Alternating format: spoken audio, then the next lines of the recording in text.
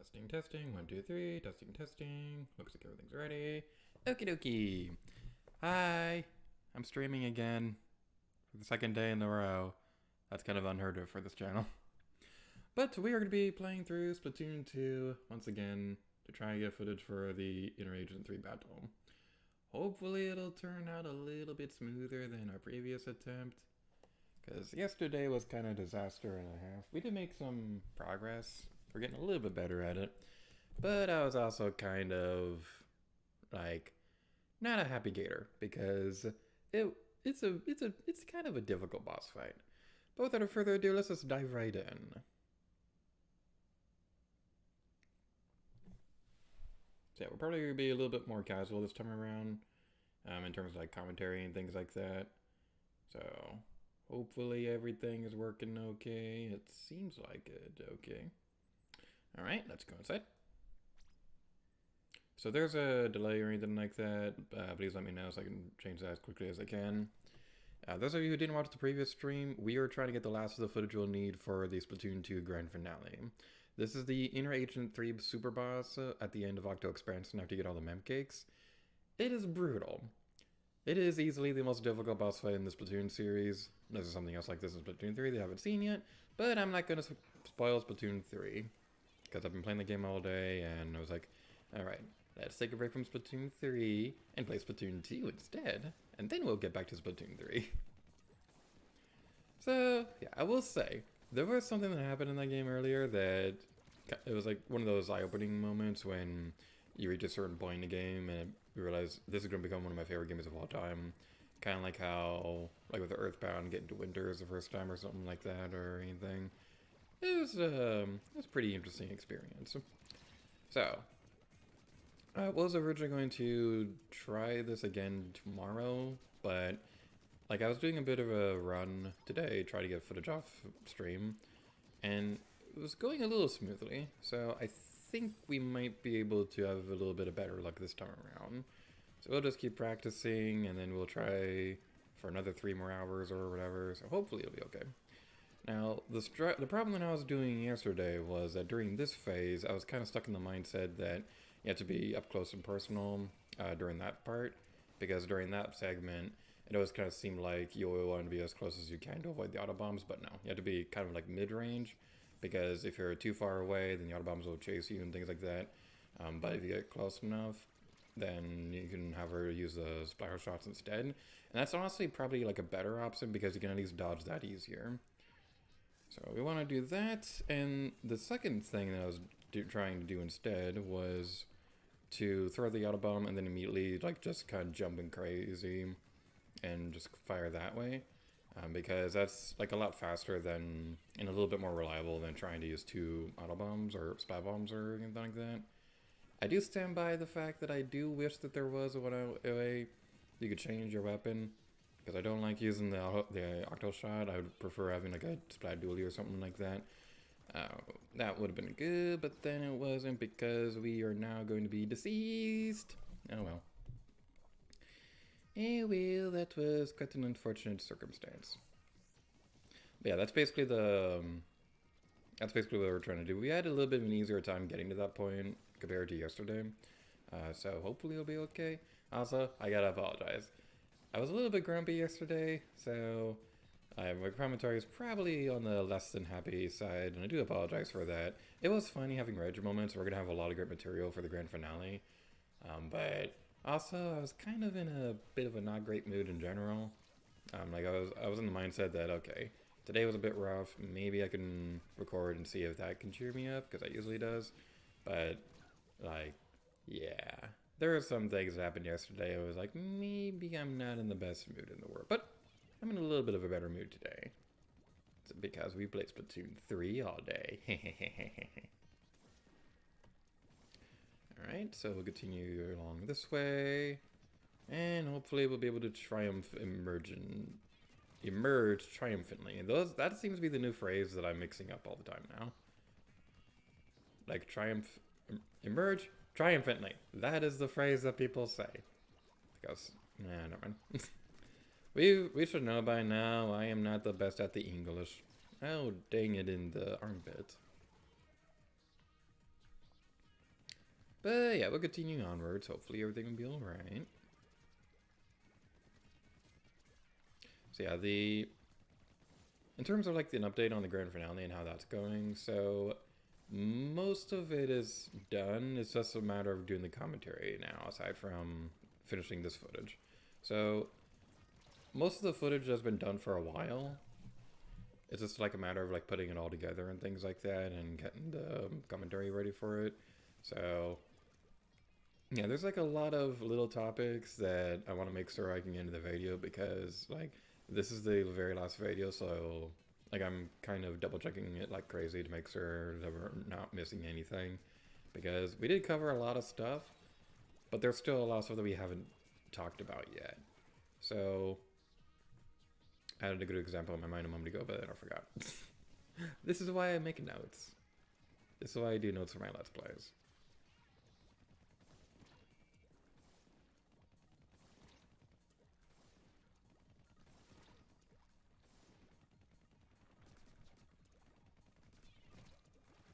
Alright, get away from the Autobomb. Alright, and now we're going to start activating the thing, so we'll cover the area in the ink. So for this area, the big good strategy is to kind of like go around a circular loop, but you want to make sure that you're not in the corner. Because if you end up getting in a corner during that part, then it's going to be easier for you to get splatted because you'll likely be surrounded by the bubbles, and they'll very easily break your armor, and then it'll just be a matter of like a single splatter shot or more likely the auto bomb to finish you off. So during that, you want to loop around to try to get behind an Agent 3, but you don't want to get yourself into a corner. So it's kind of still up in the air whether or not you're going to have good luck when it comes to that. I'm not entirely sure what triggers Agent 3 and where she spawns when she does a super jump. But what I do know is that I'm a big dumb dummy who keeps getting splatted and stuff. But it'll be okay. We can do this. I am kind of regretting not having like a counter for every time, for every failed attempt and things like that.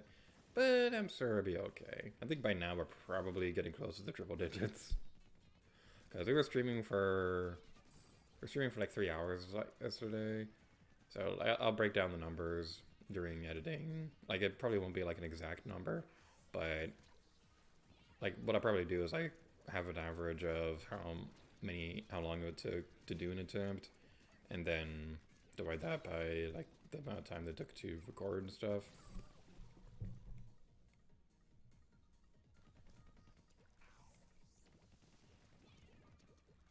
If I had all the time in the world, I could go through the footage and count each individual attempt, but I don't have all the time in the world anymore. So that's something that I can't do.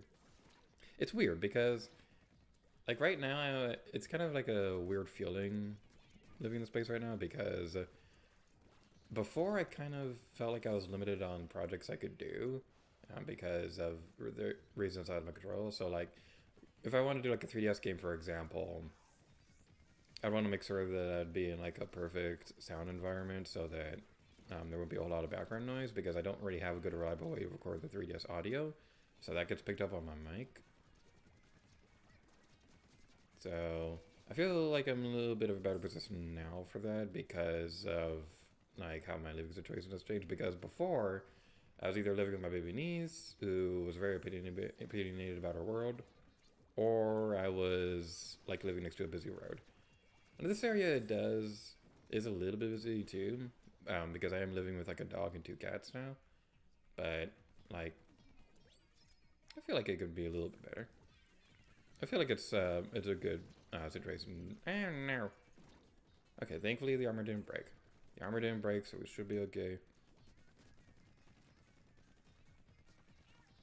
Okay, we're in a good situation. We're in the last phase now. So during this, the trick that I've read about was to just swim around this thing. Because she can't get your splashdown or anything like that during that. And then just kind of snipe around the corner. Come on, come on, come on, come on. Oh, dang it. Okay, play safety. Play safety. Play safety. Play safety. Go behind the thing. Oh, dang it. Oh, man. Okay, she threw the auto bomb, and I only saw that in the corner of my eye, so I thought she was super jumping, so I was trying to go around the thing. But we know we can do it now. We know it's possible. We can do this. We can do this. It's going to be awesome. And I'm going to drink Dr. Pepper afterwards. Because I don't have eggnog yet.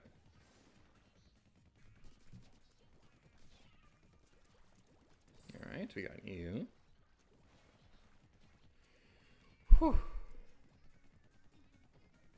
On the topic of like living with pets and things like that, so one of the friends I was staying with recently, it was really funny because like the area that I was sleeping in was right next to like their terrarium where they had like a pet lizard. And waking up every day next to the lizard tank and things like that always remind me of like a story that a friend of mine told. So she also has a pet lizard, and she would tell me how like every morning they wake up and kind of like look at each other in a mutual agreement that they don't want to wake up and things like that. So that's what I was thinking of whenever I saw the lizard and things like that. It was a really cute lizard. I used to be terrified of lizards. Like, I'm not afraid of a whole lot of animals. Like, there are a few of them that do freak me out. Like, I don't really like looking at eels that much, but even then, like nowadays, it's not that much of a issue. Like spiders and stuff like that, they don't bother me. Scorpions kind of freak me out, but not really. I guess it really depends on the scorpion. But lizards, for the longest time, they did freak me out. It's kind of a silly reason because there's like one very specific type of lizard. I can't remember the name off the top of my head, but the way that it looked, it kind of looked like it was always smiling and things like that. It was just like one more creepier looking lizard. But then like my friend talked about her pet lizard and it was like super adorable. She showed me a video of it like riding on one of those vacuum things. And it was like super cute and stuff, so that was a pretty fun time. Okay, now you're on the bottom bump phase. Okay, we could have gone a little smoother during that. After a few more attempts, I'm gonna pause to check over the stream to make sure everything's working okay. I didn't do like a usual stream test or anything like that beforehand. So for all I know, everything could be completely off sync and the game could be louder than me. Which tends to happen because I'm not very good at setting streams.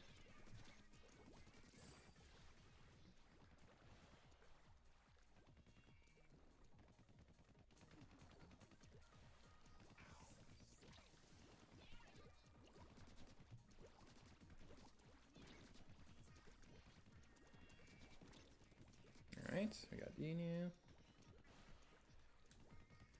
Alright, now you'll be moving on to your third phase, where you're going to toss the odd bombs and things like that. So hopefully it'll turn out okay. I think this definitely is working better than yesterday's attempt. Because like yesterday the problem was that we were like stuck in the mindset that we'd have to be like super close and things like that, and that would cause the splatter shot to like splash way quicker than usual. But this right here, I still stand by this phase being one of the more easier ones because you really only have to deal with the 10 missiles occasionally, and while it is a lot to deal with at once, at the same time it's not like super impossible because like a lot of the things that would get you are like fairly far away from each other. Like the 10 missiles and auto bombs like rarely are active at the same time.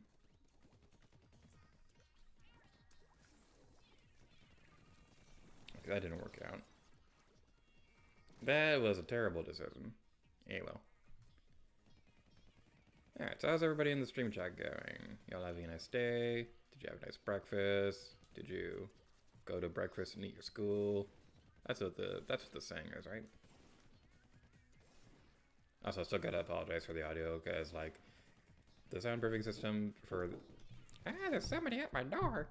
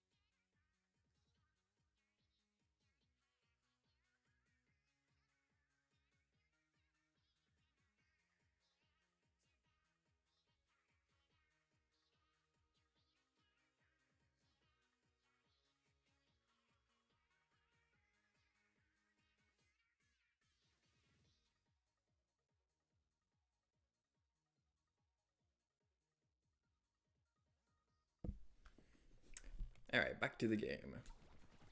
And we get splatted immediately. Alright.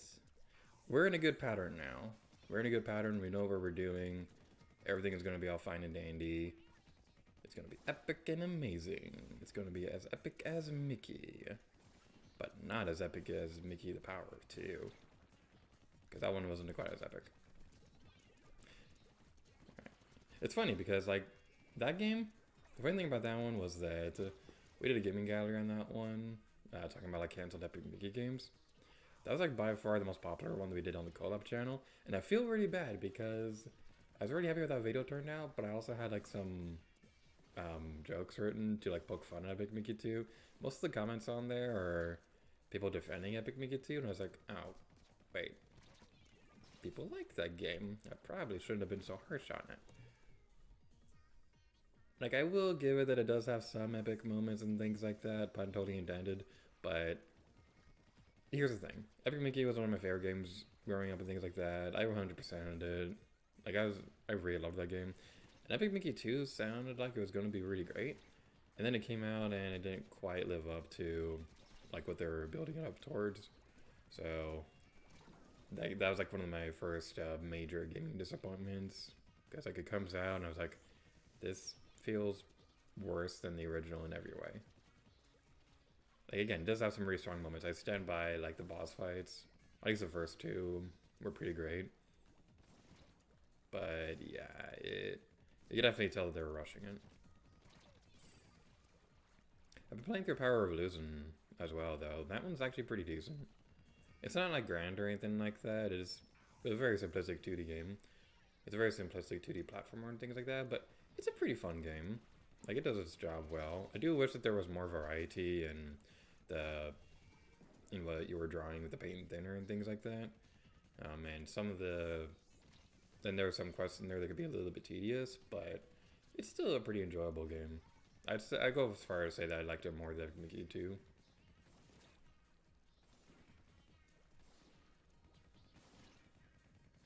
There's also, like, another Mickey Mouse platformer coming out for Switch, and I hope it's good. It looks really cute. It looks like it has, like, a similar, like, hand-drawn look to, like, the Rayman games. So I'm hoping it's good. My problem, though, is that, like, I'm really hoping that it's not like some of Disney's more recent games as well, where they're kind of like microtransactions in the game. Because there's some other ones that came out recently that looked really cool, but, like, they're definitely designed with the mobile games in mind. This one, I don't remember the name of it. This one looks like it's made for Switch, so hopefully that means it'll be decent. It's pretty interesting, though, that it is being made specifically for Switch, though. Like, I wonder if they're going to have other versions of it released later, or if they're only doing that because it's more like, it's the more popular one for children and things like that. But it is interesting seeing Disney kind of branching out again with games. Like, they're not nearly at the point where I would like them to be, because I would have loved to have played through a video game adaptation of, like, The Force Awakens or something like that, because you just know that game would have been great. But we kind of got that with Lego Star Wars, but it's not the same thing. And I can kind of understand why they wouldn't want to do that for the Marvel games, because as great as an Infinity War game would have been, they were, like, super tight-lipped on spoilers for that movie. So, yeah, there was no way that one was going to get a movie tie-in. Like, I heard that the Rise of Skywalker segment in Lego Star Wars, they didn't even start development on that until after the movie came out. Okay, we're not going to win this attempt, but we'll keep trying. Yeah, they also had, like, a really cool thing for Sea of Thieves, where it wasn't exactly like a second story campaign or anything like that, but they did have, like, Pirates of the Caribbean content released for the game, and it looked really cool. I would love to get into Sea of Thieves soon, because, like, my friend Gaming with Pi was, like, obsessed with it, and, like, whenever I watch the streams and things like that, it always looked like a really fun game. So I do want to get into Sea of Thieves. The big thing, though, is that I only have, like, a PC to play it on. Like, it's only on PC and Xbox, and I don't think my computer can handle it very well. Like, maybe if I were to get, like, an Xbox, I don't think I'd get an Xbox One, but maybe, like, a Series S or something like that. That would probably be the best way I could play it. But I'm super torn on that because the Series S is like super inexpensive because it's a digital only console, and there's only like a few small handful of Xbox games that I would want to play. Like Sea of Thieves is one of them. Perfect Dark when that comes out, I'm definitely gonna try to get an Xbox around that time to get it. But I think it's also like backwards compatible with like every Xbox console. So at that point, just kind of wondering if I should go the extra mile, just get it like a Series X or something. I don't think I'm gonna get a PlayStation 5 anytime soon though, because those ones are kind of a nightmare to find. There's not like a lot of exclusives I'd want to get on there, and they just raised the price on it. Why would you raise the price on a console? That's just dumb. Especially one that's already kind of notoriously hard to find, like the PlayStation 5.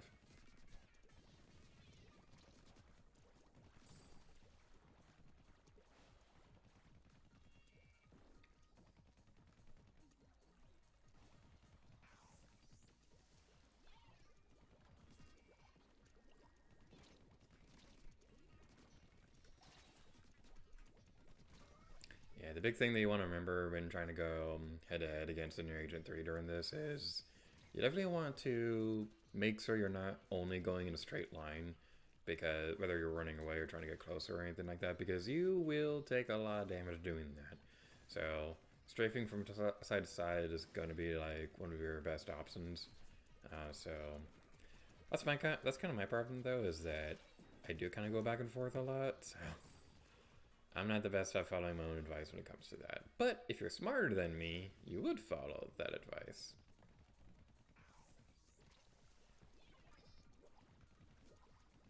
It's kind of interesting playing through like Splatoon 3 because they so I played like 5 online matches in Turf War and things like that. I've won 4 of them, and most of them didn't start off very well, but then like we kind of won towards the end, and that was pretty great.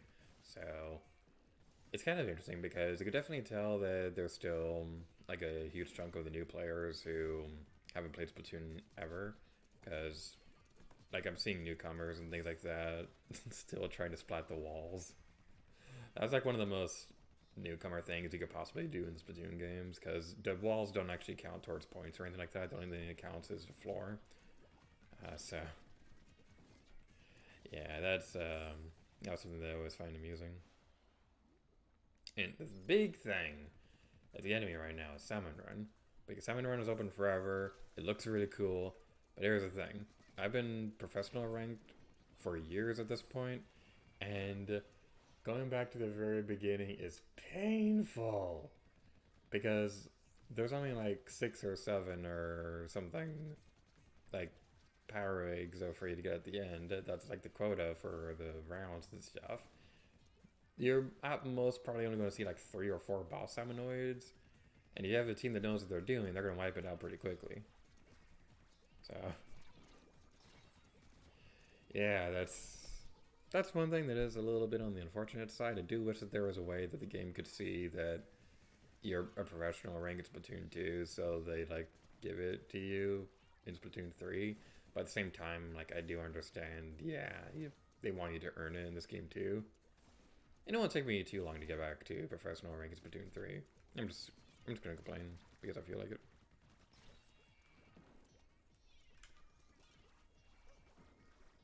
Okay, that's the big thing that is really getting me with this game, because I believe it's 10 regular shots of the splatter shot that'll break Insurgent 3's shield.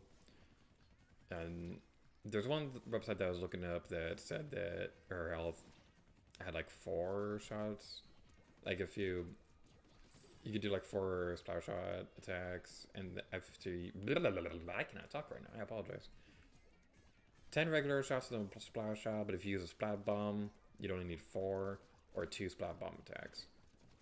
Here's the thing: I can't land a shot with a splat bomb to save my life. I don't know how people do it, because she always dodges out of the way no matter what I do for that. If it was a burst bomb, that would be great. But it's not a burst bomb, it's a splat bomb. And that's the thing that's unfortunate. But anywho, continue on over here.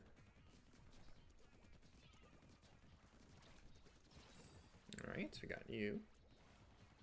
Get ready for me. Those stupid Autobombs appearing out of nowhere are not invited to my birthday party.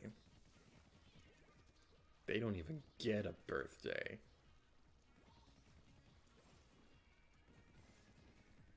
That's making me think of a thing that I said the other day. I'm recording LP39, so that was a fun recording session.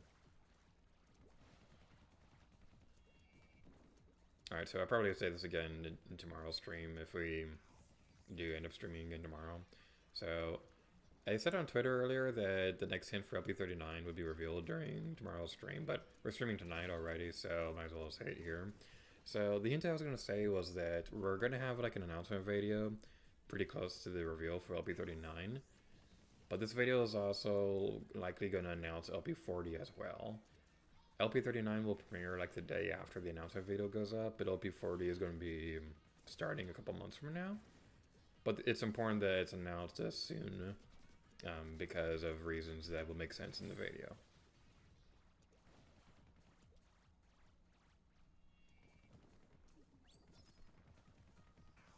Might end up being two separate announcement videos. I'm not quite sure I'm going to structure that quite yet. I could do like a Gator Direct, but I'm kind of like wanting to lean away from those because last time I did one, none of the stuff in there like actually ended up happening. There's a few things, but like the Ring Fit Adventure Let's Play that I announced during that ended up getting canceled because when I was trying to record it, there was like a bunch of stuff that was going on that I ended up having to re-record, and re-recording a workout game is brutal. Like nowadays I'd probably try again, but like I'm also kind of wanting to focus on other things. I would like to eventually get back to Ring Fit Adventure, like at least in my own time, because it was a pretty fun game. But here's the thing, I'm a big dumb dummy head. I brought the cartridge with me, but I forgot the leg strap and the ring thing. So yeah, it's gonna take like a hot minute to get back into that.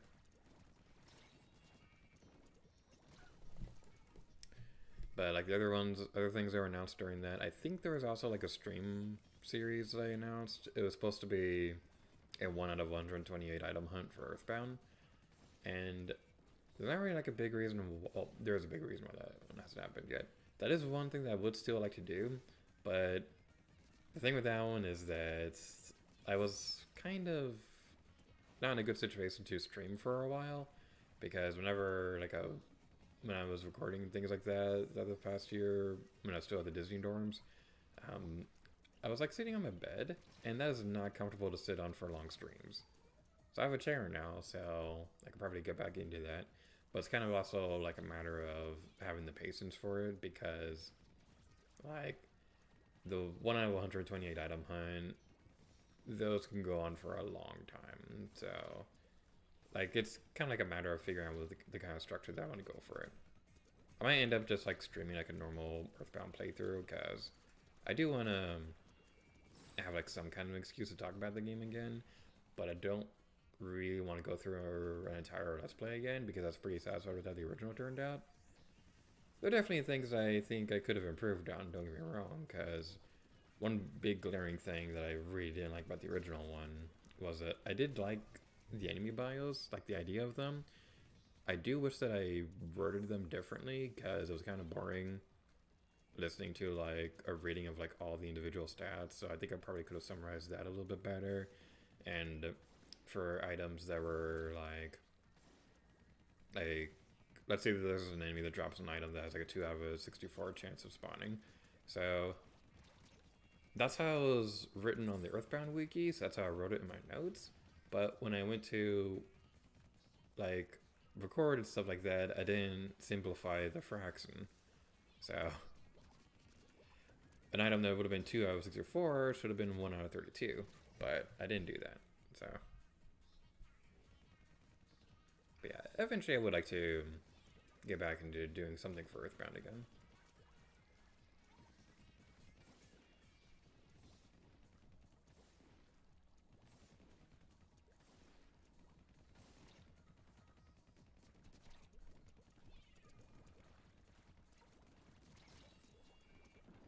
Okay, so I'm gonna be completely honest. I don't know what triggers that one where you're able to start attacking your Agent 3 like right after she lands in the thing. Because it seems like more often than not, like most of the time you are able to, but then there are instances like that where like you're aiming in like the same rough location, but it's not working. I'm not entirely sure what triggers it to work sometimes and not work other times. It's like the third attempt in a row where we died from the first phase. That's pathetic. Well, we'll keep going. We'll keep going, and hopefully everything will work out. Also, if there's anybody in the stream chat, I can't tell right now because I'm not looking at that. Did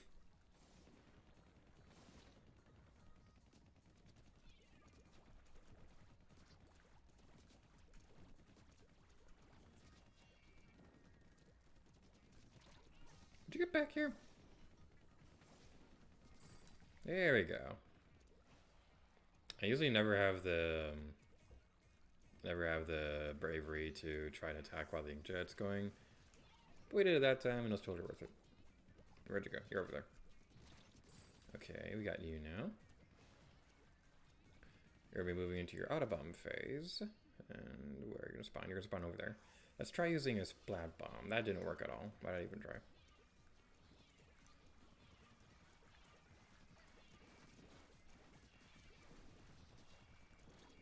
Okay, we got you now. Okay, this is a good round. This is a good round.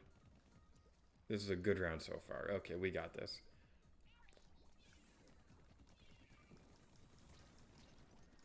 Oh, dang, we ran out of ink, and now we got spotted by that. Okay.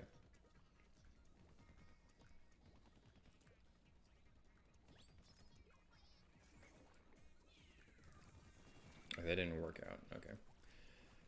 Alright, keep an eye on the Splat Bomb when you're tossing it up there, because if it misses, you're better off just retreating at that point.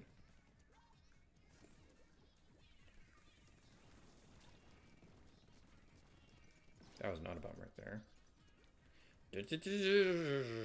That was risky. Whew. Okay, that was extremely risky. Okay, we're gonna take a moment to breathe. We're gonna take a moment to breathe because my goodness.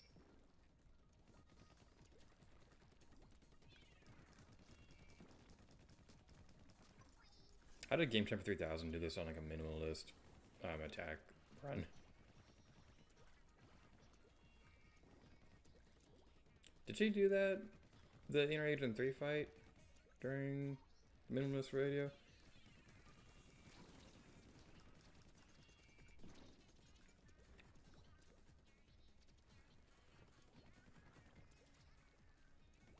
Alright. Okay, that didn't work.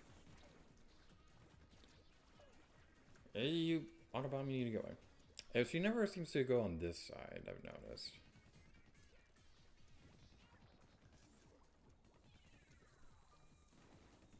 Okay, we're gonna take a moment to breathe real quick. Oh, now she's going over there. Never mind me, I'm just a big dumb head who doesn't notice things. Okay, dang it.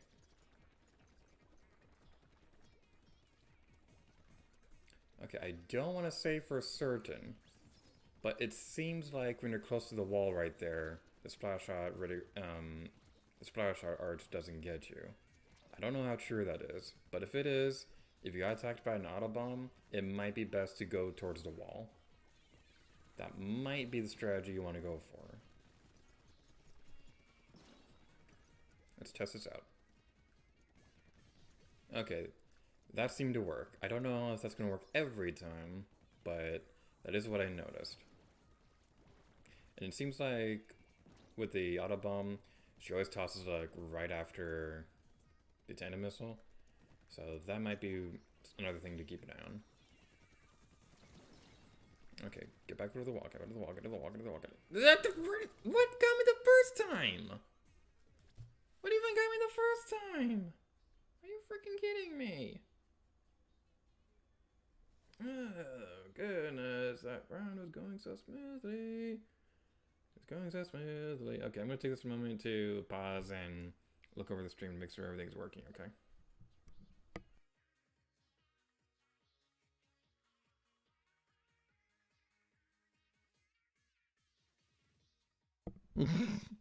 Hi, James. He writes, welcome back to Pain. Y'all better appreciate the fact that I'm not playing Splatoon 3 so I can get this footage for y'all. You better appreciate it.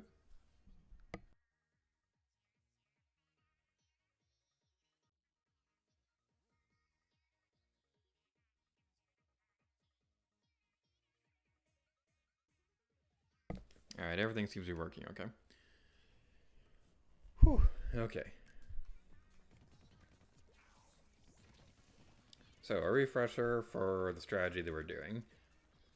During the first phase, it's the inkjet. So you want to loop around the outside of the area and then get back over here so that when she lands down here, we get that. And that'll work. So I believe it's 6 shots that you want to listen for during that. Eventually you'll also just get used to the timing as well.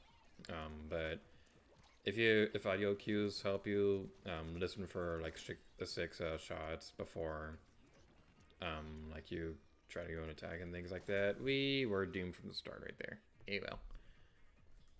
Let's head back over here. And with the bubble blur phase, the best strategy for that one is to try to like loop around. You can probably force your way through by firing at the bubbles, but at that point you're running low on ink, so you probably should loop around instead.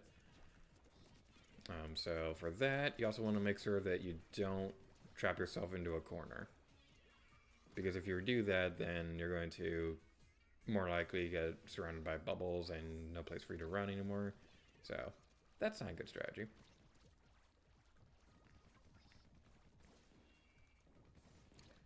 Alright, so we continue this way. Alright. Alright then, go to here. Yeah, we're not going to win that one. Yeah, well.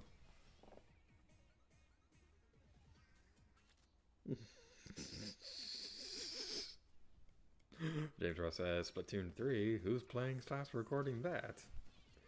Cough, cough, cough. Yeah.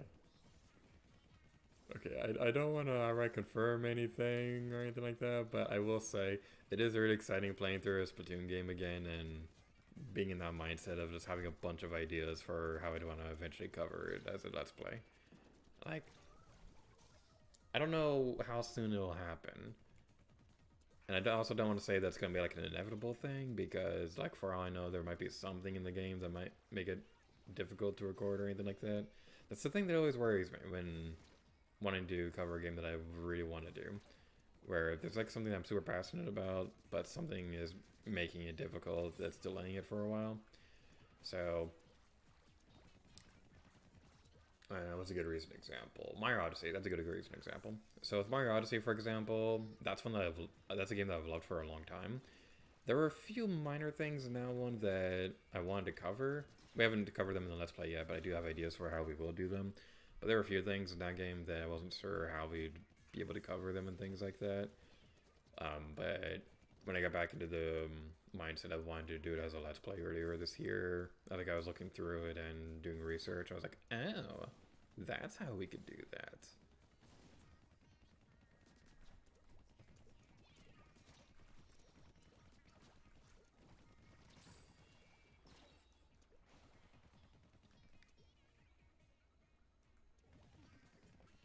So like if you want like one example of something for Splatoon 3 specifically, so Splatfest, those are a big part of the Splatoon 2 Let's Play, and I was for the most part happy with them, even if it was going on for a bit longer than I would have liked.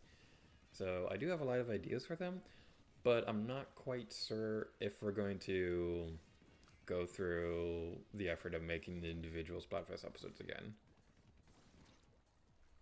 Because like I think my current mindset is that we're going to stream the Splatfest as they're happening. Like, well, obviously I wasn't able to do that for rock paper scissors, but hopefully for their future ones we'll be able to do that. But the future Splatfest and things like that, I'm going to try my best to stream them as much as I can. So I'm not quite sure what the structure for that would be like. Like looking back on it, if I were to decide not to do individual Splatfest episodes for Splatoon 2, what I likely would have done would have been having 26 Octo Expansion episodes, like figure out a way to structure it around that so that we could cover one Splatfest per Octo Expansion episode. That's probably what I would have done, but like that's not what ended up happening, and I am happy with the structure we did end up going with, trying to make it to 100 episodes, because I do think that doing it that way really did help give every part of the game the attention that it deserves and things like that. And the funny thing is, like I wasn't quite sure how well this Let's Play was going to do, but the but I will say that the part of the Let's Play that I didn't think was going to do well at all, the private battles part of the game, it's funny because that is not only like one of the most popular Let's Play video for Splatoon 2. I think it might actually be my like highest viewed LP video in general.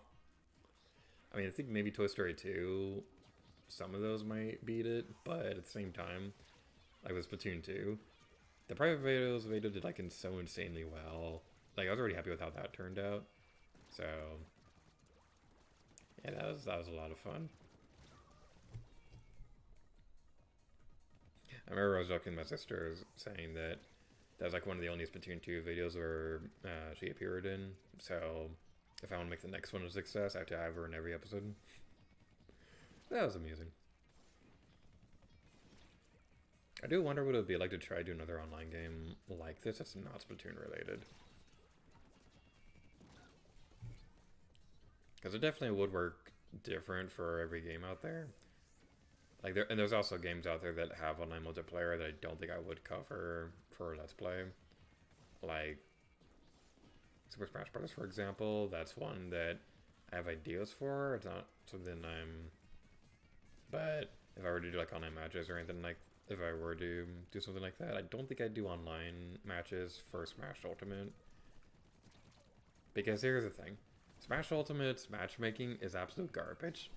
You either pair it up with somebody who, like, you can beat in like 2 seconds, or you're paired up with somebody that you'd never be able to be in your lifetime. Like, the matchmaking in that game is awful, so I don't think the commentary would be very good.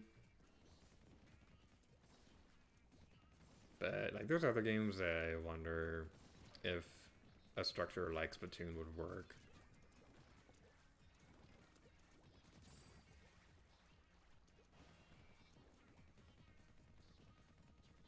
Okay, I believe we're going to be going to the bubble blowing phase.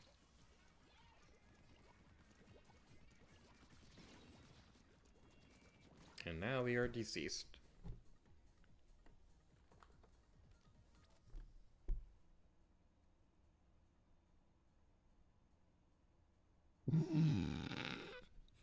The Alice Toy Barn video apparently has 10 more views than the local multiplayer.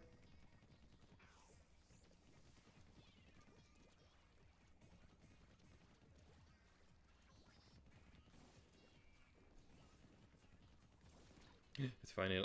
I'm sorry. I was just lost in thought about that series, because Toy Story 2, that was a weird one, because that was the first Let's Play where I felt like, at least at the time, that it was at least decent to watch. Nowadays, I think it's garbage, but like at the time, I was happy with it. So, like that one and Epic Mickey have always been like two of the more popular ones on the channel. And the thing is, I want to redo both of them. I wasn't happy. I'm not happy now with how the originals turned out. I think I could do a much better job on both of them. I don't know which one I would want to do first, though. Leaning more towards Toy Story 2, because that one would be easier to record, because that's on, like, on the PlayStation 4 now.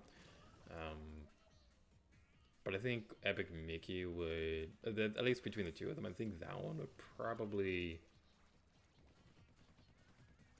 Where am I going with this? I think that one would probably do a little better than Toy Story 2. But here's the thing, like, I don't really decide what Let's Plays I want to do based on how well I think they'll do in terms of views and things like that, because honestly, I don't really care about views that much. Because my mindset is that, like, I make these videos for fun and things like that, and I make them in the style of a Let's Play that I'd want to watch if I was looking up a game for a walkthrough. If people watch it, that's great. I'm happy about that, and it's always really fun reading comments and things like that. But even if I only got like 2 views for every video for 3 years straight, I'd probably still be making videos. Like, I only really notice it if it's like big and things like that. If a video did like exceedingly well, like, to be completely honest, I have no idea how well Odyssey has done. Like, I have no idea how well that one's done. I think the first one, I think I did look at the views on that one at one point because I was curious one day, and I think that one did pretty well, but I have no idea if any of the other ones did well either. But, like, that's kind of the fun thing about being like a smaller Let's Player, because you don't really have to worry about pleasing algorithms or anything like that, or being stuck with the game series you're not passionate about anymore.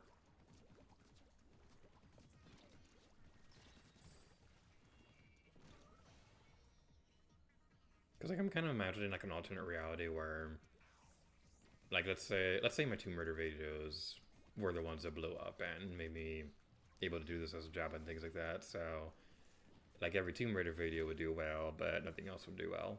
So then I'd be kind of stuck having to make videos on the Tomb Raider reboot trilogy.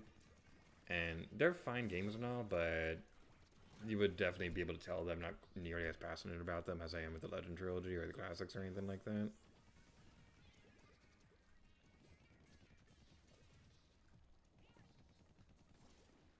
There are some other Let's Players out there who like did turn it into jobs and things like that, and you could still tell that they're having a really fun time. That's what I always like about Joe Connery, because like he's been doing this for like what, 14 years at this point, longer than that probably, and like you can tell that in every Let's Play he's really passionate about the games and things like that. There were a few things about Splatoon 2 Let's Play that I wasn't super happy about, because like one of the bigger things that annoyed me was that there was one video where he was trying to say that Pearl and Marina were Agents 5 and 6, which there's never been anything in the Splatoon series that said they were.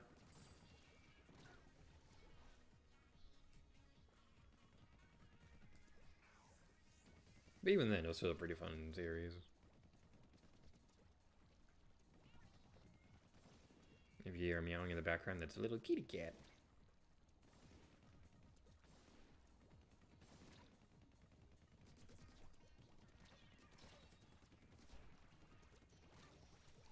I was just thinking about the views because I was wondering. I was just thinking that Splatoon 2 is probably like Splatoon 2 and Toy Story 2 are probably like the two most viewed Let's Plays of mine on the channel. But then I was wondering, what's the opposite of that? What's the Let's Play that has the least amount of views? And the answer is obvious. It's Game Boy Player. Not that it didn't do well or anything like that. I don't know how well that one did, but it's literally only one episode. There's no way that anything else did less than that. Because I think after that, the shortest Let's Play would probably be either Tetris Effect or Pokemon Snap. Those are both 7 episodes. Portal was 6 episodes, but there was also developer commentary versions. And then after that, I believe it was Limbo. That was 9 episodes.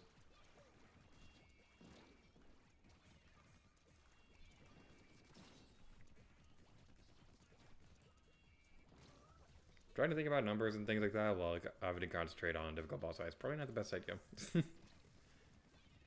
I did do the math one day, and because I wanted to see what the average videos, like what the average number of videos for Let's Play would be on the channel. So, like I did the math that I calculating like each episode number for everything. So like, sorry. Sorry, my eyeball got itchy at that point. So like I did do the math one day, like New Super Mario Bros. U Deluxe is 18 episodes, Spyro 2 was like 26 or something like that. Just putting them all together and then dividing by how many Let's Plays I've done and things like that to see what the average video number length would be. And I've determined that, like on average, my Let's Plays are about 34 episodes and things like that, which is a pretty good solid number. I think 20, like the 20-30 range, that's a good solid number for like a Let's Play, because It's not super short, so that it's not too short, but also it doesn't go on for too long and things like that. But there's also other ones like Zelda and things like that that definitely need more than that. Can you imagine trying to do Breath of the Wild in 20 episodes? I don't think, even if you only count the story parts, I think Minus Play is definitely more than that, even if you only count the story episodes.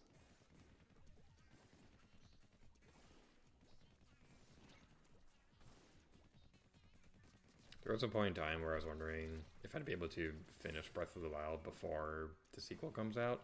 Nope, that's not gonna happen. Because, like, to give a bit of an update on where that one is at the moment, so that one was kind of on hiatus for a long time, like a lot longer than expected, because episode 79 was finished, but accidentally deleted the footage too early, and the way the game handles save systems, I wasn't really able to go back and re-record it.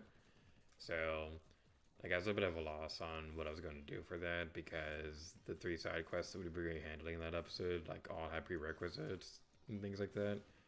Not like big ones, but like the biggest thing is that we were supposed to get another horse in that episode, and that one requires you to get a lot of stamina beforehand. So if I were to go through another playthrough, I'd have to do a bunch of shrines, which would take a very long time, and I didn't want to do that.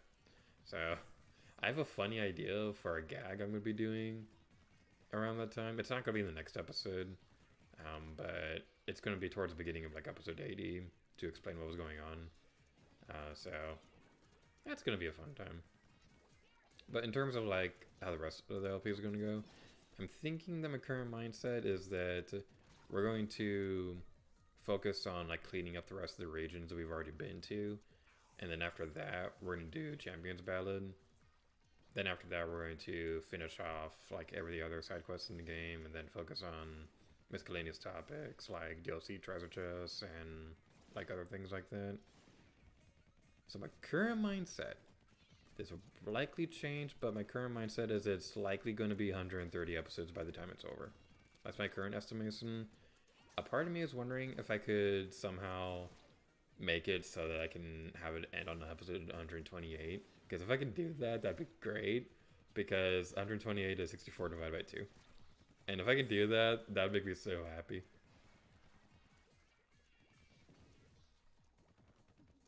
There was one point in time where when I was writing the notes for this series, I wanted to see if I could structure it in a way that I could do like a percentage of the game every episode. That was not going to happen in a million years. Because, like, to make that possible, I'd have to, like, get like 90 Koroks every episode. Because there's 900 of them. So, that was a little bit more than impossible.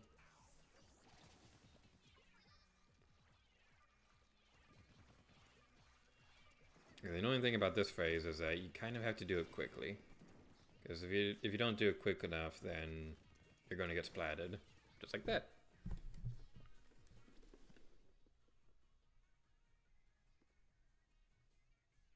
Hi, Pancake. He says, ever thought about us playing Toy Story 3? Also, hi, I'm here now. Came in during your Toy Story 2 talk. I've thought about it. The Toy Story 3 game was really fun. The really cool thing about that one is it has a toy box mode that was kind of like Disney Infinity before that became a thing. Where you had like a little toy box that was very customizable and had a bunch of quests and things like that. So it was basically like a world box from Disney Infinity, like themed for Toy Story.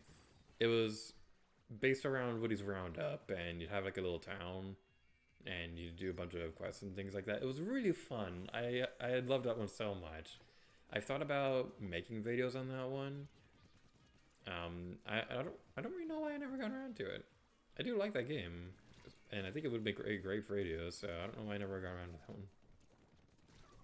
I think if I were to do it though, I would want to do Toy Story 2 again before doing Toy Story 3. Simply because like Toy Story 2 is one of my favorite games of all time, and I'd rather like do that one justice first before doing another one.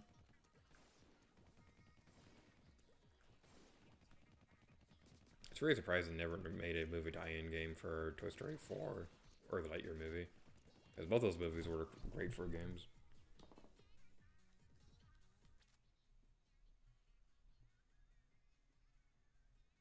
Pancake says you only play the DS version. What's the DS version like? I know the I know the PSP version is similar to like the home consoles. I played on the Wii, um, and I remember at the time I wasn't a big fan of it because like I was expecting it to play a little bit more like Toy Story 2, where you get like Pizza Planet tokens every level and things like that. But the story campaign for Toy Story 3 is a lot more simplistic than that. It's more so you play through a level. It's like a very linear structured level. There's a few ones that have like a little bit more of an open progression system. But there aren't like any major collectibles like a Pizza Planet token or anything like that. That was a big thing that disappointed me when I first played through that game. But then I was playing through it again recently. I say recently like very loosely because it's like 2 years ago. But I played through it again a couple years ago and it was like, this game is way better than I remember it being. It's not a masterpiece by any means, don't get me wrong. It definitely has problems. Like the Wii version has a lot of frame rate issues and things like that. And I do think a lot of the quests in the toy box mode definitely do like get tedious after a while. But it's still a pretty enjoyable game. I remember Disney Infinity, like with that one, that game, that was like one of the first major games that I got after the channel started. And I remember my sisters, they were asking me if I was ever going to make videos on Disney Infinity. And like I remember saying flat out no, I don't think I'd ever do it because like at the time my mindset was I wouldn't do it because it would be way too expensive to get all the story packs and things like that. So that probably wasn't going to happen. But now looking at it, it definitely is not going to happen because that game is like way too repetitious to make an enjoyable Let's Play out of.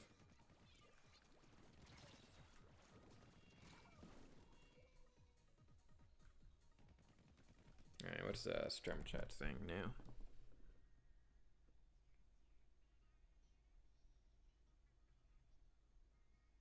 Okay, I need to change my setup for looking at the stream chat because I'm looking at my computer, but it has to be like far away so that I can like plug in my capture card and things like that. Oh, there we go. They never made games for Toy Story 4 or Lightyear because they were trash movies. Toy Story 3 on DS is interesting. It's been a long time since I played it, but I remember you play through levels and after a few you play a minigame. I need to replay it to better explain. My older sister was into Disney Infinity, was never able to get into it myself. Yeah, I remember really liking the Pirates of the Caribbean box set in that one. Because I remember that one being like the most fun one to explore. And I think you were actually able to like sail the Caribbean as well. Like it wasn't nearly as open as like some other games and things like that. But I remember that one being really fun. Because the game launched, because when you have the game, you have access to the Pirates of the Caribbean, The Incredibles, and Monsters University as a starter pack. But then there's additional ones based off Toy Story, Cars, and things like that. So I remember those ones being really fun.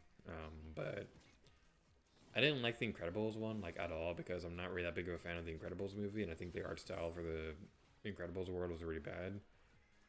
Monsters University one was pretty fun, but I remember that one. That was the one when I was playing when I was thinking, okay, this is a fun game and all, but I'm probably never gonna make videos on it. And then Pirates of the Caribbean was like the one that I like really, really liked.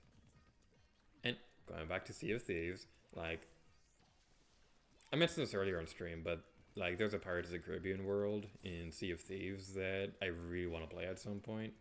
Like I really want to play Sea of Thieves. It looks like so much fun. Because Gaming with Pi like talks about it all the time, and like it sounds like it's a really cool game.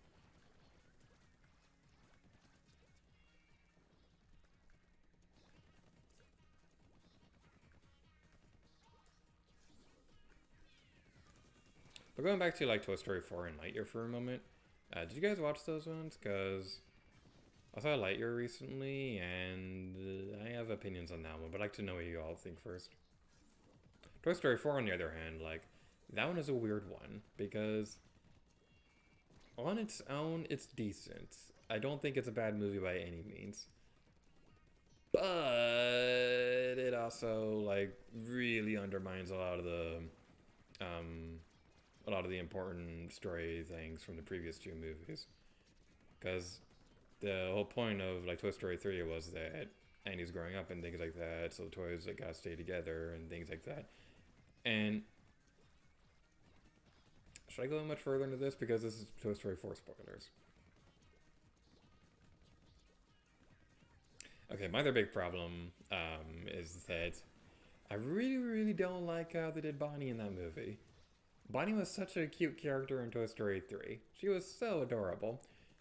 But for whatever reason in this one, they just made it her go out of her way to just completely forget Woody even exists. Because twice throughout that movie, she's looking for the spork, Forky, and I understand she's a toddler. She's going to be excited about some really silly things. But here's the thing: the movie is like what 6 months or so after the events of Toy Story 3 or whatever. So you'd think that she'd still be excited about the Woody doll that she was like super in love with at the ending of the original one, at the ending of Toy Story 3. But now she's excited about a fork. And yeah, I get it, she's like a toddler, but still, it's a fork. And like twice throughout the movie, like Woody and Forky are like right next to each other. She opens the thing, she gets excited about Forky, and that just leaves Woody there. That really rubs me the wrong way. Yeah, on its own, I do think it was a decent movie.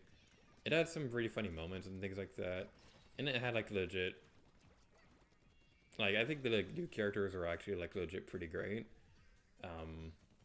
But yeah, it had a lot of problems, and if it was like a TV movie or something like that, I think it would have been better. I don't think it should have been like a full theatrical thing.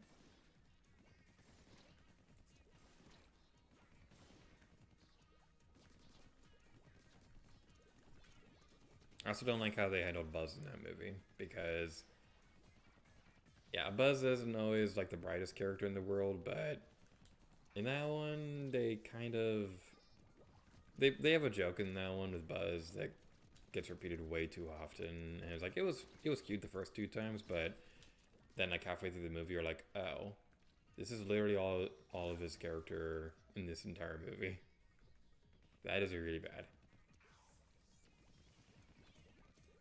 All right, looking at stream chat real quick.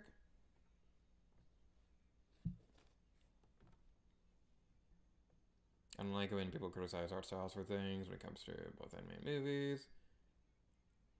Watched Toy Story 4, hated it, haven't seen Lightyear, but I feel like I'm not going to hate it. Don't care about Toy Story 4 spoilers.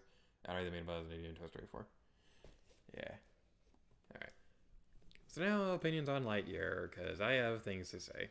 So, yeah, does anybody remember the Buzz Lightyear Starkerman TV show? They did like a TV show a long time ago, and they had like a really funny, cheesy movie. It was like 2D animated and things like that. It was like a spin-off, and I think Buzz was voiced by the actor who played Kronk in Emperor's New Groove or something like that.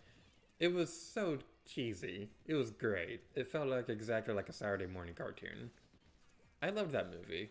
It's on Disney Plus, which makes me sad, but I loved that movie. So, in the lore of Toy Story now, this Lightyear movie is like an actual movie from Andy's World and things like that. This was the movie that like kickstarted the Buzz Lightyear franchise, the TV show and 2D movie. Those were spin-offs of this sci-fi movie and things like that, which is great and all. But here's the thing: there's like barely anything in the Lightyear movie itself that matches with anything for Buzz Lightyear. I mean, like, yeah, the character himself, he definitely is Buzz. He definitely does deserve to be called Buzz Lightyear. None of the side characters, though, make any sense, though. They're all great. On their own, they're all pretty great. But the cat, like, with the cat character like that, is like obviously geared for kids. With that cat character, why would like Andy not want that toy? why was that toy like never an established thing in the franchise? The Space Rangers are barely like really mentioned and things like that. You don't really get a clear idea of what they exactly do in this one. Like all we really know is that they're on like some kind of mission, and then they crash landed, and Buzz is obsessed with trying to fix their hyperdrive and things like that so they can get back onto the mission. So like you don't really get to know what Space Rangers actually get to do in this world. And here's the big thing that offends me to my core. There are no LGMs whatsoever. LGMs are a huge part of Buzz Lightyear. They've always been a huge part of Buzz Lightyear. They're part of the Pizza Planet. They're in the Space Ranger TV show thingy. They have always been a huge part of the character. They're nowhere to be seen in Lightyear, though. Which, how? How did you not have them in the movie? You could probably get away with it saying something along the lines of they were made specifically for like the animated spin-off and things like that, for like kids and things like that. But here's the thing, the toy that Andy buys is obviously based off the spin-off. Like I can see them not wanting to have the characters who were made up for the original animated movie and things like that. I could see them not wanting to go that direction.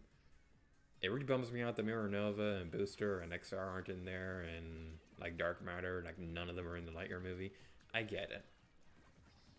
But the LGMs, you can't have Buzz Lightyear without the LGMs. How were they not in that movie? I don't get it. The only thing I can think of is that they had an idea for a sci-fi movie, and they figured, okay, we could probably get some like good marketing synergy if we tie this into Toy Story somehow. But it doesn't fit in with anything in Toy Story. I'm sorry, but it doesn't. I do appreciate the callbacks in that one. It has like a lot of really good references. But still, those references only want to make me watch like the actual Toy Story movie. Okay, rant over.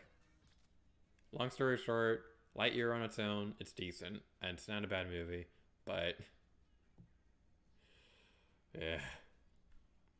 Someone told me the point Toy Story 4 was kids get tired of their toys, and when I said, so saving Forky was pointless because Bonnie was getting tired of him, conversation ended. That is a really good point. If Bonnie was that forgetful about Woody, she was not going to remember Forky for long. Buzz Lightyear Star Command was one of your favorite shows. I love that show so much. Man, I want that on Disney Plus so bad. Heard how they did Zurg and Lightyear, and I was mad. Not because I was spoiled for the movie, but because it's just bad writing. Yes. Yes. Yes, yes, yes. Okay. Do I even care about spoiling this one? Like, I'm trying to be respectful for anybody in the audience who might have not have seen the movie, who are interested in it.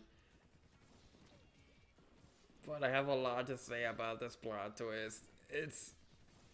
Okay, I'm gonna word it like this. How do I want to word it? Sorry, I got distracted by the game because H3 wasn't going the way that I was expecting. Here's the thing. They do a plot twist with Zurg that ties his character together with Buzz in a different way than was already established in the other Toy Story movies. So in Toy Story 2, they have a funny joke where Zurg is all like, "No, Buzz, I am your father." They do a pretty funny joke, and it's obviously a very clear reference to Empire Strikes Back. But then they build on it further than that later in the movie when they actually like see them playing catch. It's such a cute scene. Now you can argue that, yeah, that's not actually like a established thing in the actual Buzz Lightyear lore, because there's no reference to that at any point during the Buzz Lightyear Star Command show. Like the only like family relation that you ever really hear about Zurg was that his mother was like super mean and things like that, which is always really funny in the movie. But like they do a scene in the movie where Zurg like reveals who he is and things like that, They do a neat reference to it, because when Zurg first takes off his mask, Buzz's first impression is Dad? That part was actually really funny, and it was giving me hope that... And it was giving me hope that, like, it was going to be good. But then the scene finishes, and it's like, oh, wait.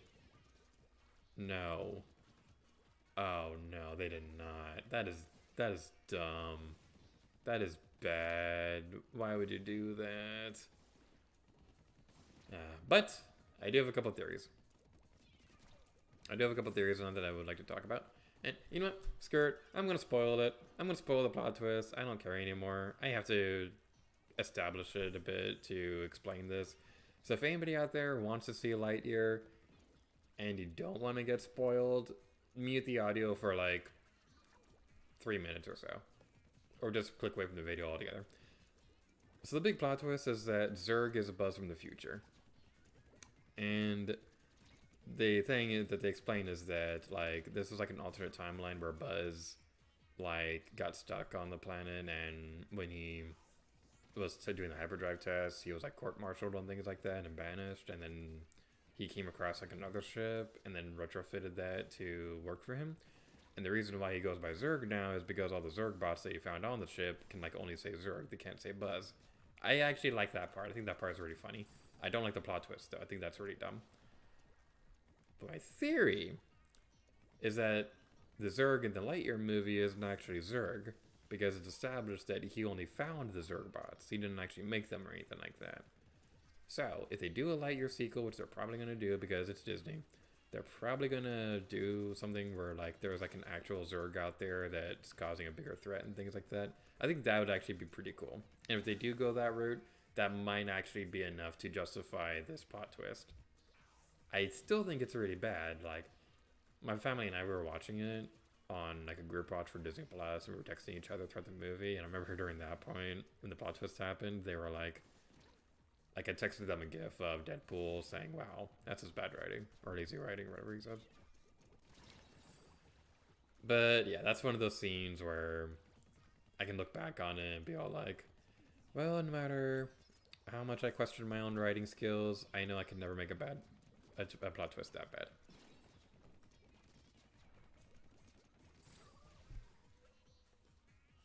Okay, I haven't been concentrating on enough on the game. I don't seem to care about spoilers for bad movies. In my mind, Zurg is always Buzz's dad. I just love that scene so much. Surrender, Buzz. I have won. You'll never give in. You killed my father. No, Buzz. I am your father. No. Just everything about it is so perfect. Toy Story 2 is one of my favorite, is like actually my favorite movie of all time. I always crack up during that part. It's one of my favorite scenes in movie history.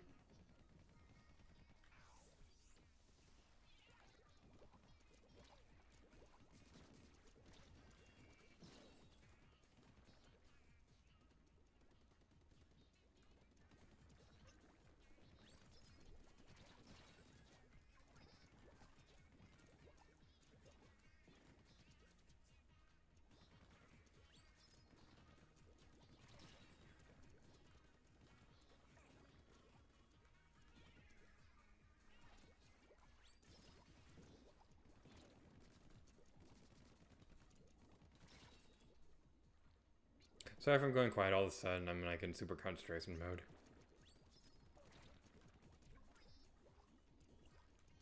The problem we're dealing with right now is that we have too many bubbles on screen now, and I was worried that we were going to get stuck in the corner for that. Oh, dang it. Okay.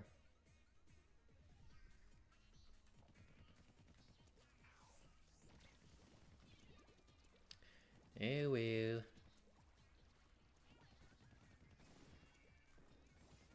I will say, though, going back to Lightyear real quick, I will say, I do think the character designs for that movie, like, are actually really cool. Because, like, I know that a lot of people were, like, making fun of it and things like that. I actually think it looked really great. Like, the way they updated Buzz, what killed us? That was too long for an auto bomb. Okay. Alright. So, yeah, I do think the way that they updated Buzz for this movie works really well, because it stays true to the original Space Ranger outfit, and things like that, so I think that looks really cool. And Zurg himself actually looks really awesome. He looks intimidating and things like that, so I think they did his character pretty well, aside from the dumb plot twist, but that's not the point I'm going with right now.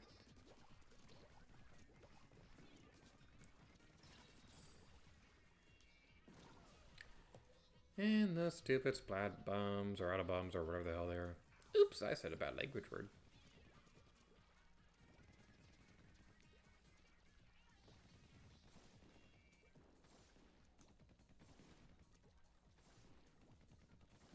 Alright, head over here. How long is the stream going on? Because at some point, I would like to be done with this. Because it would be nice to eventually be done with this stupid boss fight. I said this in yesterday's stream, but I'm not really that fond of this fight. Like, because, like, here's the thing. There are so many cheap ways you can die during this, where it gets to the point where it's not even hard anymore. It's just really annoying.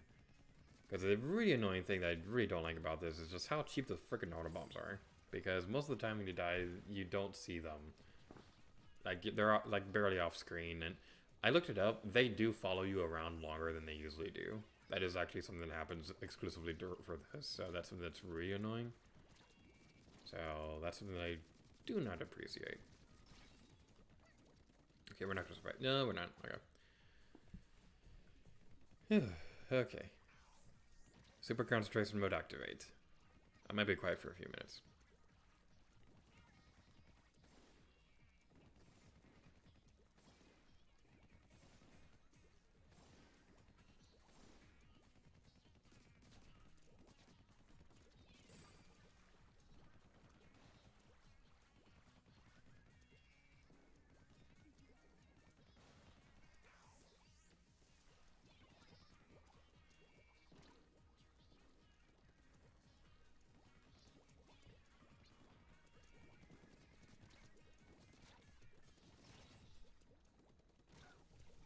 Having some kind of armor upgrade would be really nice during this.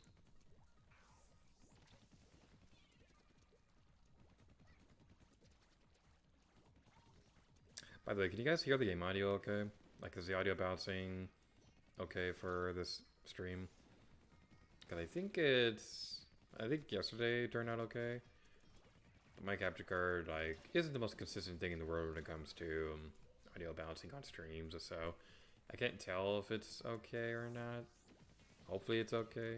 Because, like, here's a really annoying thing about my microphone. It's very inconsistent whether or not my audio picks up loudly and things like that, because, like, right now it's positioned pretty close to my mouth. Like, it's way closer than it was, like, during the year when I was living in the Disney dorms, whenever I'd be recording on my bed and things like that. So it's the same setup, but yesterday when I was recording, like, the microphone audio, like, when I was going through headfilm and things like that, and the little soundy wave thingies, they were, like, super tiny. So, like, I had to boost the audio and things like that. But then I did another thing with the same setup, and the audio waves were normal. So I'm not entirely sure what was different about that. I would like to eventually update my setup for that.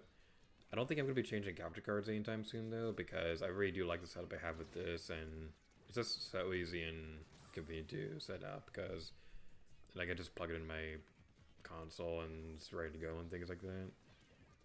But I think the audio could probably use an upgrade. Like, I definitely need to finish setting up my soundproofing system for this room, because it is picking up, like, a little bit more echoey than I would have liked. But, like, eventually we're gonna have that taken care of and things like that. But I think it might be a good time to, like, start looking into new microphones.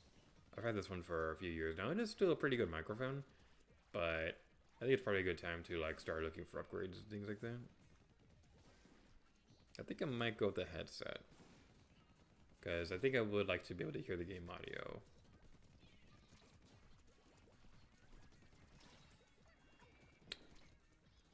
Okay, let's hide behind this.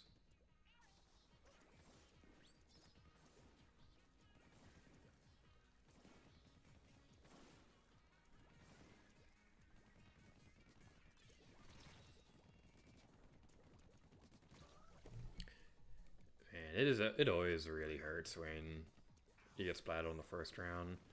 Like, as it is, like, I don't know exactly what happened there, but, like, we're usually in a good pattern of, like, circling around the area and then catching her off guard when she lands over here. But then there are times like that where it doesn't work, and then she gets to the second flight thing, and it's like, this is taking forever, and then we get splatted anyway because of something dumb.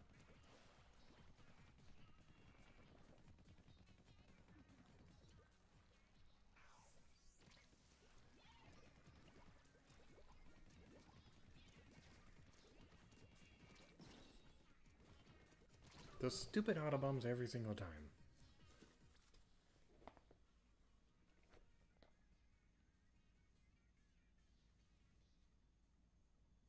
Mm.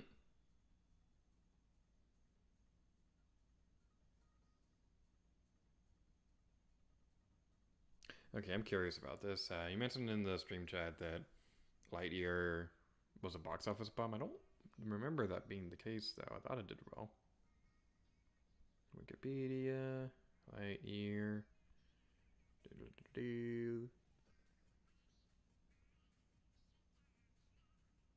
Oh, dang. Wow, it did not do well at all.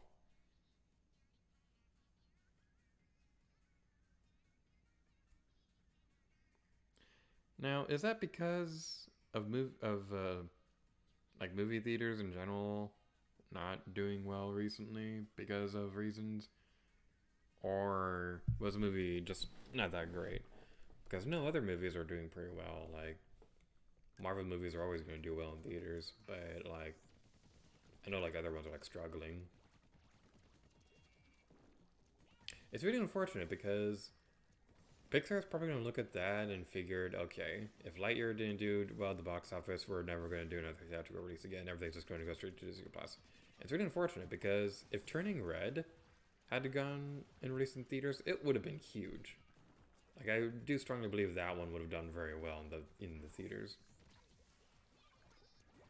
I'm not quite sure about the other ones though. Like I thought Luca was just okay. I didn't watch the entire thing, but from what I saw of it, it just seemed like it was just average. But like I strongly do think Turning Red would have done very well. Maybe not like a billion box office thing, but it definitely would have done better than some of the other recent movies and things like that. And like the one movie that didn't release in theaters that really hurts, I would have loved to have seen Soul.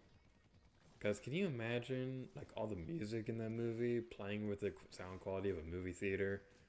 That would have been amazing, but no, we're just stuck with listening to the TV audio and things like that, and it's not exactly ideal for a movie like that, but yeah, well. I stand by that being like one of Pixar's like best movies ever. Like I'd rank it like Toy Story 2, Monsters Inc., Inside Out, Brave, Soul. Toy Story 2 and Monsters Inc. are like top 2 favorites. The other ones are like interchangeable. Cars is definitely another one that's really high up on the list for me. And I know that one's unpopular, but like that one was my grandparents' favorite movie. And like we made it a tradition where whenever we'd visit them every month, we'd always like go watch Cars together. It was a really fun time.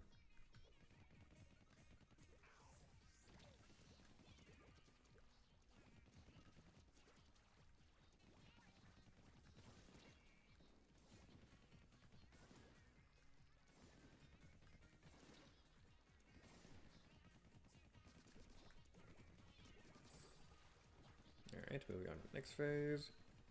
Clearing up the air. You get away from me. Okay, this is not going to be a good setup to try to loop around.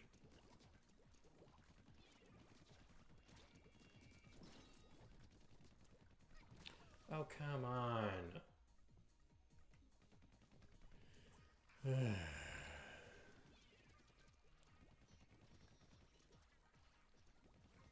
Alright, we're going to keep on going.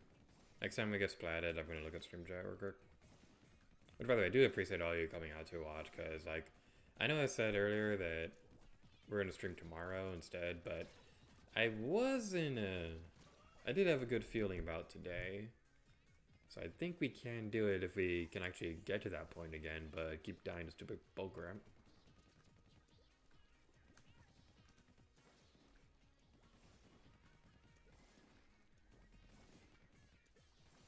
Alright, come on.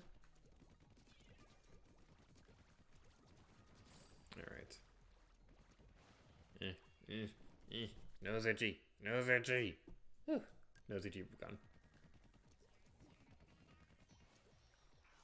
What does a speedrunner do if they're in the middle of like a super important speedrun and then their nose randomly starts itching? Because you can't always control when your nose is itchy.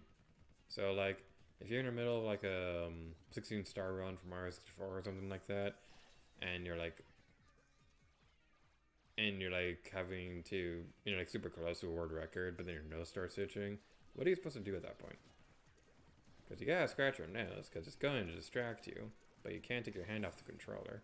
There's probably some parts where you'd be okay to take your hands off the controller for a moment. These are the random thoughts that come to mind whenever I'm playing video games. But, like, still, what do you do with an itchy nose during a speedrun? I'd imagine, like, you'd probably, like, if you had, like, a Nintendo 64 controller, like, the mindset I have right now is that, like, you'd use the middle handle or something to, like, scratch your nose. But actually, no, that wouldn't work, because you'd be using that for, like, the thumbstick. Maybe the left handle. If you had a Nintendo 64 controller, what would you use to scratch your nose? Oh, no. No! Ow! I slammed the Joy-Con on my knee and then that hurt. Don't do that. Treat controllers with respect. Owie. Yeah, okay. Bang Garmin says, I gotta head out now. Have a good stream. Bye, Pancake. Thank you for coming.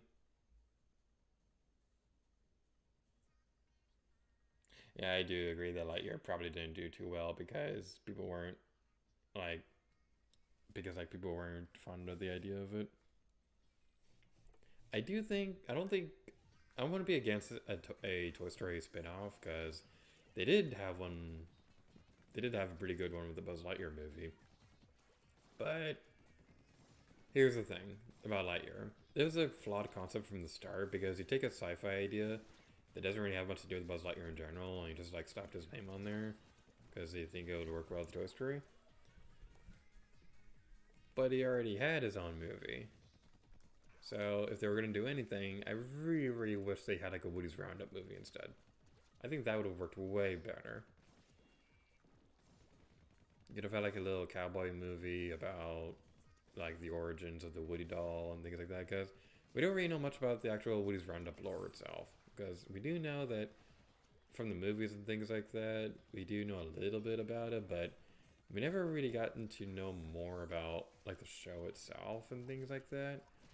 We know it was canceled because like kids were more interested in like space toys at the time that the show was happening, but still, like, I really, really wish they had like a Woody's Roundup movie instead. I know for a fact I talked about this on stream before, but something that always comes to mind whenever I go into this line of thought was a dream they had when I was like 8 years old. Because when I was like 8 or whatever, I had a dream that there was a Toy Story game that played like the Toy Story 2 game, where you got like Pizza Planet token things like that, but it was themed for Woody's Roundup. And I remember very vividly that there was a boss fight that was themed for a cactus. And like, I don't remember much about the cactus itself, but I remember last time I talked about this on stream, like, one of my friends, like, sent me artwork of the cactus boss fight, so it was, like, one of my favorite things ever, and I love it so much. Like, if I could get permission from her, like, I would love to show it in a video sometime, but it was just so funny. It was a cactus boss fight. That image had been in my head for, like, 10 years or something.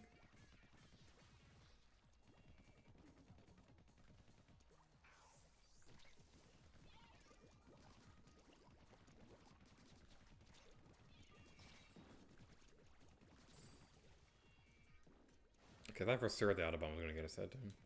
But I didn't, so I'm happy. I'm happy. the hedgehog. I'm really, really happy. Okay. Now the big thing with the Autobomb sequence is that you want to try to take her out as soon as you can. Like, with the other ones, it's okay to play defensive for a bit. But for that one, like, yeah, you really need to try and make sure you can get her taken care of like, as soon as possible. Because if you don't, then it's going to cause not happy things to happen. Because like there'll be like a bunch of Autobombs everywhere, and it becomes a really big pain to dodge everything.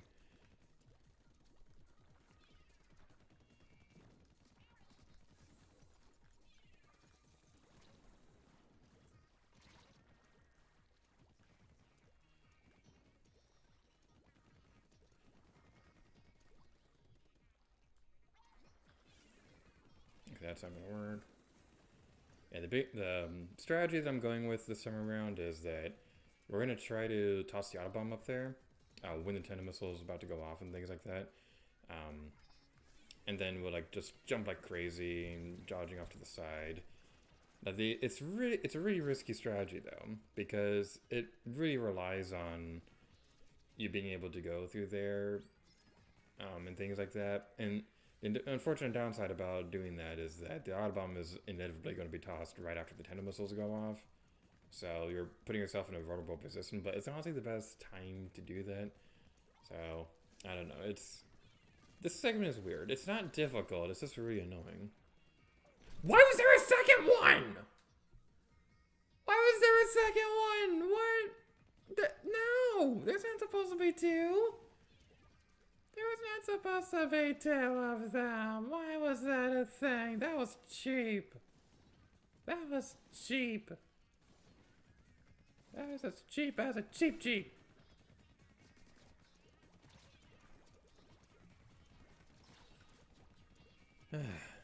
I still stand by what I said yesterday, where in terms of ranking from easiest to hardest, like I'm not gonna say how I feel about the last one yet, but I think the easiest one by far is this one, and then I honestly do think the tenta missile phase is not hard. It's not that hard. The only real difficulty about that part is like getting a good like opportunity to attack and things like that, because during that point, like you have to throw the tenta missile up there and then like attack enough damage and things like that while everything else is being thrown at you.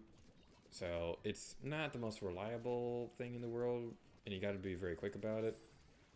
But eventually you should be okay with it. And then the bubble phase, this one is really difficult because it's not really difficult. It's just more so annoying because you got the bubbles everywhere, and you got to make sure you're not cornered or anything like that. But once you get into that mindset, it shouldn't be too much trouble. But this stupid Autobomb phase, it really does feel like luck whether or not you're going to survive that one or not. Because you have to take her out quickly, otherwise there's going to be like a bazillion Autobombs everywhere, and it's going to become an endless cycle of covering the area back in your own ink, but then trying to get back to attack in your Agent 3. But you have to stay at like a set distance away from her, so that like she doesn't like destroy you completely, because those Autobombs will likely destroy you like off screen. It's really, really annoying.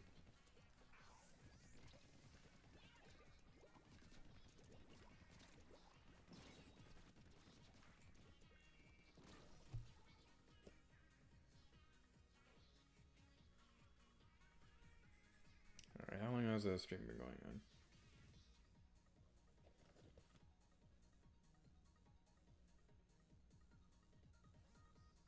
Hi! Yo, what's up? I've missed you! Boo, cheap move. Aw, welcome back to the stream. How you doing lately? Yeah, we're currently playing through the super boss for Splatoon 2. Because this is the last of the footage that I need for the grand finale for the Let's Play. This is our second day trying to do this. Yesterday we streamed for like 3 hours or so. And yeah, this thing is absolutely brutal. Like, I'm trying my best to do it, but yeah, like I do have strategies for it. It's just a matter of luck at this point, because this thing honestly has like really cheap game design, honestly. So there's like the big thing that annoying about this one is that there's auto bombs everywhere, and more often than not, they're gonna splat you when they're off screen. They follow you around for longer than other ones, than the average auto bomb, and it feels like their blast radius is bigger than usual. I don't think that's true though. That's just the way it feels though.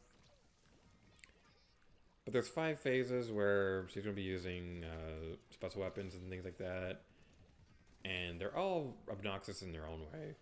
The first one isn't so bad. The second one is a little annoying because you have to make sure you're not getting cornered by the bubbles and things like that. This one is really obnoxious though, because you have to make sure you're not too far away so that the auto bombs don't get you, but you're not too close so that the splash shot doesn't get you. It's a really weird middle ground you do figure out, but we're doing well now. Whew.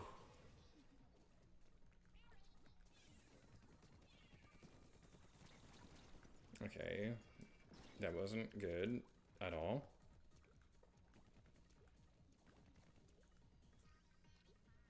But this one we can like take more breaks to breathe and like slow down when we need. Yeah, that didn't work. Go back over here, go back over here, go back over here. Okay, I'm wondering if there's a better opportunity to try using that, because like what I've been doing throughout this, throughout these attempts, is try to go in when the tenta missiles are going off. But by the time the tenta missile goes off and we try doing the attack, that's when the auto bomb starts to come, and that puts us in a really dangerous spot. So I'm wondering if there might be a better time. Like right now, let's try that instead. Except we missed.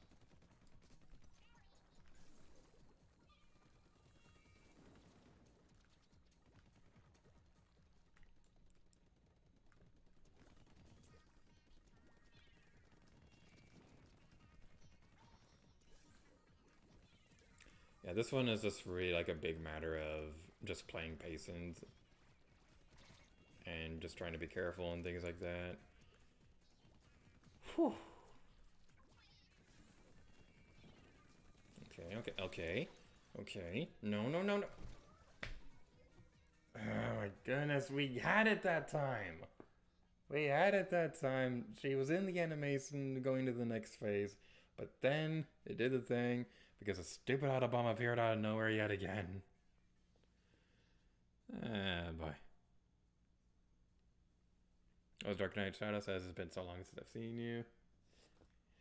Yeah, like I haven't streamed a whole lot. Like this past year, like I haven't really streamed as much as I would have liked because, okay, it's kind of a long story. So I was at the Disney College program, and my recording setup there was a little limited, where I didn't have like an actual proper chair or anything like that. I was like recording, like with a laptop on my bed and things like that. So it wasn't really the most comfortable thing in the world to do long streams. So I just kind of fell out of the habit of streaming for a while. But now I'm in a new place. Like I still work for Disney. Like I'm part-time there now. But now I'm in a different place. I have like an actual chair now, and it's comfy.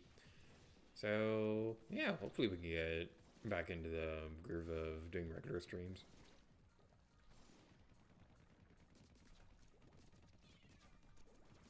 But yeah, if we're able to finish this boss fight tonight, my plan is that we're gonna spend the rest of the stream after that playing like a little bit of Splatoon 3.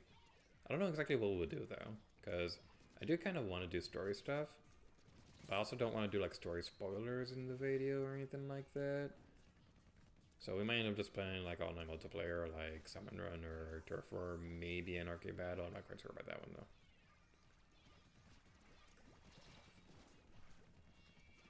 Alright, that was a failed attempt.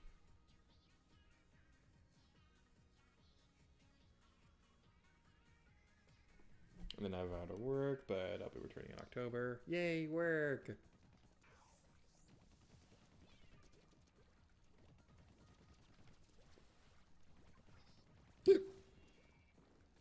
Yeah, I work at Star Wars Galaxy's Edge now, and I love my job.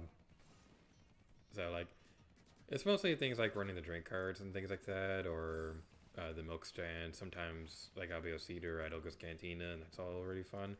Lately, I've also been picking up a lot of other shifts at other locations. So like the drink carts outside like around Hollywood Studios and the other parts of the park, like outside Galaxy's Edge. A few days ago, I was working the drink carts at Tomorrowland. And that was really cool. Like, the thing with that one though was that like it was like a very different like that was the first time I worked at an entirely separate park, so like it took a moment to figure out where everything was and things like that. So that took a little bit of figuring out, but it was still a really fun experience.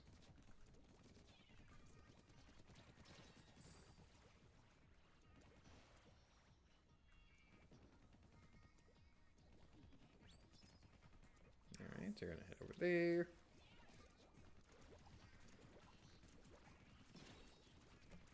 And we're gonna be splatted. Oh no.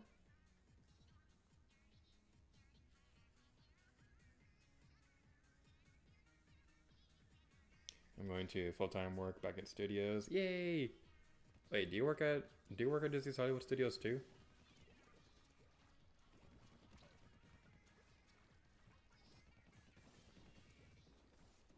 I have a bad time remembering names or anything like that, so like I do remember seeing you on streams before. But it's also been an eternity, so I don't remember everything. I better remember my name.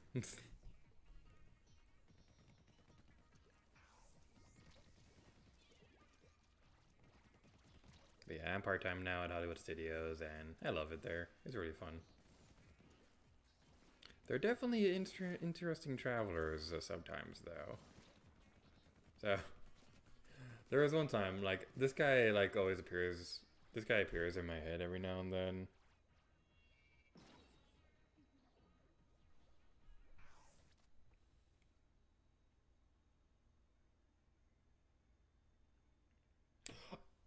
That's right, I remember now. I'm very sorry, I'm bad at remembering things. I remember now. Sorry, like, oh, I feel so bad now. I'm so sorry. I remember now. We have worked together.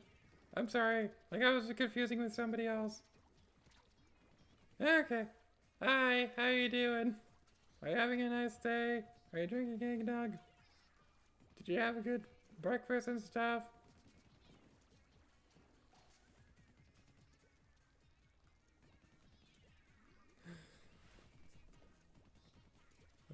Alright, here's the thing you gotta understand. I'm better at remembering faces and things like that. I'm better at remembering faces, and names always, like, escape me. Like, I always feel bad that I could never remember names and things like that. But I remember now. We have worked together, and it was really fun. Oh no, I'm exploded. Yeah, I'm sorry about that.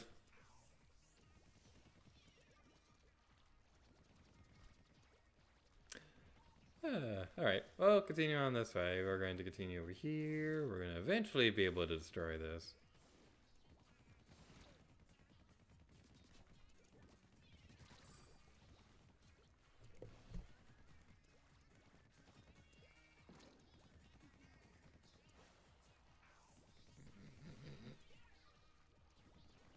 Now I'm just thinking about, like, accidents and things like that, because, like, I remember every now and then maybe quoting, like, a Breath of the Wild thing where it'd be all like, I found a stick! Yeah, I think one time, like, I lost my train of thought. One time I lost my train of thought. That reminds me of SpongeBob when Mermaid Man's trying to go into a monologue, but then he kind of like starts rambling about random stuff, and at one point he's like, but if there's one thing that I remember, it's how to forget.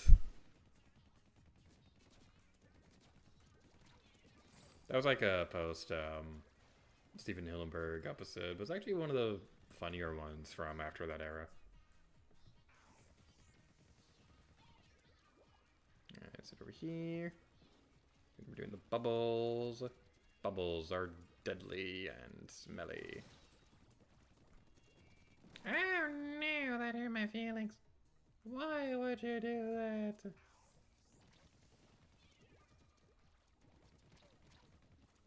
Alright, continue over here. Also, a detail that I don't think I've mentioned before, but over in that glass case over there, the design of it looks different than during the original Agent 3 battle.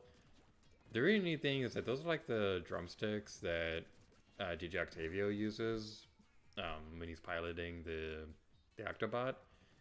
So it's like a storage container carrying them and things like that. It's really cool because I believe in the lore of this fight.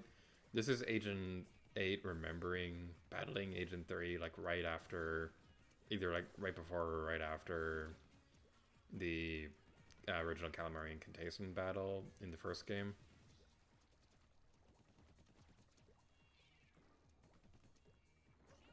Wait, where am I going? I was losing train of thought, so I don't remember which phase we were on. Eventually, you just kind of like tune out the fight because you've been at it for so long. Then you start forgetting what parts you were at. The moral of the story is that I don't have a good memory.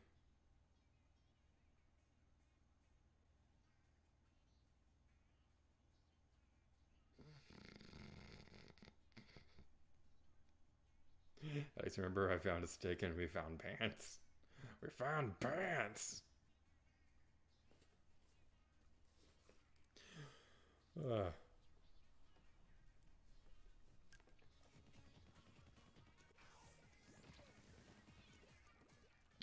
that was a fun time. And you, we're gonna see him over here. And eventually we'll be able to destroy this boss fight in Code Blood. There we go. Alright, so now moving on to the next phase. So what are some fun Traveler stories I can tell? Because it always seems like there's like a fun new Traveler story like every day. Like, I think there's one recently that was really fun. That's probably like one of my favorite guest interactions at Disney Park like ever. So there was this family, and they were like you could like tell that they were like having the time of their life, and they had like these super adorable dresses. So like as they were walking by the milk stand, like me and some of the other ladies who were working there, we were like complimenting them, talking about how like adorable they all looked and things like that. Their expression just like brightened up. I could tell that made their day. And then one of them gave me like a gift bag that said thank you cast members, and the back of it had like crayons and a Tootsie Pop and a lollipop and had like this adorable little rubber ducky. It was just so cute, and it just made my day. That was like easily one of my favorite guest interactions I've ever had working there. It was such a good day.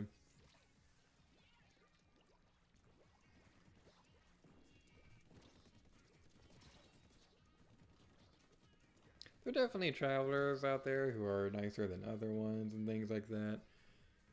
Like there's one that like stands out in my memory. It was not exactly the most pleasant experience in the world and things like that.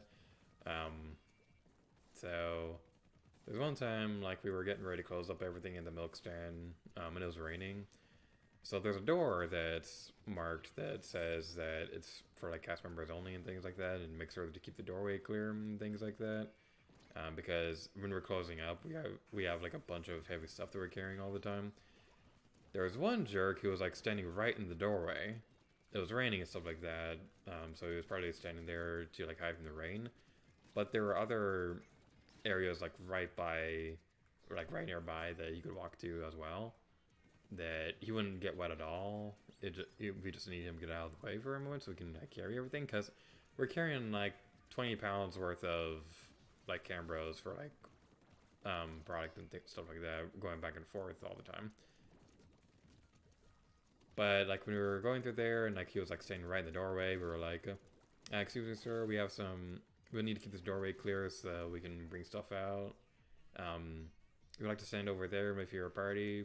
And then like as I'm trying to explain that, he cuts me off. He's very clearly drunk. And he cuts me off and he's all like, where the F do you want me to go? Where do you want me to go?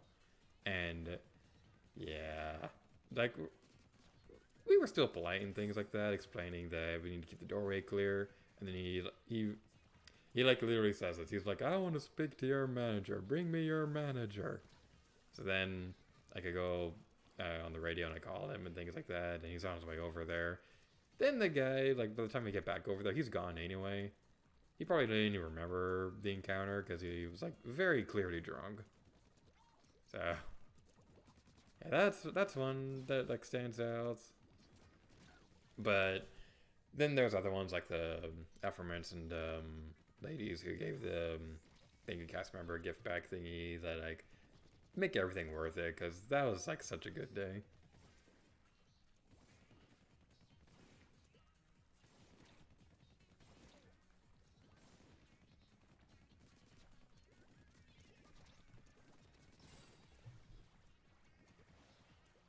Were you working during Star Wars Day? Yes, I was. I don't remember where, though.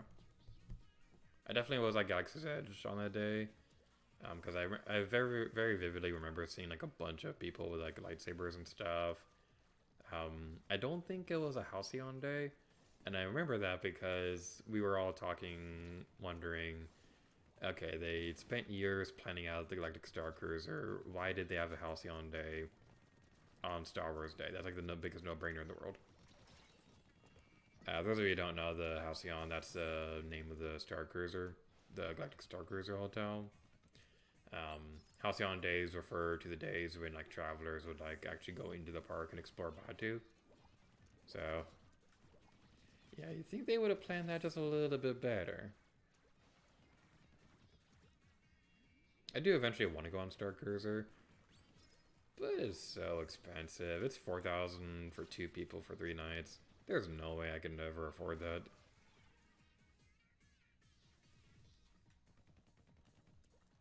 I definitely remember seeing you at the parks, like as a guest and things like that. Did you go to Cantina that day? I think I remember seeing you on that day. I'm trying to remember if I was working Cantina or Milk. I don't remember off the top of my head, but I remember seeing you at Cantina one day.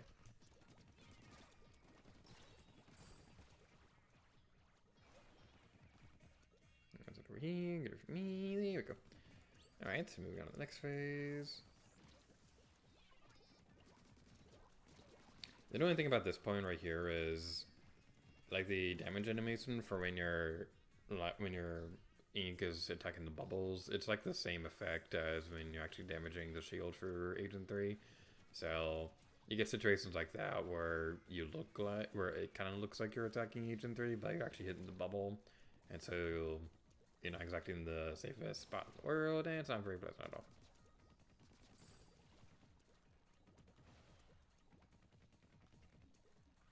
You're at Cantina for your birthday. Okay, I definitely remember that.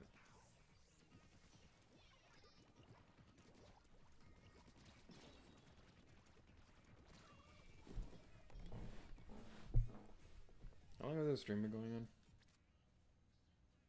Alright, we're approaching 2 hours. But we're gonna keep going. Might take a break in a moment to, like, eat stuff, because I am getting hungry. But we're gonna keep going, and we're gonna like it.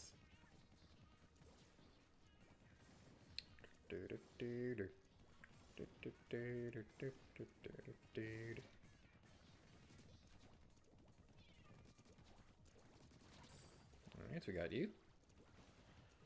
I have a good feeling about this. I have a good feeling. I know we can do this.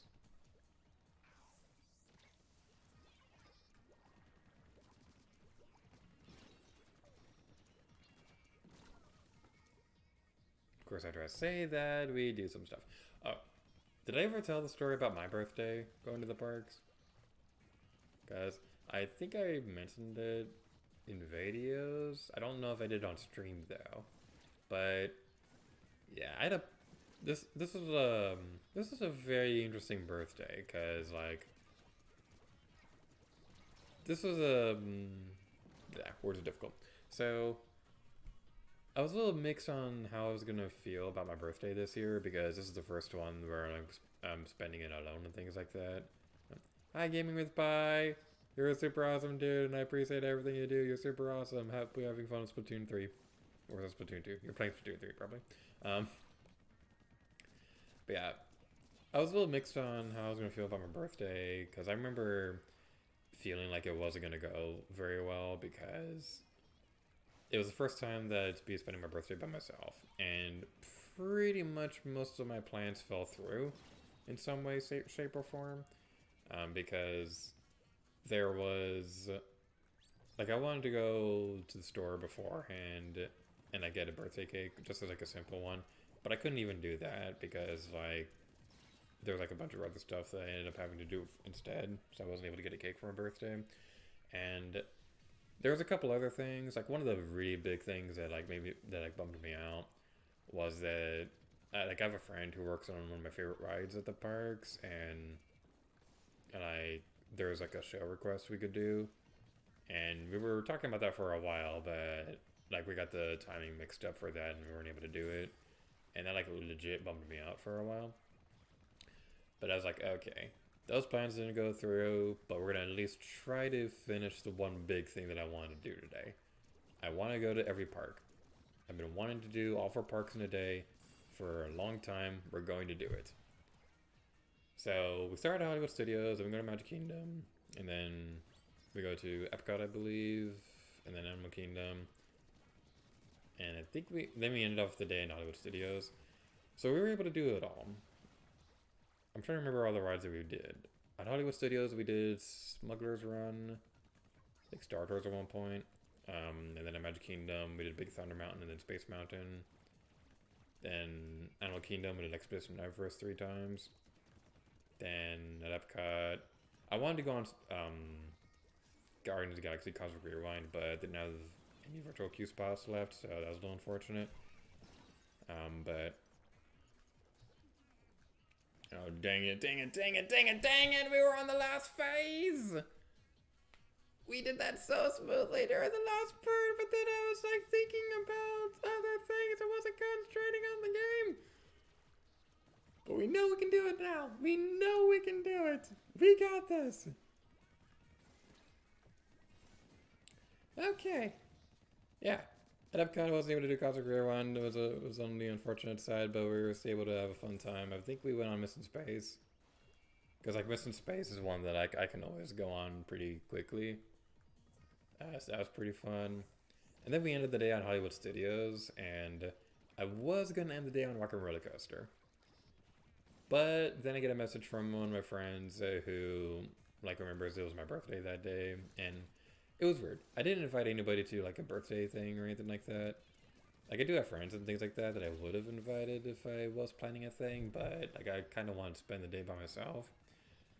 But like towards the end, I got a friend who messages me saying, "Hey, we know it's your birthday and all, so if you don't have anything planned, do you want to go to Oga's Cantina with us?" Because like they were going to go to Oga's Cantina anyway because like her boyfriend was the server there and it was his last day and things like that. So I was like, all right, well, I guess I could probably hang out with people, I guess. So we go to Oga's Cantina. There's like people there. That was easily my favorite time ever going to Oga's Cantina. Because it was such a fun time. We were there around closing, so like a lot of the larger parties were leaving and things like that. So it was just like there was only like a few small handful of people left in the cantina. So we had the space to ourselves. So we started playing Duck Duck Goose in the middle of Oga's Cantina. It was great. It was amazing. I loved it so much. But the highlight of it was that like I wasn't able to get a cake for that day, which was bumming me out. But they surprised me with a cupcake, and I'm never gonna forget that. That was such a magical moment. Like I was so happy about that.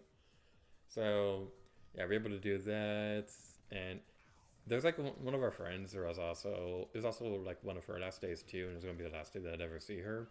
And Moga's Cantina does a thing where if you're like one of the last parties to leave around the time of closing, then one of the servers, or not one of the servers, one of the seaters will walk you out of Galaxy's Edge. So she was able to like walk us all out of the park and things like that. It was such a fun time. It was a day that definitely started off rough, but by the end, it was such a great day.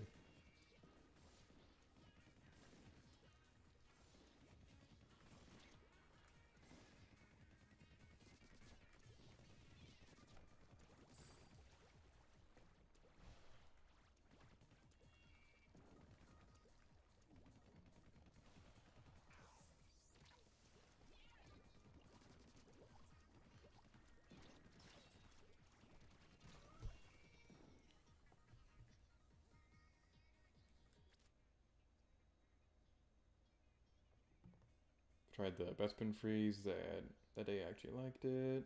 By the guy into Kyber crystal from lightsaber. Nice.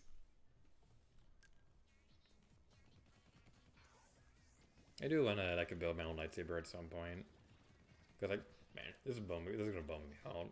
I had a friend recently whose college program ended, and we've been talking about wanting to build droids for a while, but like it just wasn't in my budget to be able to do that. Cause like the whole thing I mentioned in yesterday's stream about the bank stealing my money and things like that, like around the time that I was supposed to be moving, kind of made finances difficult for a hot minute there.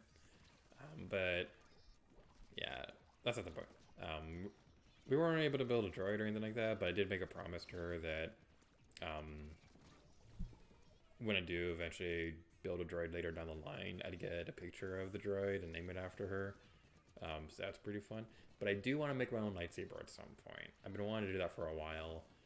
I was trying to get all the lightsabers from Doc Ondor's, but even with cast member discounts, it's expensive. I was only able to get 3 before I decided, you know what, I'm satisfied with this collection. I probably don't need another one.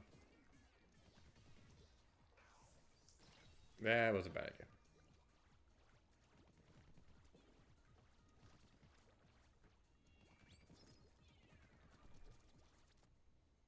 Is the game lagging on the capture card?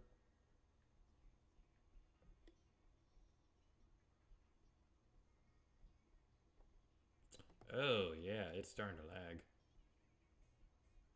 All right, well that's a good place to take a little break real quick, because I see what the problem is. All right. Ah, microphone. All right, we're gonna take a break for about like 5-10 minutes or so, so that I can eat something real quick and fix my capture card. So it is 10:41 right now. We'll be back at 10:50-ish. So I'll see you all in a moment. Bye!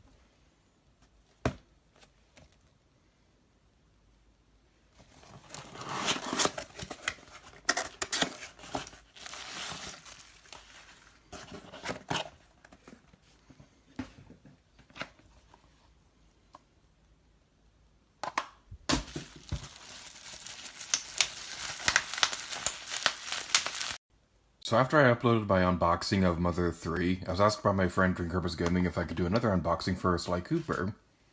So here it is, and let's check it out.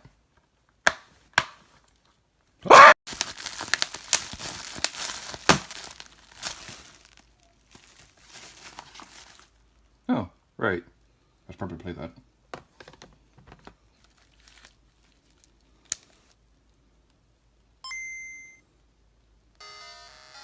This keeps happening.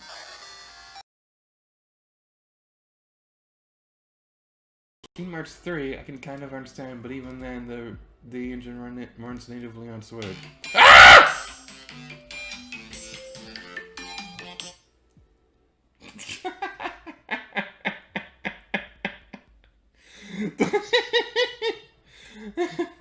Okay. That was my alarm to wake up. I woke up like an hour or so before my alarm, because I went to bed earlier than usual last night. I forgot to turn off the alarm before recording. That is kind of... That's the first time that's ever happened.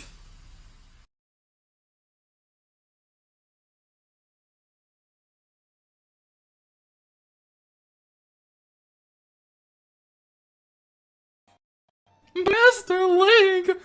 That immodest outfit is quite unbecoming of a hero like you. Please cover yourself up this instant. Now, that's what she's saying out loud, but let's be honest, this is what she's really thinking. was busy thinking about boys, boys, boys. I was busy dreaming about boys, boys, boys. Head is spinning thinking about boys. In every city I got one with different ringtones.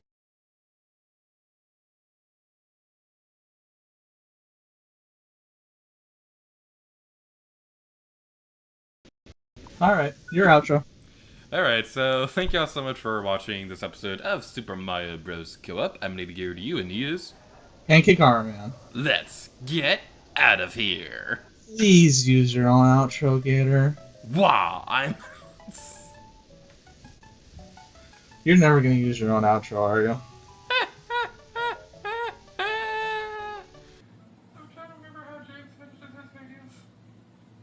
Well, his intro goes something like this. How's it going, everybody? And welcome back for another episode of Super Mario All-Stars.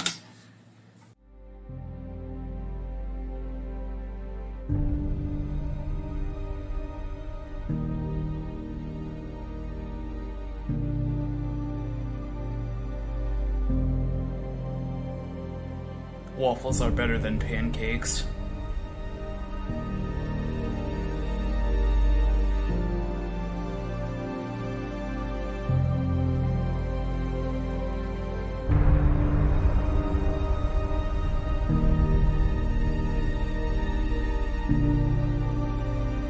He's gonna hate me if you keep that in the video.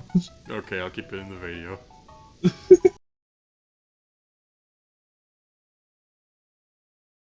Oh, well, Pancake's not here, now it's gonna be delayed again.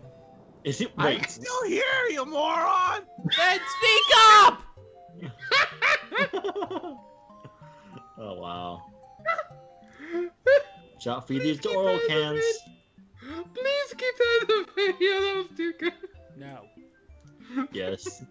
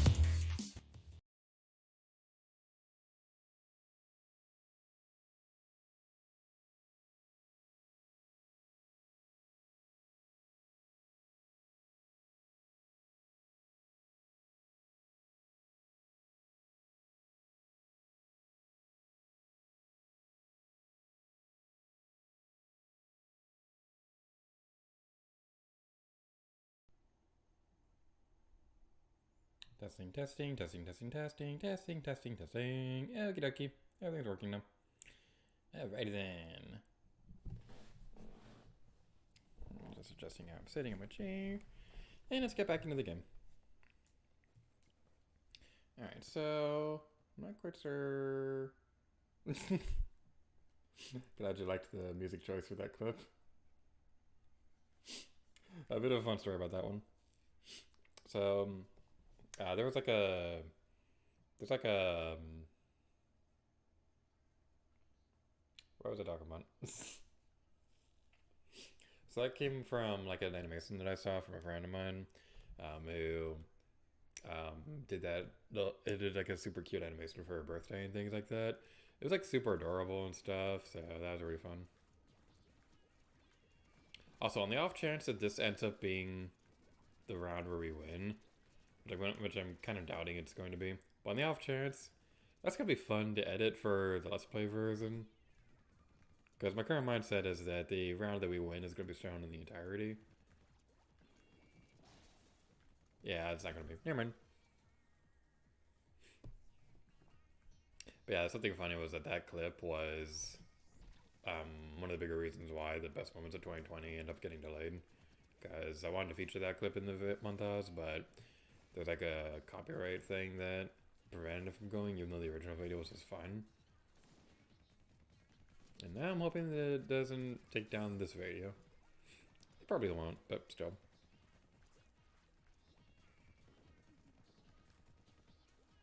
I still need to get around to editing the best moments of 2021. Like, I had a big grand plans for doing best moments this year. Because there's going to be one for the best moments of 2021, like we do every year. But I also wanted to do one for, like, the best moments for the past 10 years, because this year is my channel's 10th anniversary. I haven't started either of them. And it's September now. So I should probably get around to that.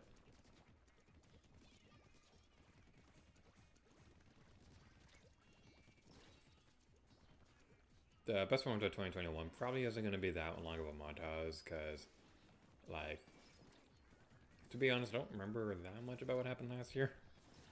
There definitely is highlights and things like that definitely want to have archived for the montage. But I don't think it's going to be quite as big as the previous montage. This run's not going well at all. Yeah, we're restarting that one because we kept getting stuck in like a not good cycle. So we're going to try again. Continue on our merry way through our path of glory. So my current mindset is that we're going to continue streaming for a little while longer. We're going to see where we're currently at in like an hour or so, and if like we're still not doing well at that point, we might call quits again for the night and try again tomorrow. Because I swear. So before this, the thing that took the longest to try to record in terms of like continuous failed attempts and things like that, by far was Mummy Maze Forever from Captain Toad Treasure Tracker. That was the grand finale of the original run for that Let's Play. So that took like 2 weeks of like on again attempts to try and play through that. And yeah, this is beat up by a long shot. I've been trying to do this for years. Because my story for this was that when I was playing through Octo Expansion on my own time and things like that, before like I was doing the Let's Play, my mindset was that like I got to this point. Bleh, I cannot talk right now. I apologize for that. I was playing Octo Expansion on my own time, and I 100%ed it, and I was able to do the Inner Agent 3 fight. So I could have done it any time that I wanted, but when I started this and realized, oh, the super boss is an even harder Agent 3 fight, I was like, yeah, I'm going to save that for the Let's Play. Because I already had a really hard time with the Agent 3 fight in general, but the fact that there's an even harder version of it, yeah, I wanted to save it for the Let's Play. But now it is for the Let's Play, so we have to do it now. And it's really annoying me because we literally can't make any further progress in the grand finale until this is done. And that video has been in production for a year now. So it would be nice to be able to finish it someday.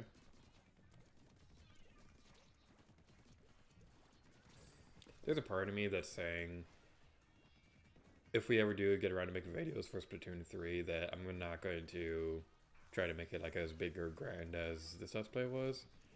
Because, like, I don't think I have the energy to pull off another 100 plus episodes Splatoon Let's Play.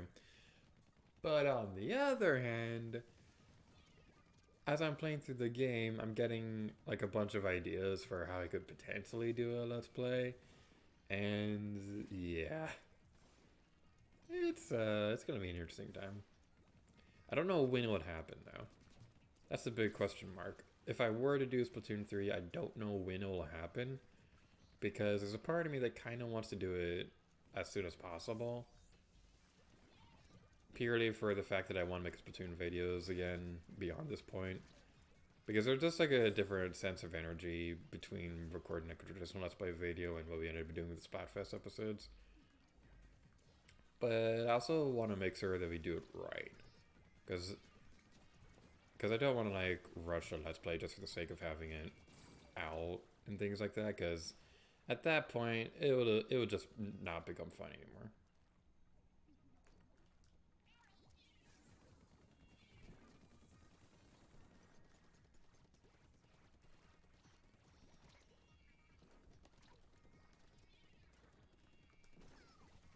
Hello, person playing Pokemon Shield. Oh my goodness.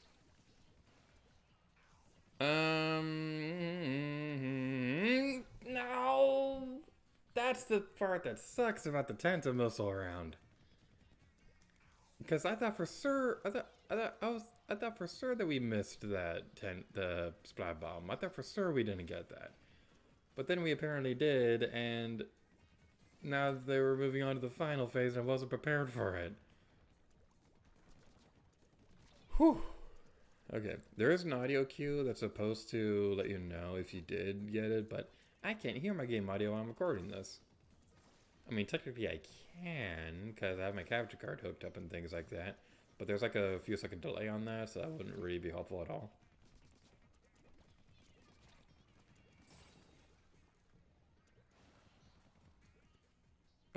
We know we can do it. That's the big difference between yesterday's stream and today's stream. Because yesterday, just kind of felt like after 3 hours, we just weren't making any progress whatsoever. But this time feels different. Because the times that we have gotten close, we were really, really close. The only reason why, I didn't do, I think we've gotten to the final phase like 3 or 4 times during the stream. The first time we didn't make it was because, like, I was just getting overwhelmed at that point, and, like, I was losing my train of thought, and wasn't concentrating as much as I should have, and, like, that's what eventually made us lose. The second time, a similar situation, I wasn't concentrating the way that I should have on the fight. The previous 2 times we got there, I was unprepared, because I thought for sure that we missed the Splat Bomb going up on the platform for the Tenta missile phase, so I wasn't prepared for the splashdown part.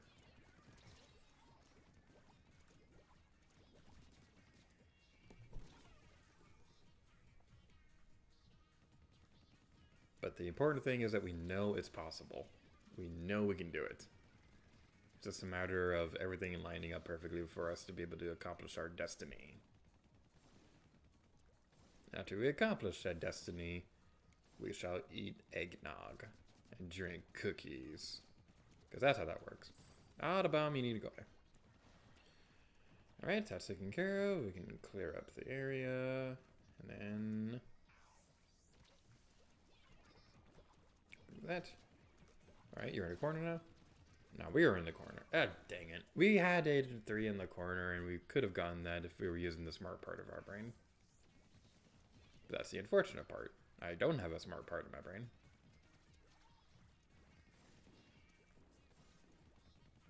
It's over here. Over there. Whew.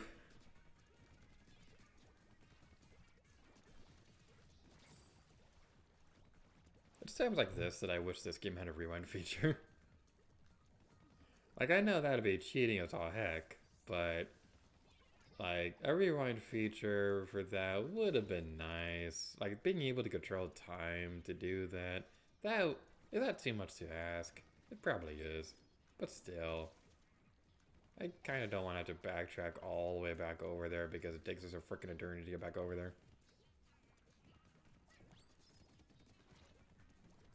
But yeah, the stream strategies I was mentioning before in the stream apply here as well. You probably don't want to, like, be...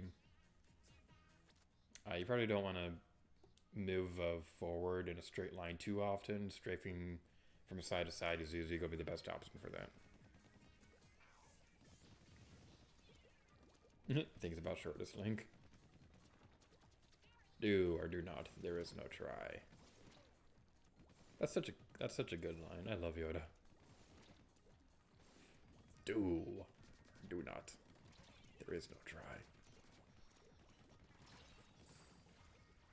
We're gonna die. There we go. I also always liked his part in The Last Jedi. When he's talking about like failure is a good teacher and things like that, because it really is. Because yeah, failing is like super disheartening and things like that, but through most failures you go through, you end up learning something from it. That's kind of like a mindset that I've gotten into in recent years, where like I would never realize one of those people who would go through a bad situation and be all like, why is this happening to me? It was more so like, how do I word this? So if something bad happens recently about like if I didn't do something properly, or like let's say that I'm working on like a programming assignment and there's something that I'm working on and I'm sending it to somebody to test it out and things like that, and it doesn't go too well. So I was like, okay, we worked on that for a long time and it wasn't as well received as it probably could have been. What can we learn from this? That's like the big thing. Like, what can you learn from something not going too well? Like this, honestly, this playthrough right here is probably a good example of that, because we have been going on for like a total of like 5 or 6 hours between yesterday's stream and this stream, and trying to record this on my own time. But like, even if we are taking way too long to finish this than we should, we are learning something through most of these defeats.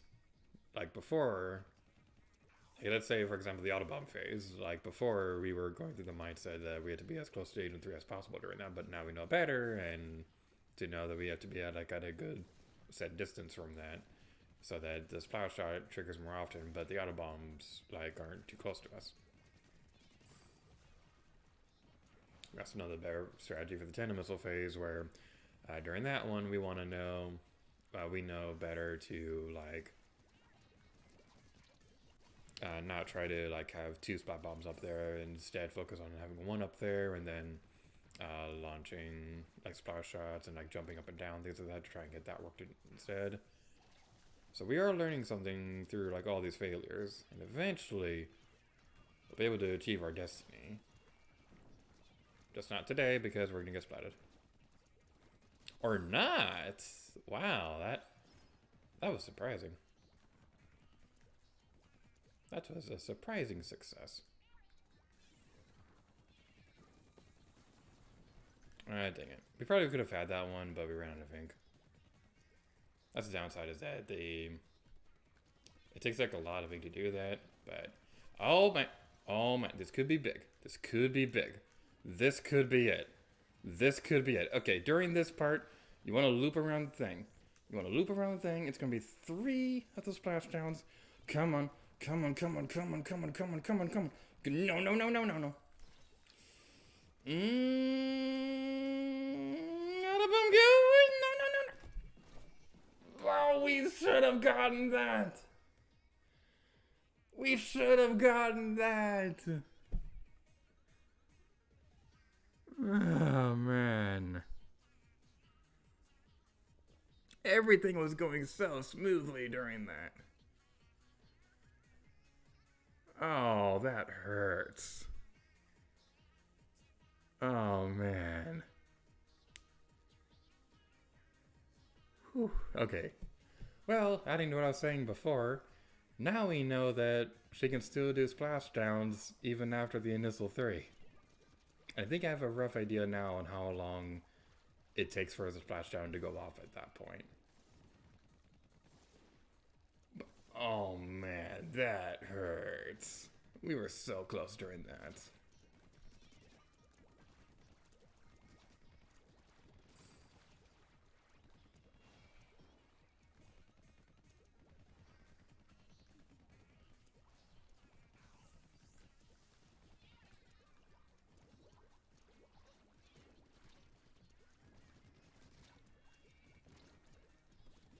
Alright, super concentration mode activate, and now we are dead.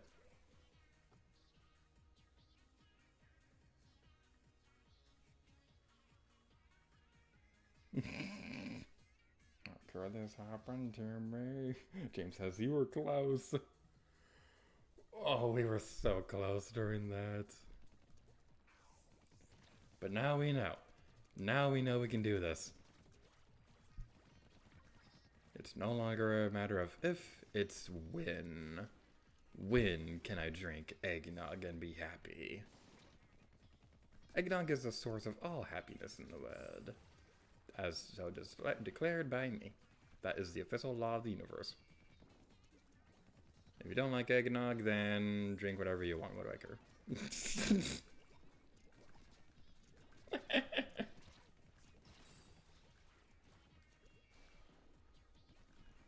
Alright. Go to the next phase. You're going over there. Okay, we need to back up. We need to back up. Okay. Okay, we're not in the sweet spot anymore to do this quickly. We're not going to make it. Right now, we're not gonna make it. We're not gonna make it anymore.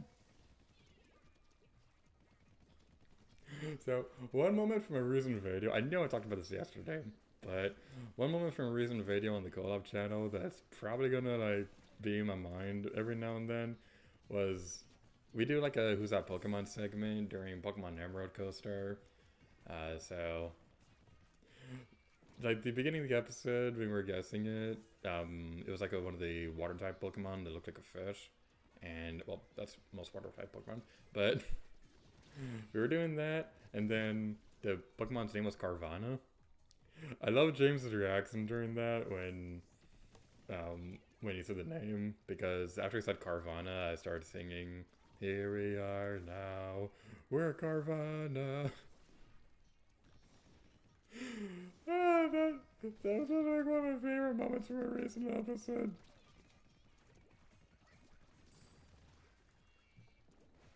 You can call me Pucciana, say I'm crazy as executive. That's why I believe in you. This feels very familiar. Did we do this yesterday too? Or you do sing along these videos, don't I? But still, like every now and then that goes in my mind. You know what's another musical thing that goes in my mind every now and then that gets stuck in my head and it's not even real?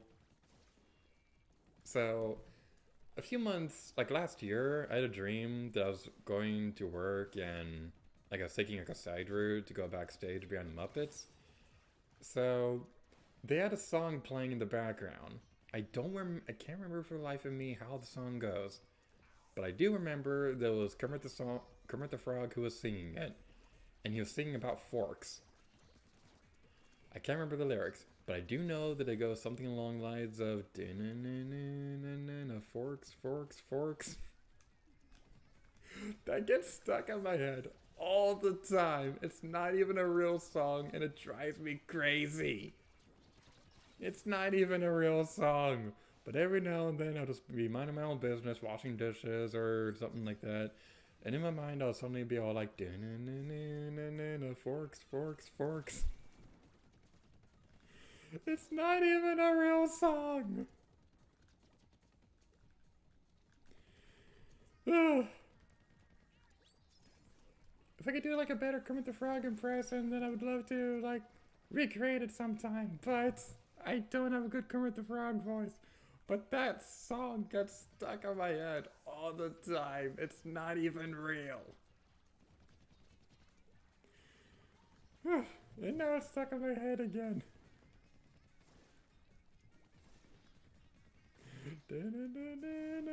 Forks, forks, forks. I'm sorry. I need to pause for a moment. I'm laughing too much. Whew. Okay. Eggnog does sound good about right now. I need eggnog in my life. Hopefully it'll be available soon. I need eggnog.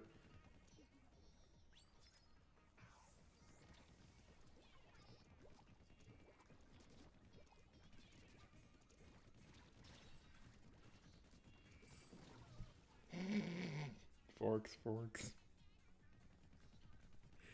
Yeah. That's a fun. I told my sister about that one time, and she wants me to try to make it into a real song. I'm not musically talented at all, so I don't think I'd be the good person to do the job. But if I ever do get put in charge of like a Muppet movie or anything like that, that's the first thing that I'm gonna tell everyone to do. We don't care what the story is about. It could be like a recreation of like Phantom of the Opera, but with Muppets or something like that. And the first song that I'd want them to be working on before anything else, it would have to be Kermit singing about forks. Has Muppets ever done Phantom of the Opera? I know they did Wizard of Oz and like Treasure Island and things like that. I don't think they've ever done Phantom of the Opera.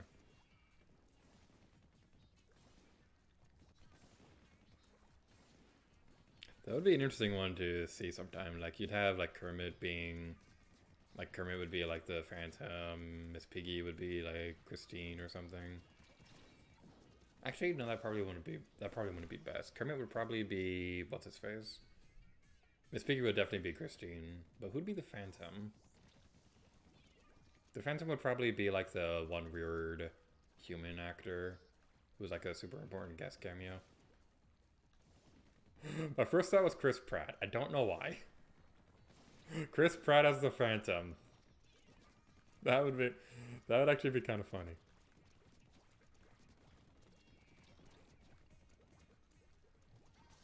Now I have an image in my head of them singing that, like Chris Pratt singing to Miss Piggy in Phantom of the Opera. This has to be real now. This has to be real. Disney, if you're listening to me, make this real. I'll direct it myself.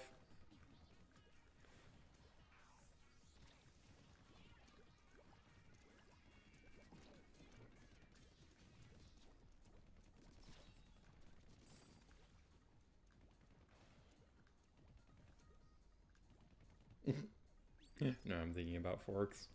Yeah, it's something that'll get stuck in your head. Now it's the album phase. Great. Okay, you're stuck in a corner.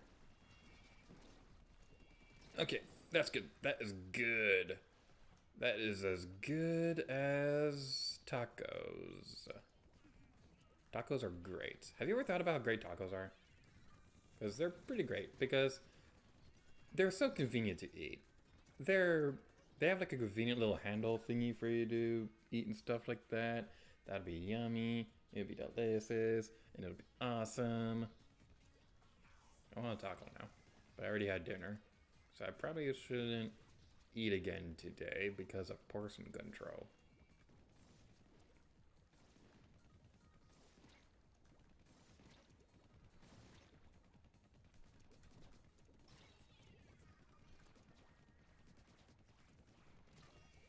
Speaking of Chris Pratt, I saw the new Thor Love and Thunder. Wasn't any good. I haven't seen Thor Love and Thunder yet. I'm kind of behind on Marvel stuff at the moment. I haven't really heard a whole lot of people talk about it though, so I don't know if it was any good or anything like that, but I'm sure it was pretty decent.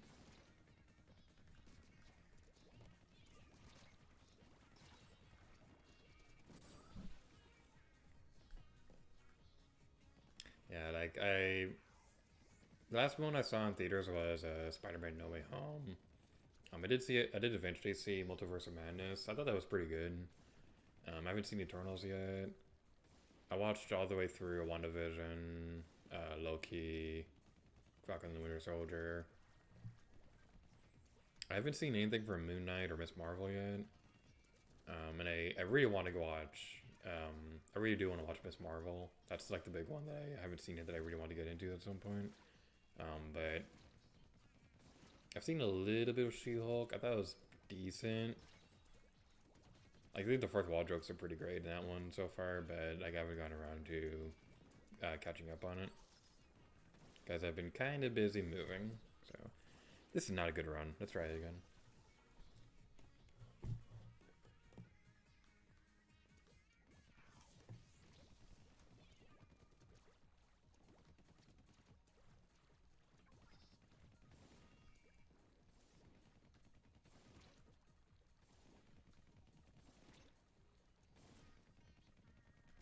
Alright, super concentration mode activate.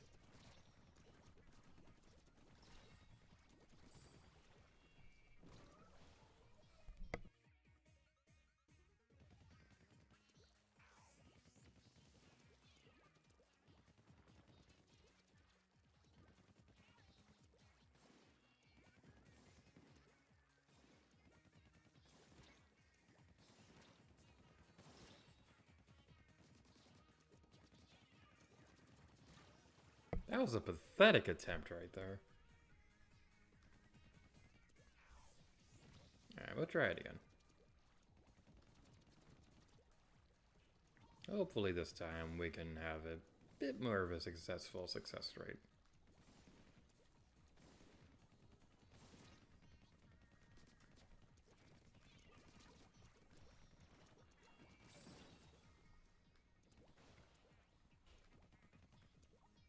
Alright.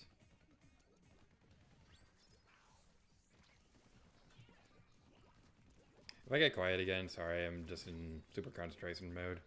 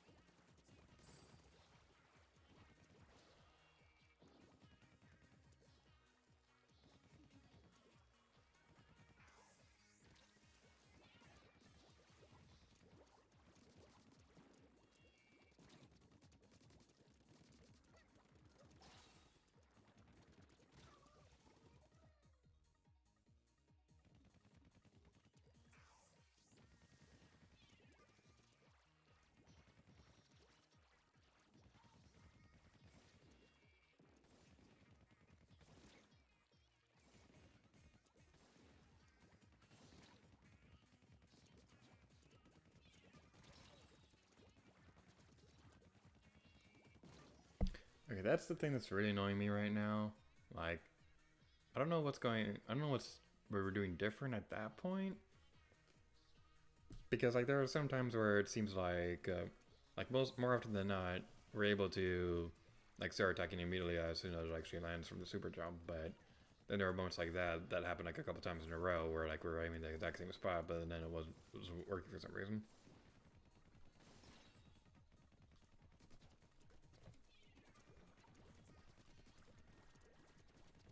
Man, we can't even get to the first phase right now. This is just not going well at all.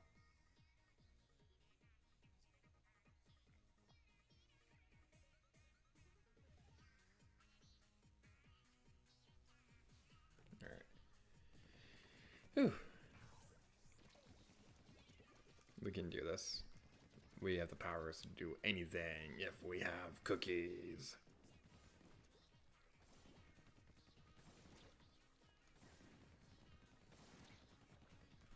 Okay.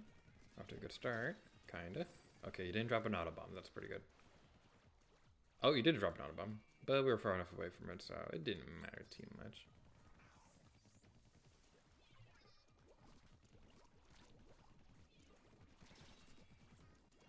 And you dropped an auto bomb there, and that caused certain destruction. It'd be really great if we can just get back to the Tentamuscle phase. Because I'm getting really, really tired of this stupid part. Because my goodness, this is really annoying me. But at some point, we'll be able to beat this stupid thing and move on with our life.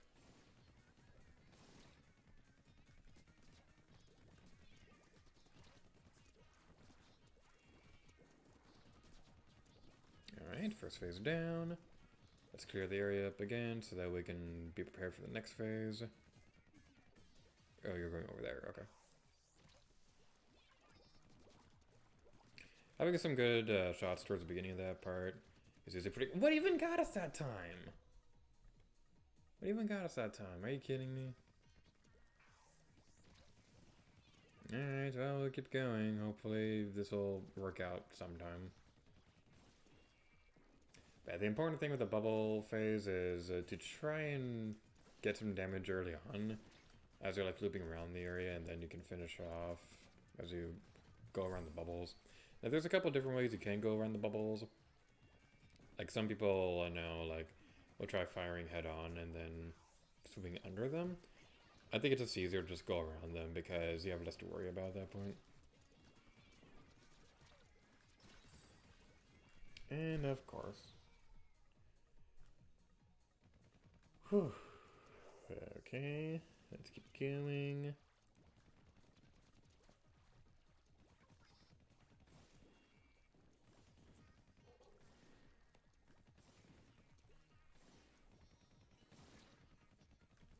Okay, again, right there. I don't know what happened. We're aiming like the exact same spot as before, but the early damage thingy didn't go happen.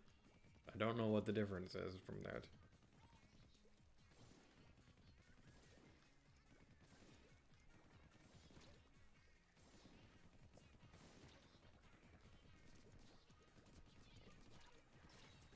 Okay.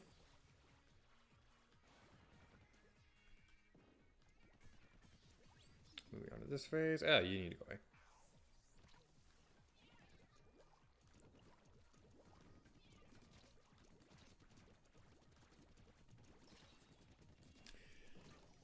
Those frickin' auto bombs.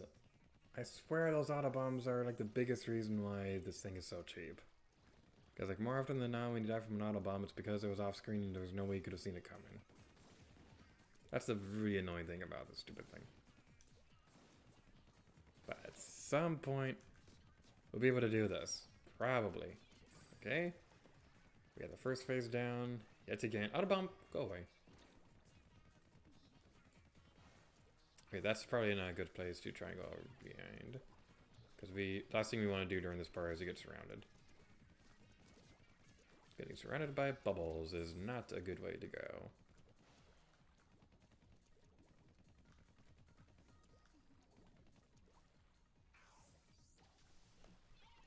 Ah, dang it, we were too close for that. Dang it! Oh my god. Okay, we'll keep going, eventually finishing this stupid thing.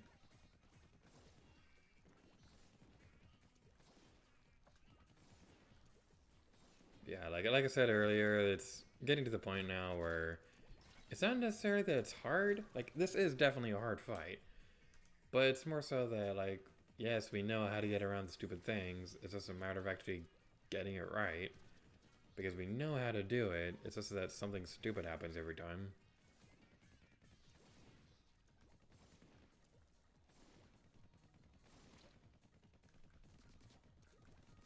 Alright, so we got that.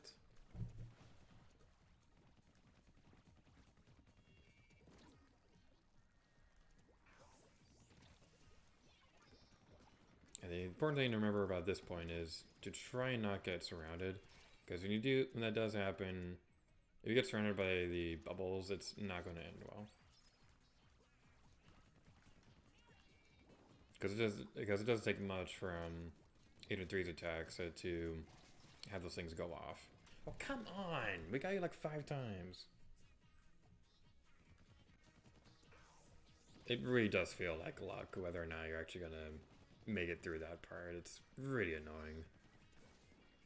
Like, yes, I get it, it's a super boss, it's supposed to be really difficult, but it gets to a point where it's not even difficult anymore, it's just annoying more than anything else.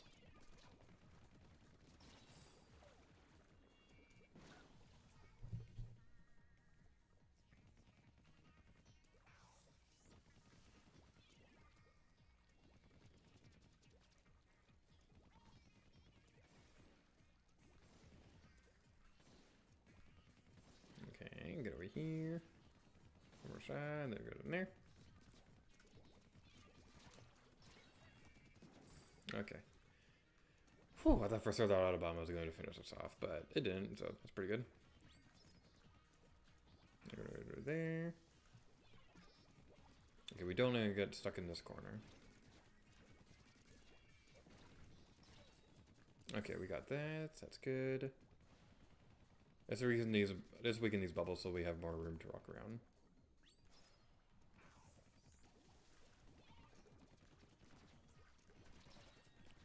Come on. Oh my god, that part is so dumb. That part is so freaking dumb, because if you're too far away, the auto bombs are gonna get you, but if you get too close, the splash shot's gonna get you. You have to be like a really close middle ground for that. You have to be like at an exact spot for you able to do that. And it's really dumb, because if you don't take her out quickly during that phase, you're going to get surrounded by auto bombs and it becomes impossible to get through.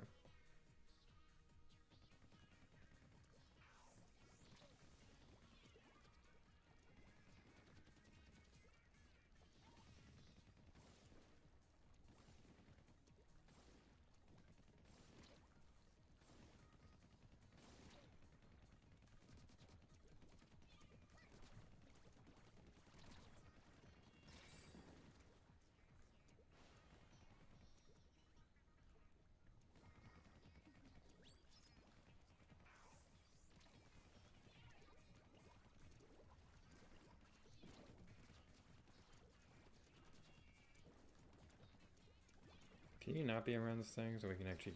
Dang it.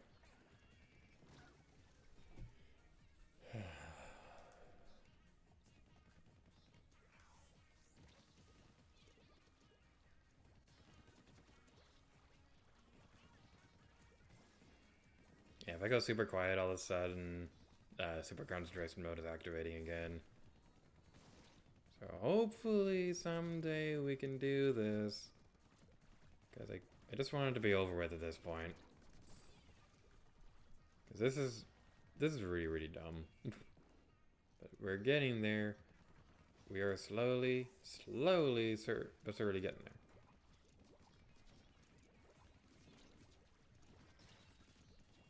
What even got us that time?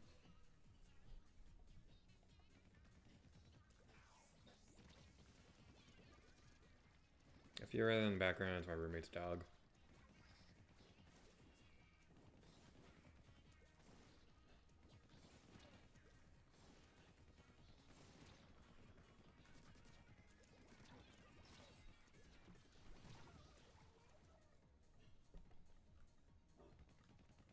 Alright, I'm gonna mute the microphone for a bit so I can concentrate.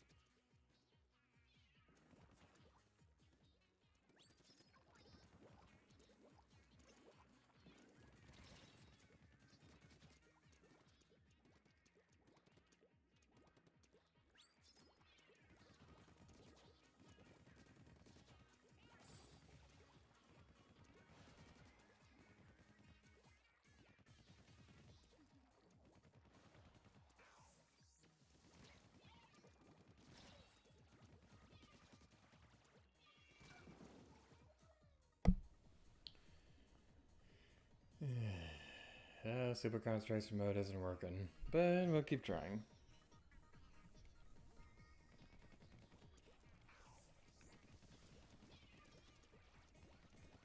Yeah, it just baffles me how anybody is able to do this in like 15 minutes, because like, I know Chuck Conway during his Let's Play, he beat this like super quickly. I have no idea how he was able to do it. Like, I think Ella during her streams as well was also like, she also finished it pretty quickly, and like it was only like on a second or third attempt or something like that. How in the world do you do that? Because like, this thing is like beyond ridiculous in terms of like how freaking annoying it is.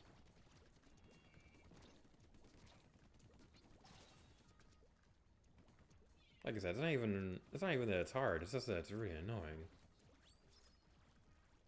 But someday, we will make it through here with no crap like that. Alright, we'll keep going. I don't know how much longer we're gonna keep going, honestly. Like, it's 11:30 now, it's gonna be midnight in like half an hour, so probably should sleep at some point. But I also just kind of want to get this done.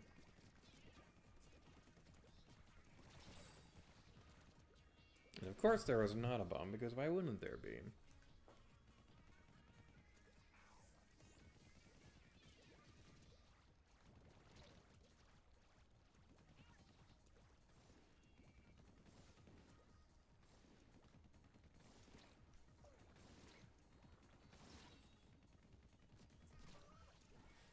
Okay.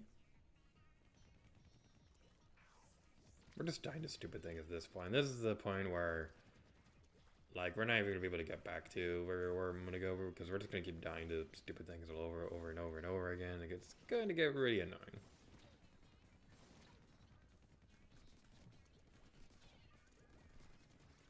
Alright, so we got you now.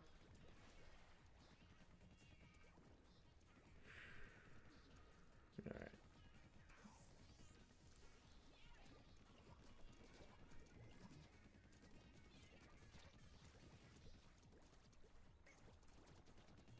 Okay, we got you.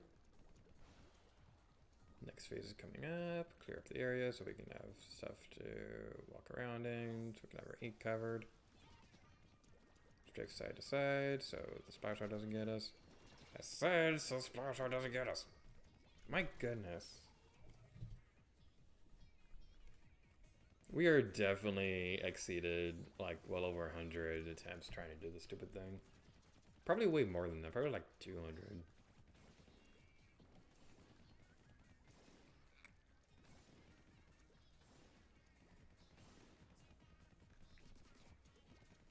So I've noticed during that part, it seems to work better if like you're aiming off to the side.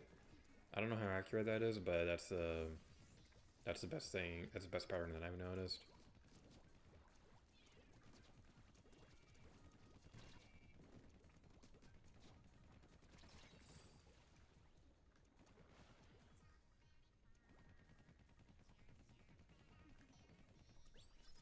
Now I'm at the point where I'm getting paranoid that there is like some random auto bomb that's going to spawn somewhere. Just like that. Like when an Agent 3 gets knocked down and things like that, that something is going to cause something like that to happen. Now during this point, it is probably faster to just try to aim at Agent 3 while she's flying. But honestly, I think I like this strategy better because not only is it a bit more consistent for me, but it also gives me a bit of breathing room to kind of catch my breath after like several failed attempts in a row.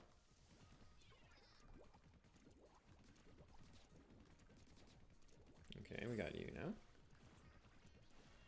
Alright, clear up the area. Hopefully you spawn over there so that you can get rid of the bubbles. Alright.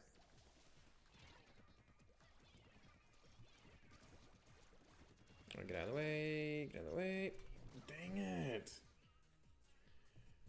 That one was going smoothly, and then stupid things happen. Like, I swear, if the autobombs just weren't here, this would be like a million times easier. If you had like literally any other sub-weapon in the entire game. If you had suction bombs, or like a splash wall even, You got literally anything else aside from the stupid auto bombs, it'd be like way better. But now you had to go with the auto bomb.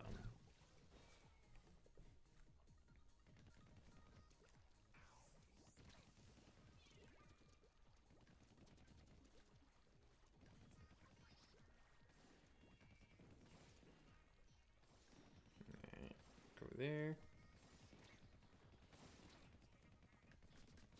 Yeah, it definitely does seem like it works a lot more consistently when we're aiming off to the side right there. But what doesn't work consistently is not dying. Because that just seems like it happens at random, which is always the best thing in the world.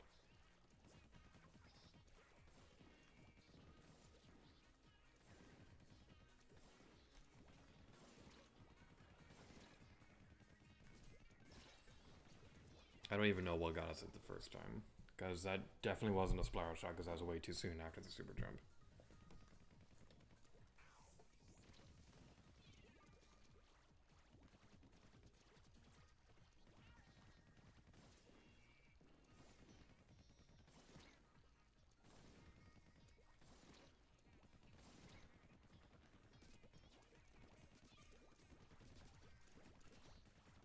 Okay, we got hit by the auto bomb, that's okay.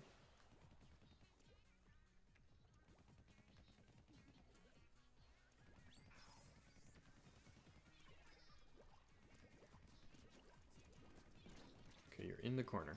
You're in the corner as long as you don't throw. No, no, dang it! Dang it, dang it, dang it, dang it, dang it, dang it, dang it, dang it, dang it, dang it, dang it. We had you in the corner, it was going to go well, but then you had to do the dodge roll. Why can't we dodge roll? Like, seriously, why can't we have, like, literally any other weapon than this?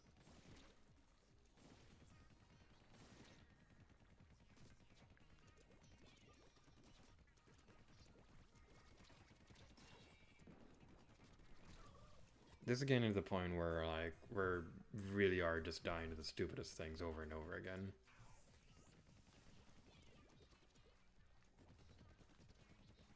So we're gonna give it a couple more attempts, and if we're still not making any meaningful progress, we're probably gonna call it quits again. I really don't want to. I just want this stupid thing to be over. Oh, come on! Every time it's something stupid. Someday we'll be able to beat this garbage. Someday. We'll be able to move on to better and brighter things, like Splatoon 3.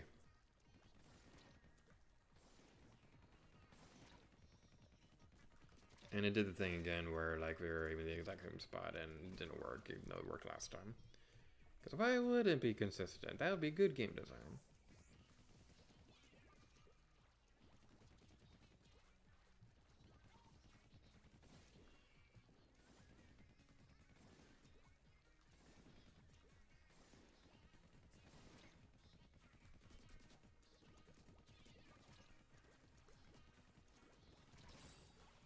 Autobomb, you need to go away.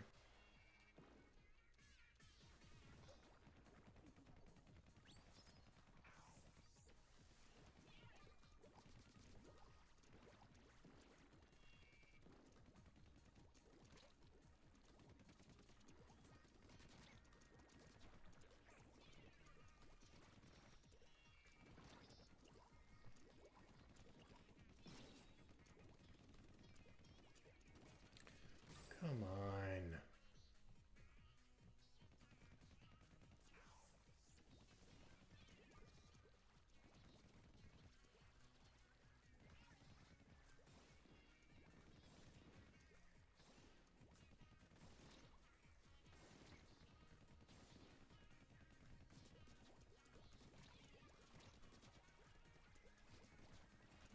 Alright.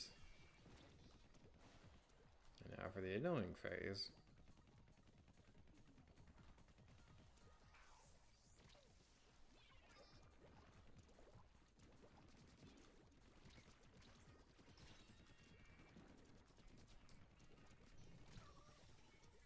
Like, literally, what are you supposed to do during that?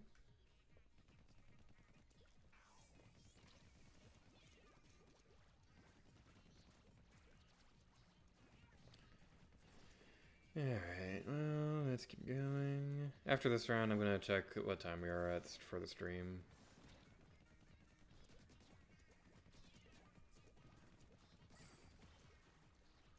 Because, like, the really annoying thing is that, like, before the break, we were doing pretty well, and then after the break, like, everything kind of went downhill.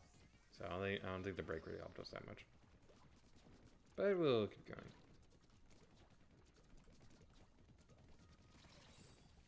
Alright, I'm surprised not a bomb tank off that time. Okay, you're going over there. And now for the annoying phase.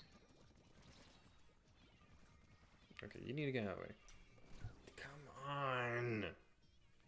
Every stupid time.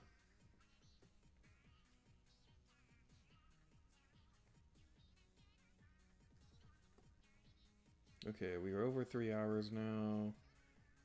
We're gonna keep going for just a little bit longer. I'm gonna take a little break to drink some water real quick.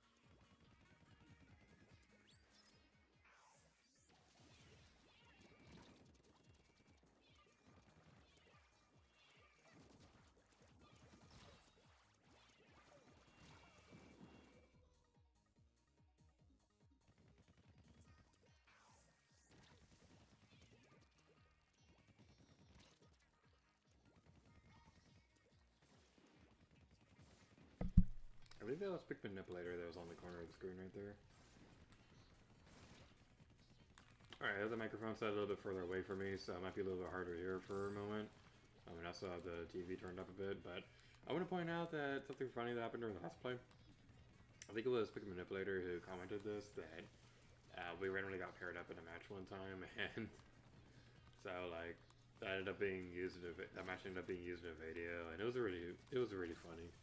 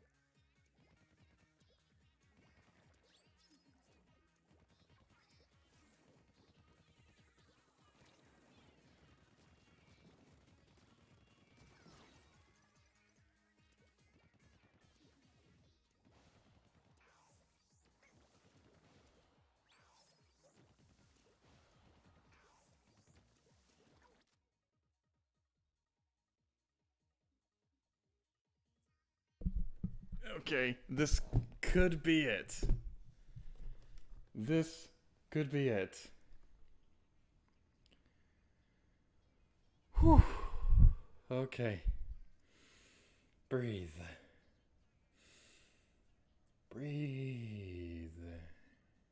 Inhale. Exhale. This might be it.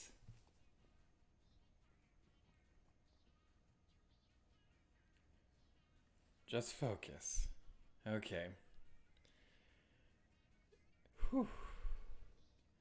We know what we need to do. Stay around at this point and go around the corners. You can keep an eye for when the splashdown is prepared. Do not be too close. A mid-range is going to be your best friend. And keep an eye on auto bombs. We got this.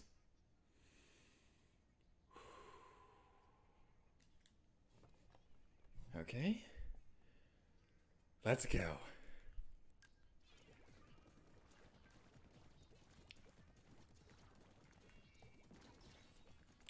Over here.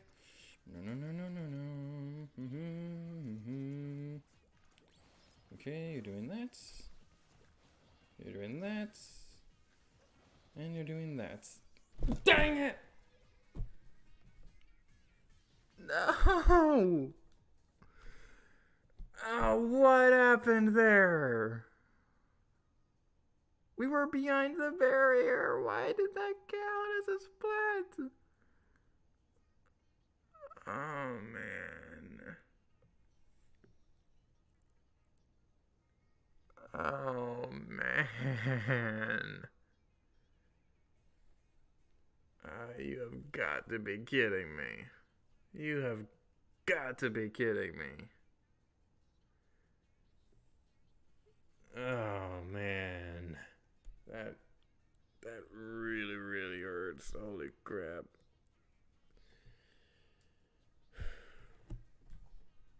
You have to understand, we're 3 hours into this stream in total, counting both streams and everything, trying to do this off stream. We're 8 hours into this thing.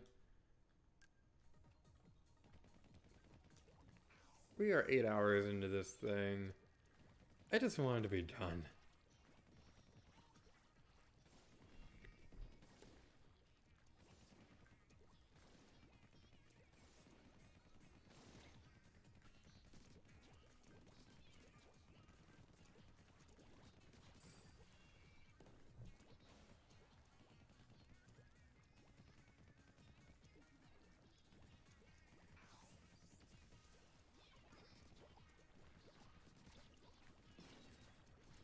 And that's gonna be a splat. Man, that last attempt really, really hurt. I even paused the game and everything to, like, concentrate and stuff and to get focused again. Oh man, that was so dumb. That was so dumb.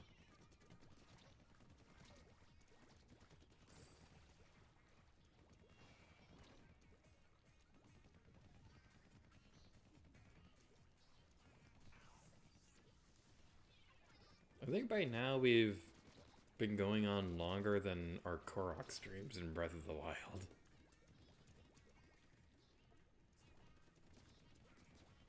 If we keep going at this rate, we're going to end up taking longer to do this than the amount of footage I have for the rest of the video. Because I believe we have 13 hours of footage for like the first segment. And then the other part is like 6 hours or so. There's like easily 20 hours worth of footage for the grand finale. That's kind of a big reason why it's taken a year to put together. Now, obviously the final video isn't going to be that long. I'm guessing the final video will probably be an hour though. That's my current guess. I don't know about that. One segment, like the first segment that I've finished editing, that's like easy 20 minutes. And there's like 4 other things after that. Like 3 or 4 things.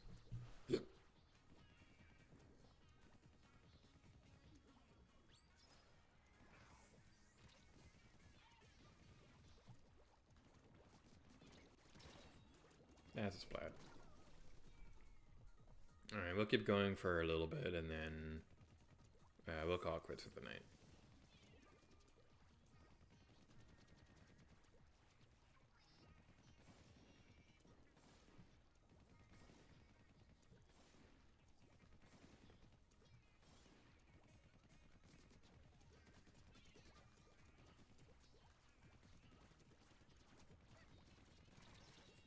Okay, first phase down.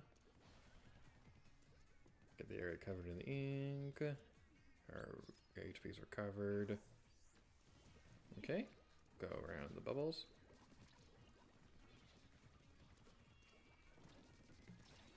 Okay, that's good now. Stay at mid-range during this point. This is a good distance. Okay, retreat. Where did that Autobomb come from?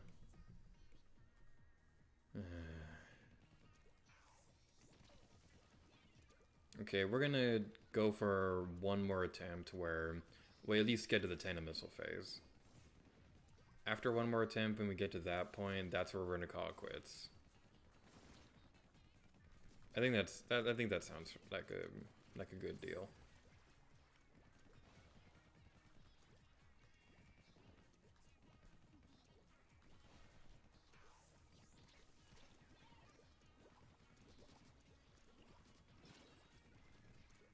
Okay, I thought we took care of that, but apparently that wasn't enough, but okay. I believe it's 10 shots of the splatter shot, of the octo shot, to destroy the shield normally, but if you have the splat bomb, if somehow you're able to get that to deal damage, after that it's only 4 shots, and then 2 splat bomb attacks would be able to finish it off.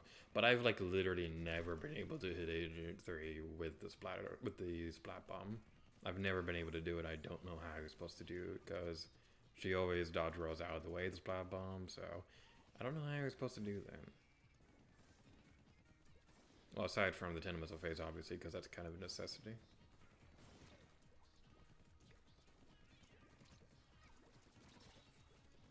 Where'd you go? Oh, you're on the right. Okay. I thought you were going to the left. Alright.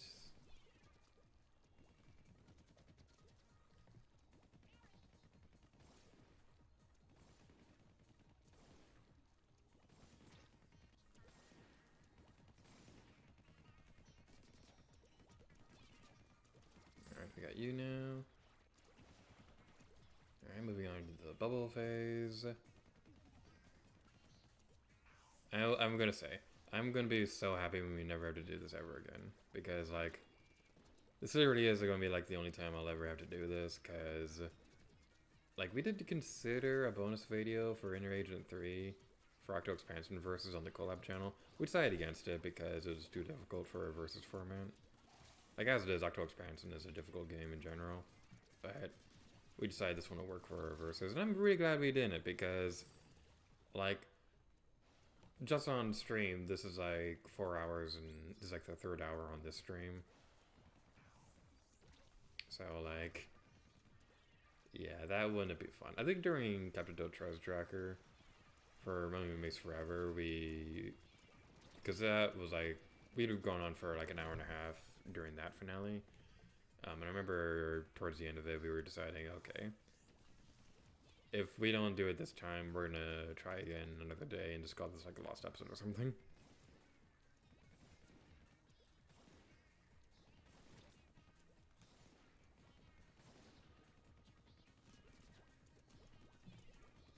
We never did do the special book on that versus.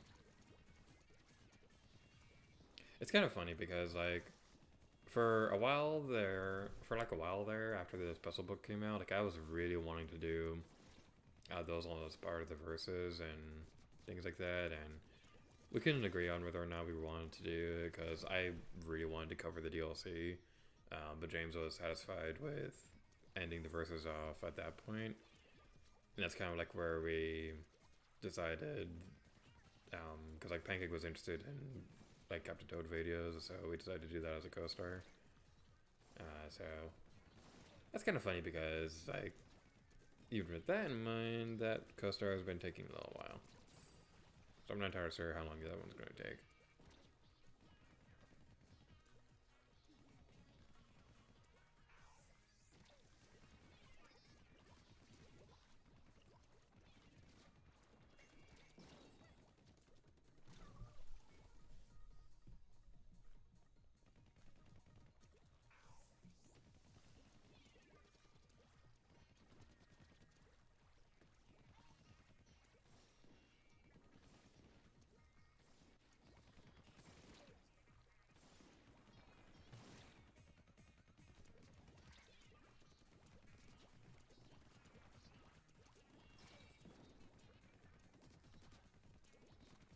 Alright, so that phase it down.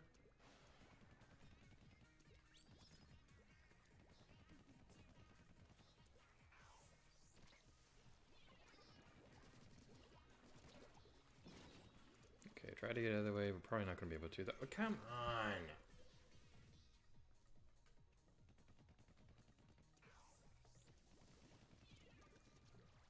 Like, how come she never gets stuck in the blue ink? Why is that never a thing?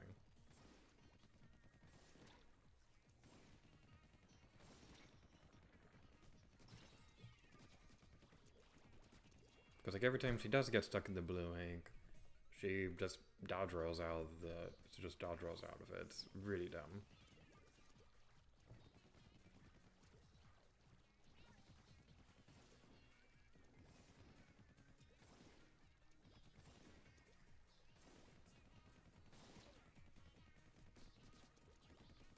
All right, that was a pretty quick. That was a pretty quick phase. That's a speedrun material, if I do say so myself. I saw a speedrunner do this in less than a minute. Like, how in the world do you do that? Because, like, that's, like, absolutely insane. Like, it's very skilled and stuff. Like, it's very respectable. Speedrunners in general are just really awesome. Okay, safely retreat. This is like the worst phase 2 retreat on, but it's better safe than sorry. Alright, we got that. Okay. Now we're in the 10 missile phase, and I'm a man of my word. This is gonna be the last attempt now.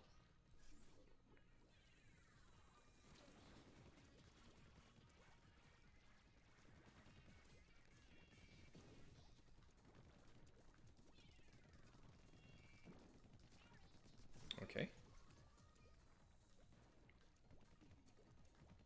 Okay, now you're doing the splashdowns.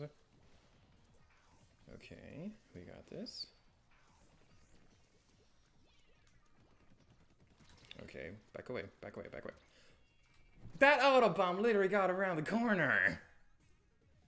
Did you see that? What the hell was that? Did you? What the hell? Sorry for my language, but what?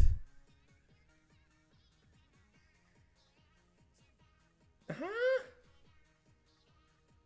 That autobomb like popped out of the corner. I was like, "Oh, did you think you can be strategic and defeat this thing? Joke's on you! I'm gonna pop out of the corner and explode you in the face hole." That's the official name of the. That's the official voice of the autobomb. I decided.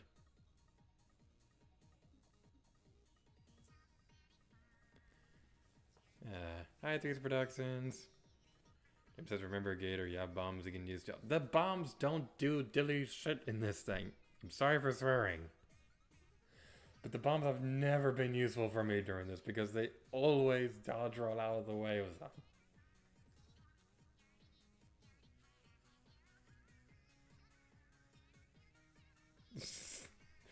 Pancake says, and back came in during your Captain Tail talk. Yeah, the Ghost Star thing forever and have to do. Oof, dang. He thought you could run from me, but it was I, Autobomb.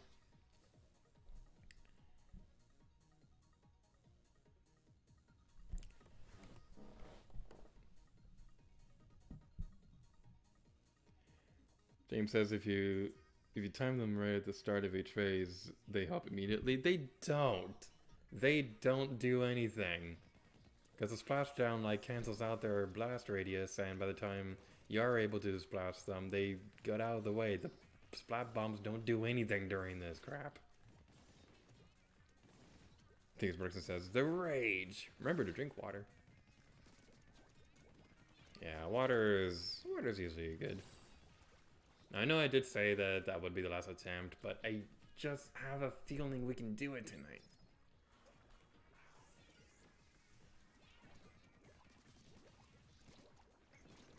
Yeah, you see I did the splat bomb right there and it didn't do anything.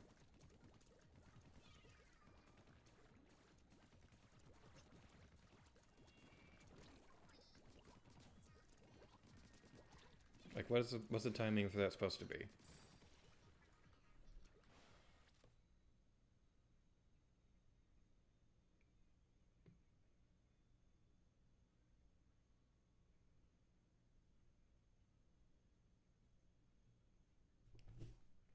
It's immensely, not immediately. Trombone.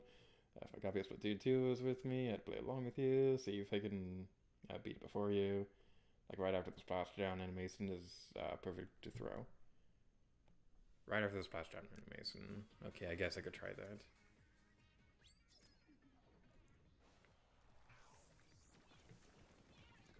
I don't know if that worked. Oh, we're low on ink. That's another downside, is that you get low on ink really quickly if you do that.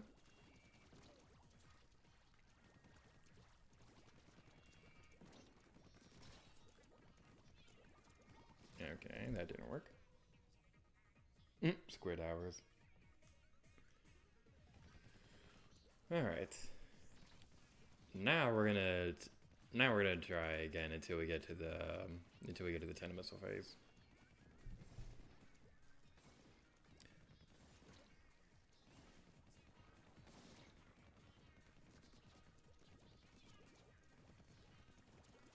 Okay. So you're saying to throw it after the splashdown animation.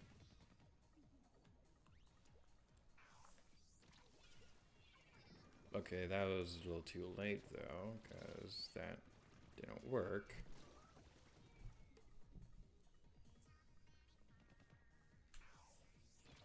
Because like, that right there, it like cancels out the animation. It like cancels out the animation, so the splat bomb itself doesn't actually go off.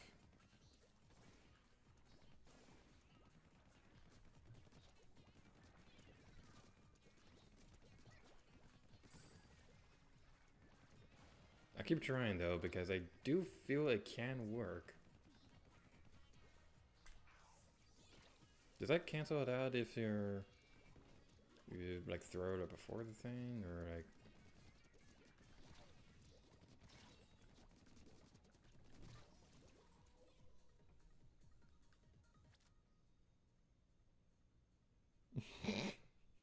Don't make me fight, name an address with how does Splatoon 3 and beat them for the 5th time before you beat this. You threw it too early that time. What the crap am I supposed to do? Because if I do it at that point, it's gonna cancel the animation. If I do it after that, she's gonna dodge roll before it even goes off. Like, I legit don't know what the stupid timing of that's supposed to be.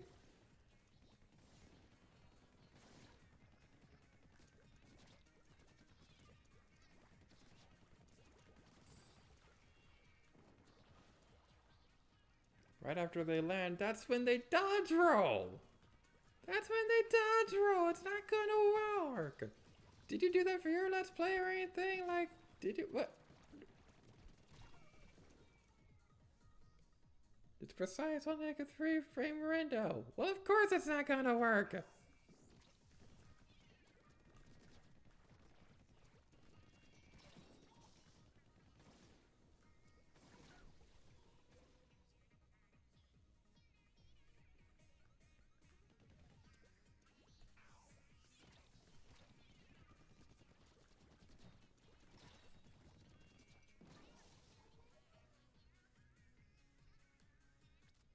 You can defeat the Cheeto Squid. You got this. Oh, thank you. It worked only once, though.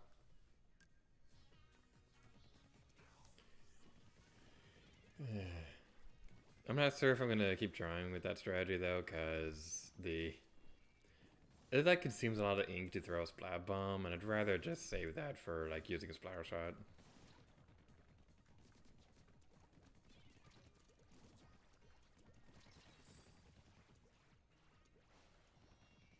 Yeah, of course, Autobomb decided to be a jerk butt.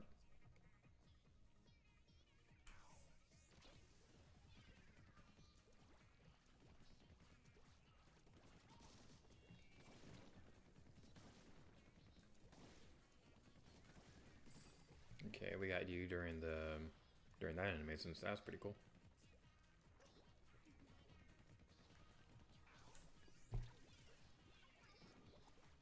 You could still probably use a splat bomb.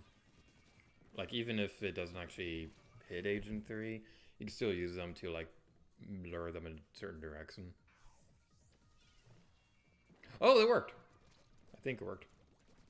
No, it didn't work. Never mind. Well, it kinda did. I honestly can't tell if that worked or not.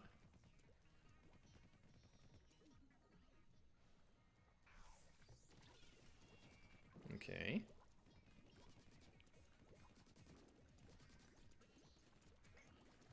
If it did work that time, then he definitely healed by now. Or not. Okay. Whew.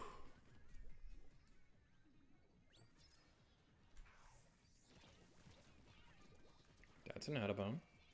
Autobombs are not my friend.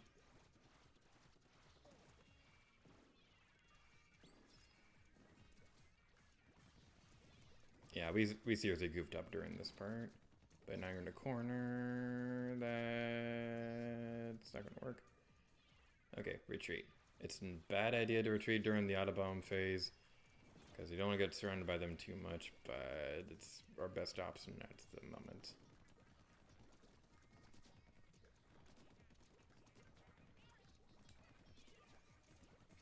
Where'd you go? Alright. Okay, now you're on the Tandem Missile phase. Pancake says looked like it worked. I really hope it did. Okay, I didn't think the Autobomb got you.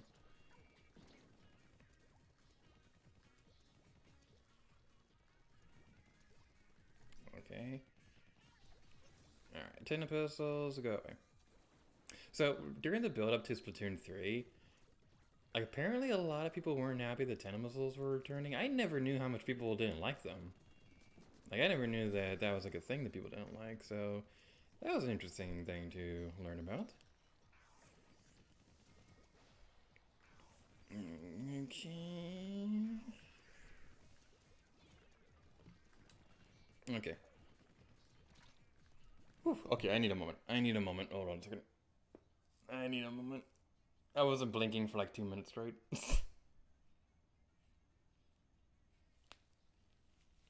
Okay. Stay around this area and play it safe. That is the name of the goal. We got this!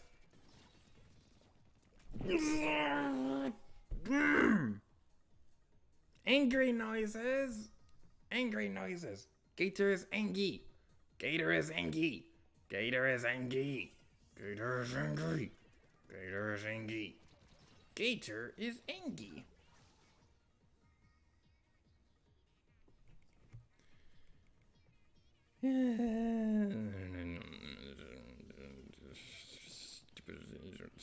Stupid game, this stupid splash down, this stupid Autobomb,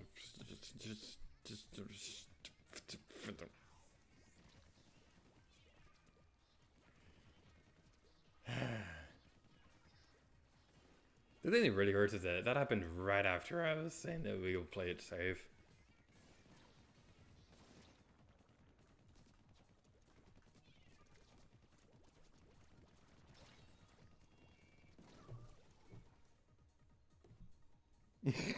And James is like, you angry? I know we can do it now. I know we can do it. I know it's been 3 hours, but we're doing this.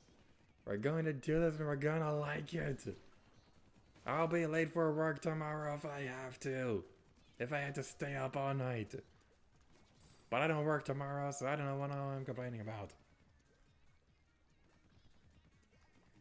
I'll be a Splatoon all I want. It's my channel. I can do whatever I want.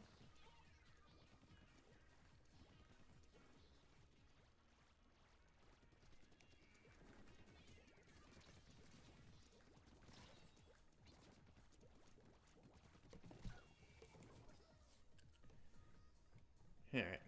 Okay.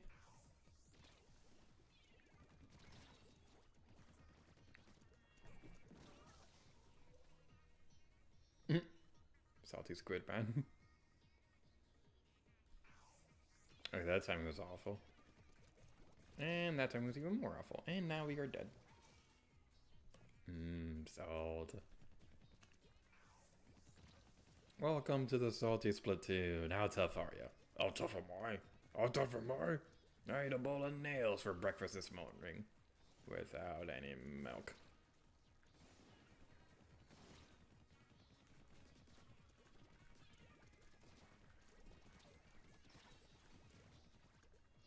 Oh, come on.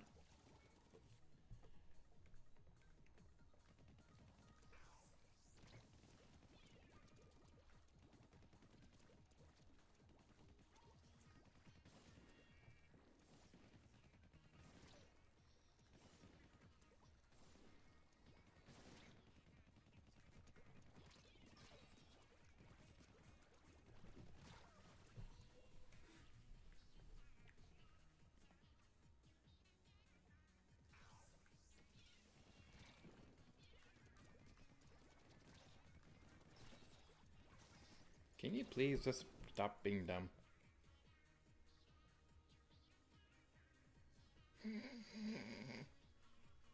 Nice wall shooting, Jepson. Floor next time, though.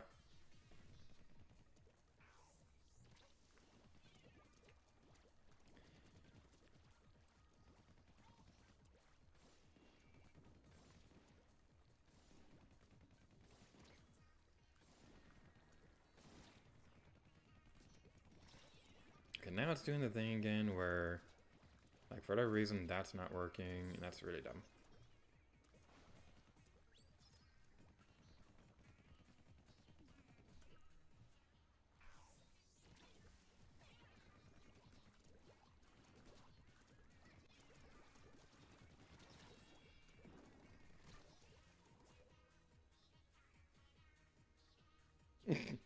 I had a bowl of breakfast for milk this morning.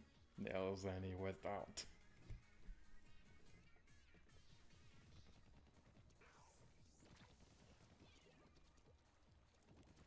Alright, let's continue onwards.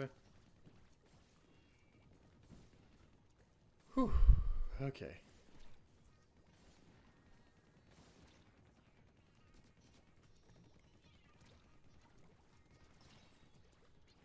Okay, here's the thing that really annoys me, because we get to a moment like that where we get to the last phase and it looks like we're gonna win, but then we die to something stupid, and then we can't even get past the first phase again, and then it takes a freaking eternity to get back over there.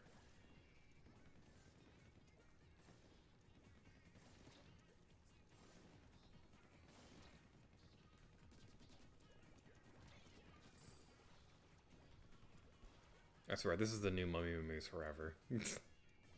Hi James, we're playing Splatoon 3. So, today, I made it to that point. You know the point I'm talking about, probably. And, wow, holy carp, that part was awesome. And it is so cool. And I'm excited to continue playing it. But I can't continue playing it because I'm stuck in Inner Agent 3 hell.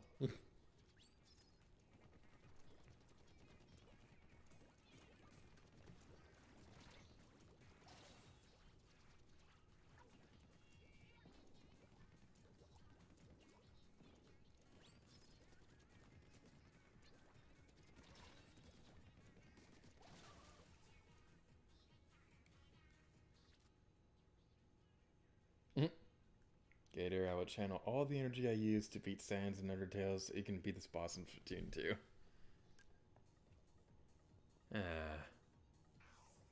You know the sad thing is, I can't even beat Undyne in the Genocide route. Like, I've been trying forever and I just can't do it. So I'm scared to get to the point when I fight Sans. I've only finished the pacifist route in Undertale. I've never finished the genocide route.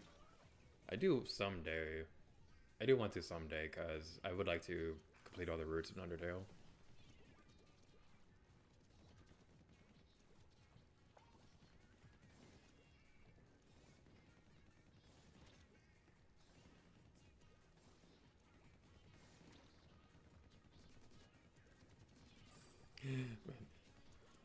Talking about Undertale is making me think of the Sands and Papyrus plushies I have. And those are like some of my favorite plushies in my collection, because like I always love it when like indie games get like plushies and stuff like that, or just random fun merch in general, because it's just always fun to see like a small game get the love of having merch and things like that. Like even if Undertale and Hat in Time and things like that, even if they're not like small games anymore, and because they've got like a really big following now, it's still really nice to see like the love those games deserve.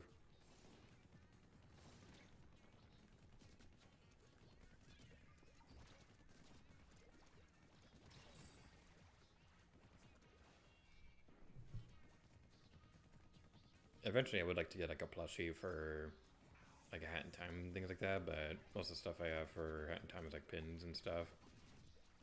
And they're all really cool. I really like them. It's always fun seeing what kind of indie merch you can find at packs and stuff.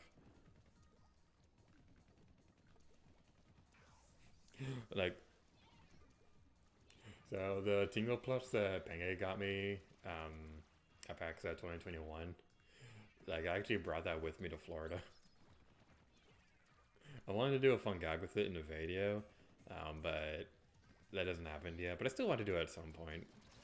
But yeah, that was a fun time. That was a really fun trip. I'm looking forward to when we can do that again sometime.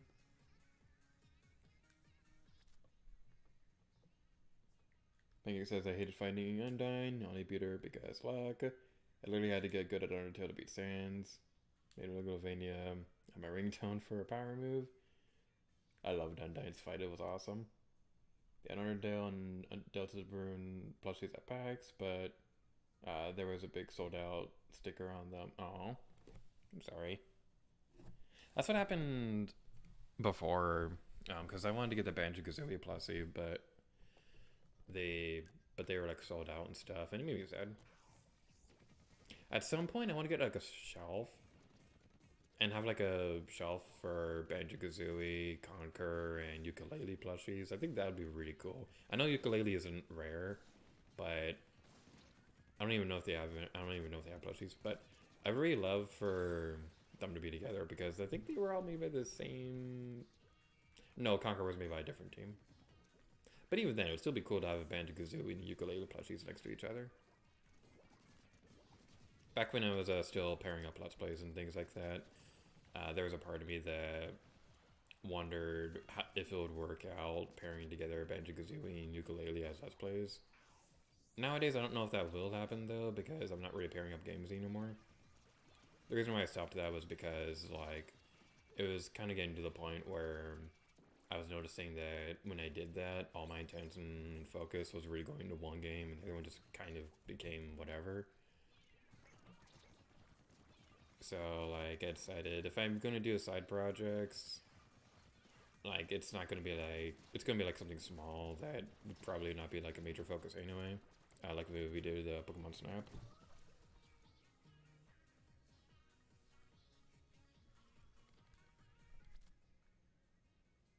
You brought the Tingle plushie with you, that's awesome. Got a Best Buy, they got Banjo-Kazooie plushies there. I haven't been to a Best Buy in a year. The last time I got there was when I got the TV that I'm playing on right now. Yeah, Conquer was made by Rare. I was more so talking about the exact team that made them.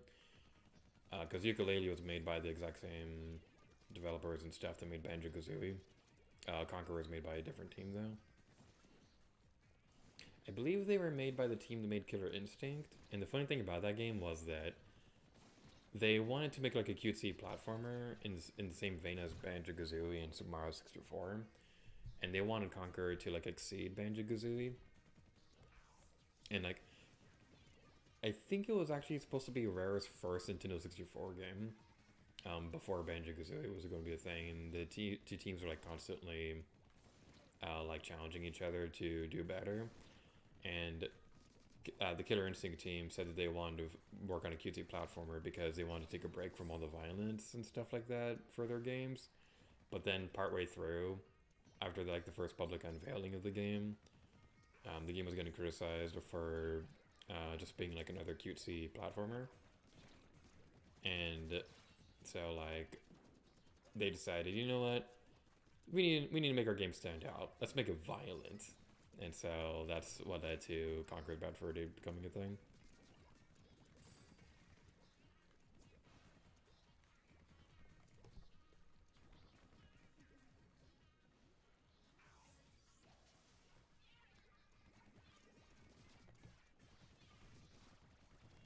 Okay. Now we're on the Tentamissile phase.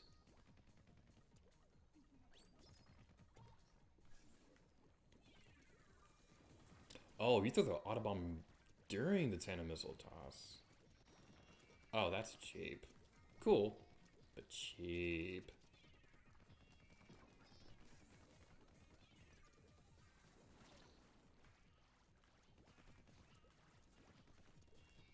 Okay, that didn't work. What I like about this phase is that, like, yeah, there is a lot of stuff going on, but it feels like you have a lot more room to breathe here. Like you have, like, a bit of time to, like, relax and stuff, because those first three phases are really stressful. Pancake says, Conquer is one of the last games released on the N64 because development reset, if I remember right. Yeah, they like basically reset development from scratch after that first public unveiling. And so this part isn't exactly family friendly, but it's kind of necessary when talking about Conker's Bad Fur Day. But a really funny trivia fact was that at E3, when they were demoing the game, they had like an actual bar setup themed for Conker, and I'm trying to decide if I should say this next part, because this next part is like super inappropriate, but it's really funny. You know what, just look it up on your own time. It's not family friendly, but definitely look up Conker's E3 booth if you ever have the time. Because some of the merch they handed out was pretty funny. Alright, gonna mute my microphone for a moment so I can go into super concentration mode.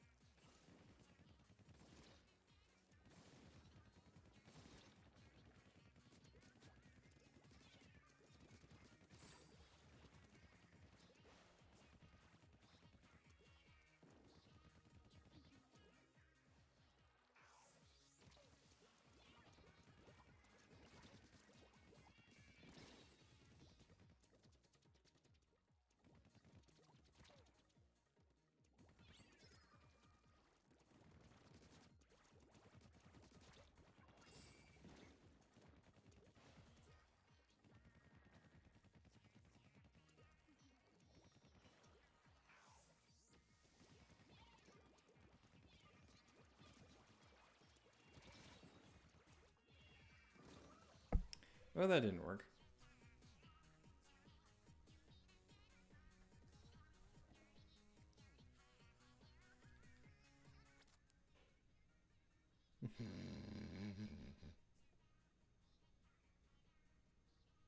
There's Blex is asking where we're supposed to Google. I need to know the lore. It's not family friendly, but look up Conker's Bad Fur Day E3, because like one of the items of merch that they had available that they were giving out to people was definitely interesting. Let's just say that they wanted to make sure that their players were protected. That's all I'll say. Man, Conqueror's Bad Fur Day is weird. It's such a weird game. Like I was playing through it before I moved here. I don't have N64 with me, so I can't play it unfortunately right now. But the really funny thing about that game is that every level starts off normal and things like that, but then something happens and it ends in like such a morbid way. Like one of my favorite missions towards the beginning of the game, there's this rat who's hungry, so you're looking around the level to give him cheese, and you think, oh, that's pretty nice. But then he keeps eating the cheese, and then he gets like super chubby and stuff like that, and he eventually explodes. It's so morbid, but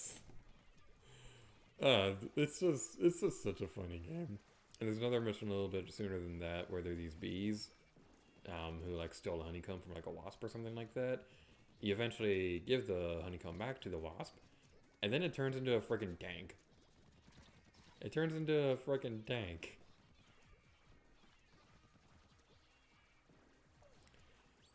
Alright, let's go over here. Are you on the Autobomb or the bubble phase? Now we'll never know. Adjusting how I'm sitting. Whew, okay. Gonna put the microphone away for me for a little bit. And might be a little quiet going into concentration mode, but we're gonna do this. So I might appear a little bit quieter for a moment, but hopefully we'll be able to do this at some point, maybe sort of kind of perhaps.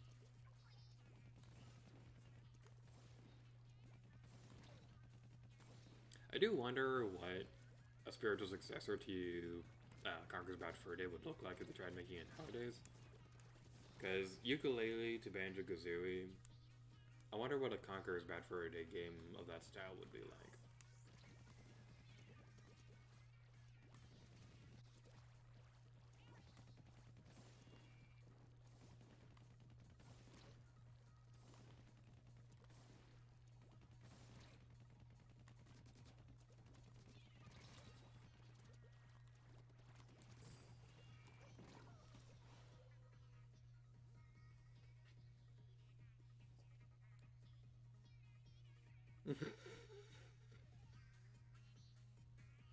There's Blexen says, goodness golly, if you get the Conqueror plush from Fangamer, you can eat a beer mug and a shot glass, that's cool.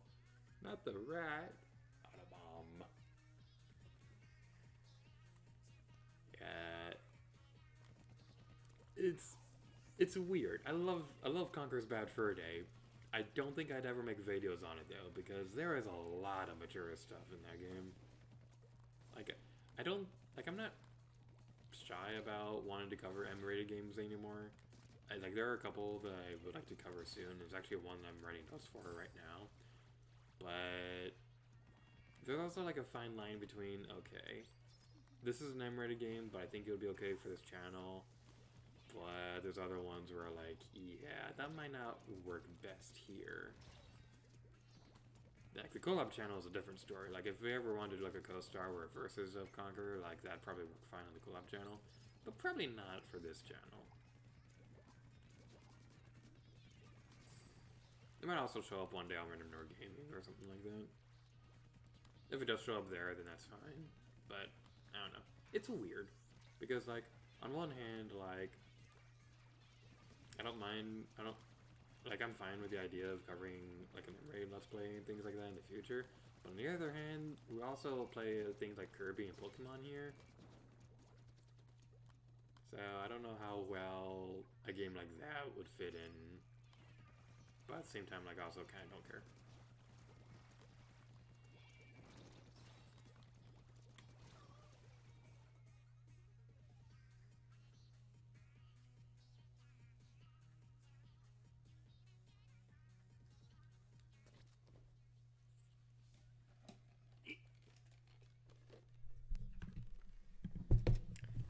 Alright, sorry about that.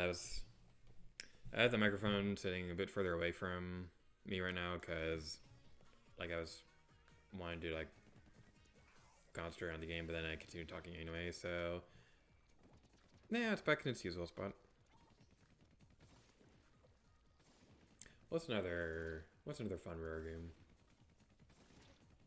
Perfect Dark is pretty good. Like, I'd say that one was probably like my favorite Rare game aside from Banjo-Kazooie. Like, I used to say Perfect Dark was like my absolute favorite Rare game, but like after Banjo-Kazooie came out for Nintendo 64 Online, like I've been playing through it and remembering how good it was. So yeah, that's been a lot of fun. I love Banjo-Kazooie. Perfect Dark is really great because like they gave me that one as like kind of like a spiritual successor to GoldenEye 007. It's based off a lot of the similar ideas, except it's set in like an original spy world. And also has like a pretty interesting story and things like that. It's a pretty fun game. The downside though is that like if you're playing it on like a Nintendo 64, it kind of doesn't run very well. Like it doesn't run very well and stuff like that. So if you want to play it nowadays, you're probably better off playing it on Xbox. So I'm wondering if like the game does eventually come to Nintendo 64 Online, how well the frame rate would be fixed on that version. Because like that's also like what a lot of people are wondering about Banjo 2 as well, because that game also doesn't have a good frame rate. But the thing with that one is that the cutscenes were animated specifically to take advantage of the lower frame rate, which is why the Xbox version is kind of like not that well received, because a lot of the audio stuff from the cutscenes are out of sync on Xbox. I don't know if they fixed on Rare Replay though. I know there's a problem in the Xbox Live Arcade version, but that might still be a problem on Rare Replay. I don't know the answer to that, because I think it is like a direct port of the Xbox version of it.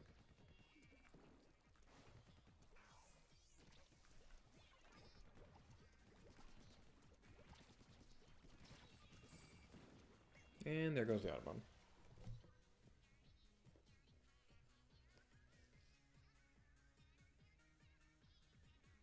Bangy says, never played Perfect Dark. I'm stuck on Treasure Trove Cove and Banjo-Kazooie. Yeah, that game is one where you definitely will get stuck a lot. I think I'm currently at Mad Monster Mansion. I don't remember exactly which one I'm on, but when that game first came out for Online, like I was playing that one like constantly. And then I got to Mad Monster Mansion and then put it down for a little bit, and then I haven't gone back to it yet. At some point I would like to finish it. I've never actually finished the game before. The furthest I got, back when I had the Nintendo 64 version, like on like the actual cartridge, I think the furthest I got was Freezy Peak or something. But then I moved down here. Oh, I wasn't able to play the game for the longest time because I thought it was a problem with my Nintendo 64 not outputting video, but it just turned out that the cartridge was dirty. So, like I was able to play through the game again. It was pretty fun. I got to Freezy Pig and then moved down here and didn't bring my N64 with me. It really does bum me out because, like, I do hope to be able to get my games back soon sometime, because like it does bum me out how much of my game collection I wasn't able to bring with me. But maybe someday we'll be able to bring it back down here.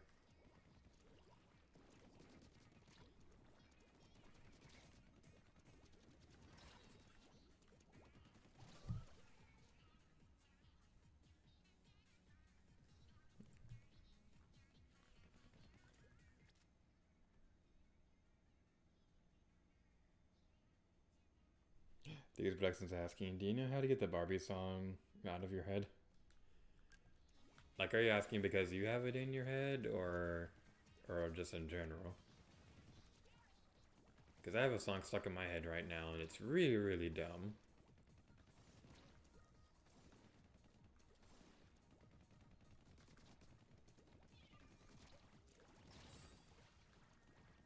Yes.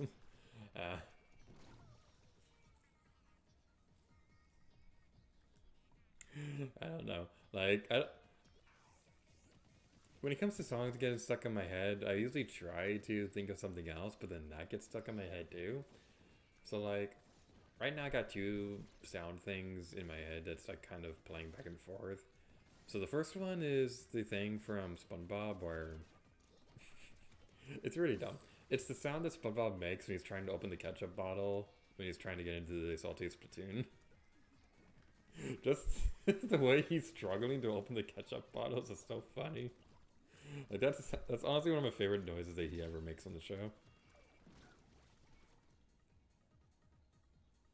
I honestly feel like I should look up Banjo-Kazooie Let's Play to find out what to do in Treasure of Kev. Just as the song playing in your brain, it'll go away soon. Yeah, the Runaway guys and Josh Japson, they both did Banjo-Kazooie Let's Plays recently, so they're both pretty fun to check out. But yeah, the other thing that's stuck in my head right now. I know I talked about this on stream. I know I talked about this earlier on this one, but it's this really dumb song that I thought of in a dream at one point, where I was walking backstage around Muppets trying to get over to work at Galaxy's Edge, and over the intercom it was Kermit the Frog singing about forks. And I can't remember for the life of me how the entire song goes, but I remember this specific part, and this is what gets stuck in my head all the time. It's Kermit the Frog singing forks, forks, forks. It's so stupid, it's not even a real song, but it's stuck in my head constantly.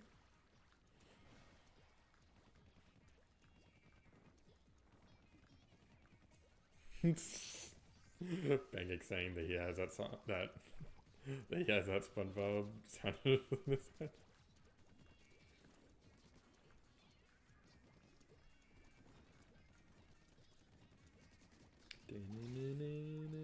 Forks, forks, forks. So yeah, if you ever hang out with me and you ever hear me make that sound, now you know the reason why.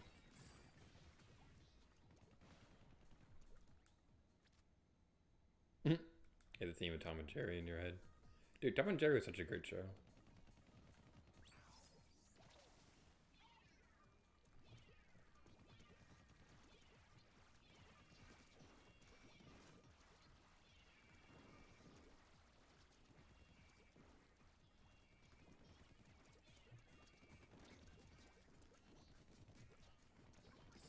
Does anybody remember that one Tom and Jerry movie where they were like racing around the world and things like that, and they had to like constantly modify their vehicles? Cause like I remember like one day, like my family and I, like we were watching that movie on TV, and then afterwards, like my sisters and I like went in our family car and like we're playing around with it, like we were in that race.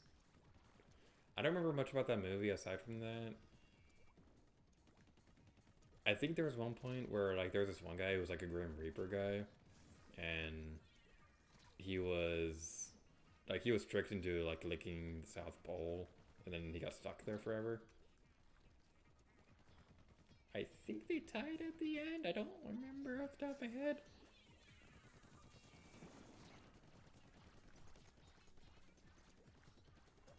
Oh dang it. Okay. Alright, it's probably for the best that we didn't finish off Agent 3 at that point, because if one big word of advice I could recommend for this phase, don't make it so that the Autobomb gets you, well, don't let the Autobomb get you at all, but especially not after you finish this phase, because you're not going to be able to get out of the way of the splashdown quick enough towards the end.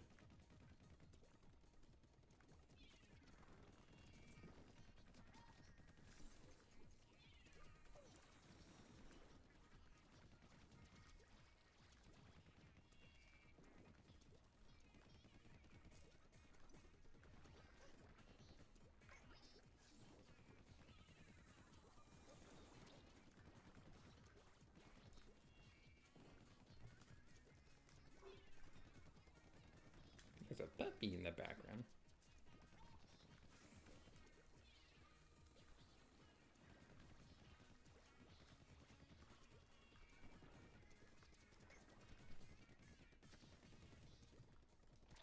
Alright. Back. Get away from me, get away from me, get away from me. Okie dokie.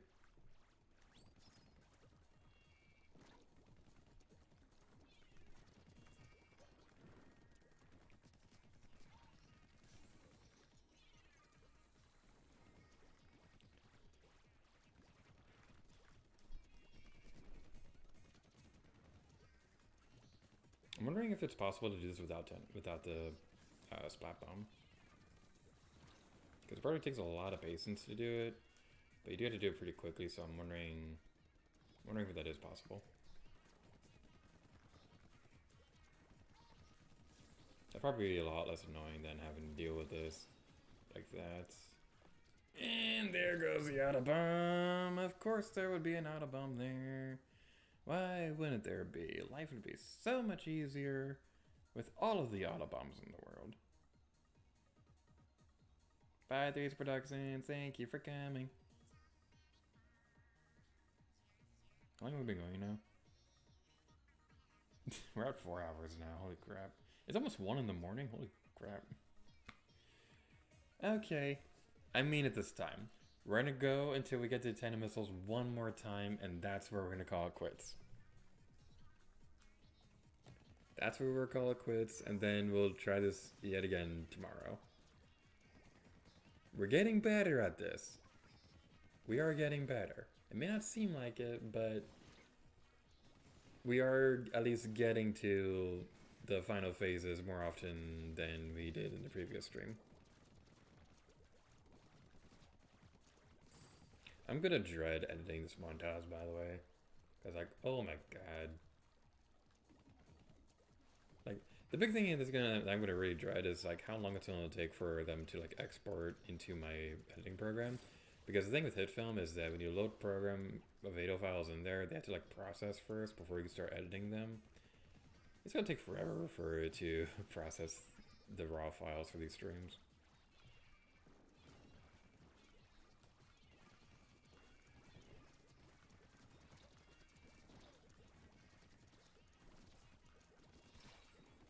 Yeah, that's a spot. Yeah, okay.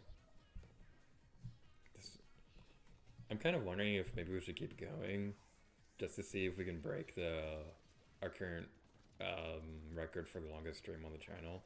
Because I think the longest stream we've ever done was it was one of the Breath of the Wild Korok streams, I believe. It was either that or I Remember Gaming.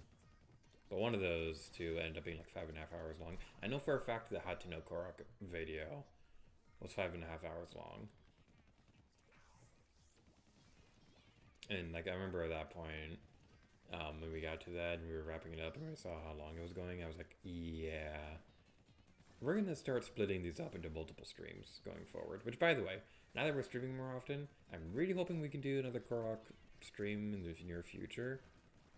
Because, like, there's like 2 regions that we really probably should get started on soon.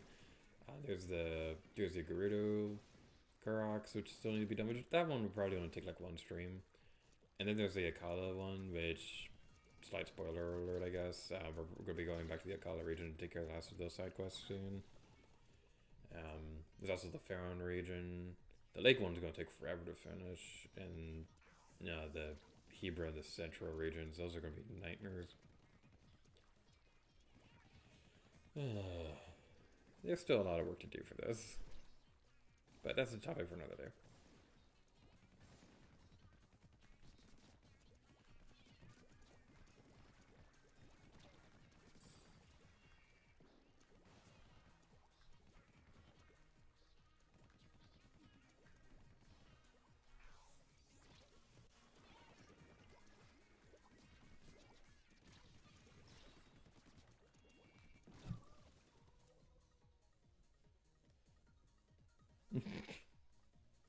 Pancakes asking when the next Stick a Star stream.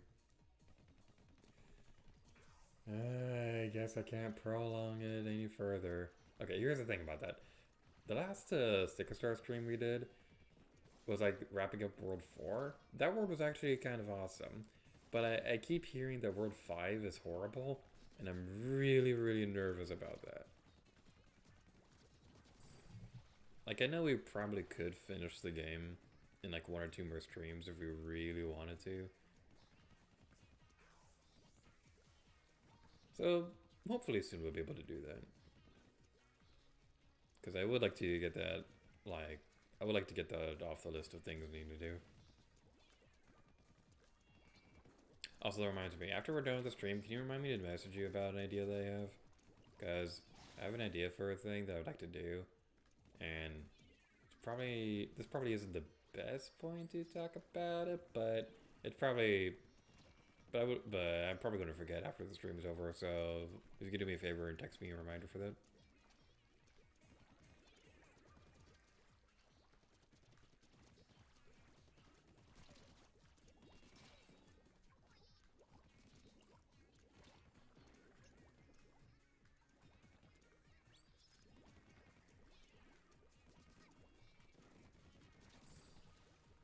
Okay, you're down. Good going, pal. It took us 3 days to make that potato salad. 3 days! How does it take 3 days to make a potato salad?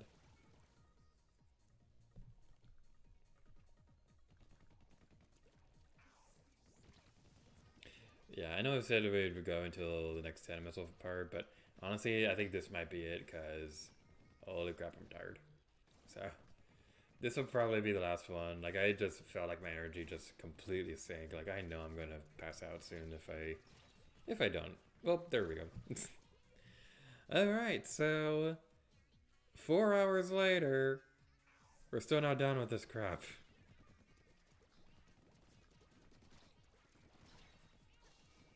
Okay, there we go. That's the last attempt. I was trying to make it so that we can go like face the camera towards the end.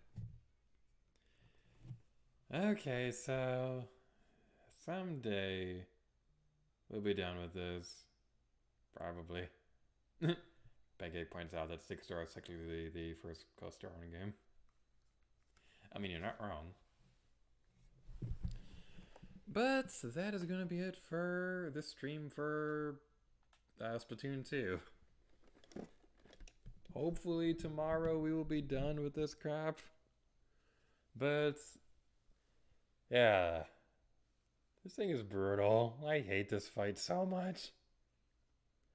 But that's going to be it for the stream. And as I promised earlier, like I did say that the hint for LP39 would be revealed in tomorrow's stream, but we're already here anyway, so like I'll reiterate the hint that we revealed earlier. So LP39 is going to be announced like the day before the Let's Play premieres and things like that. But around that same time, we're also going to be announcing LP40. LP40, however, is going to start a few months after the announcement video is uploaded.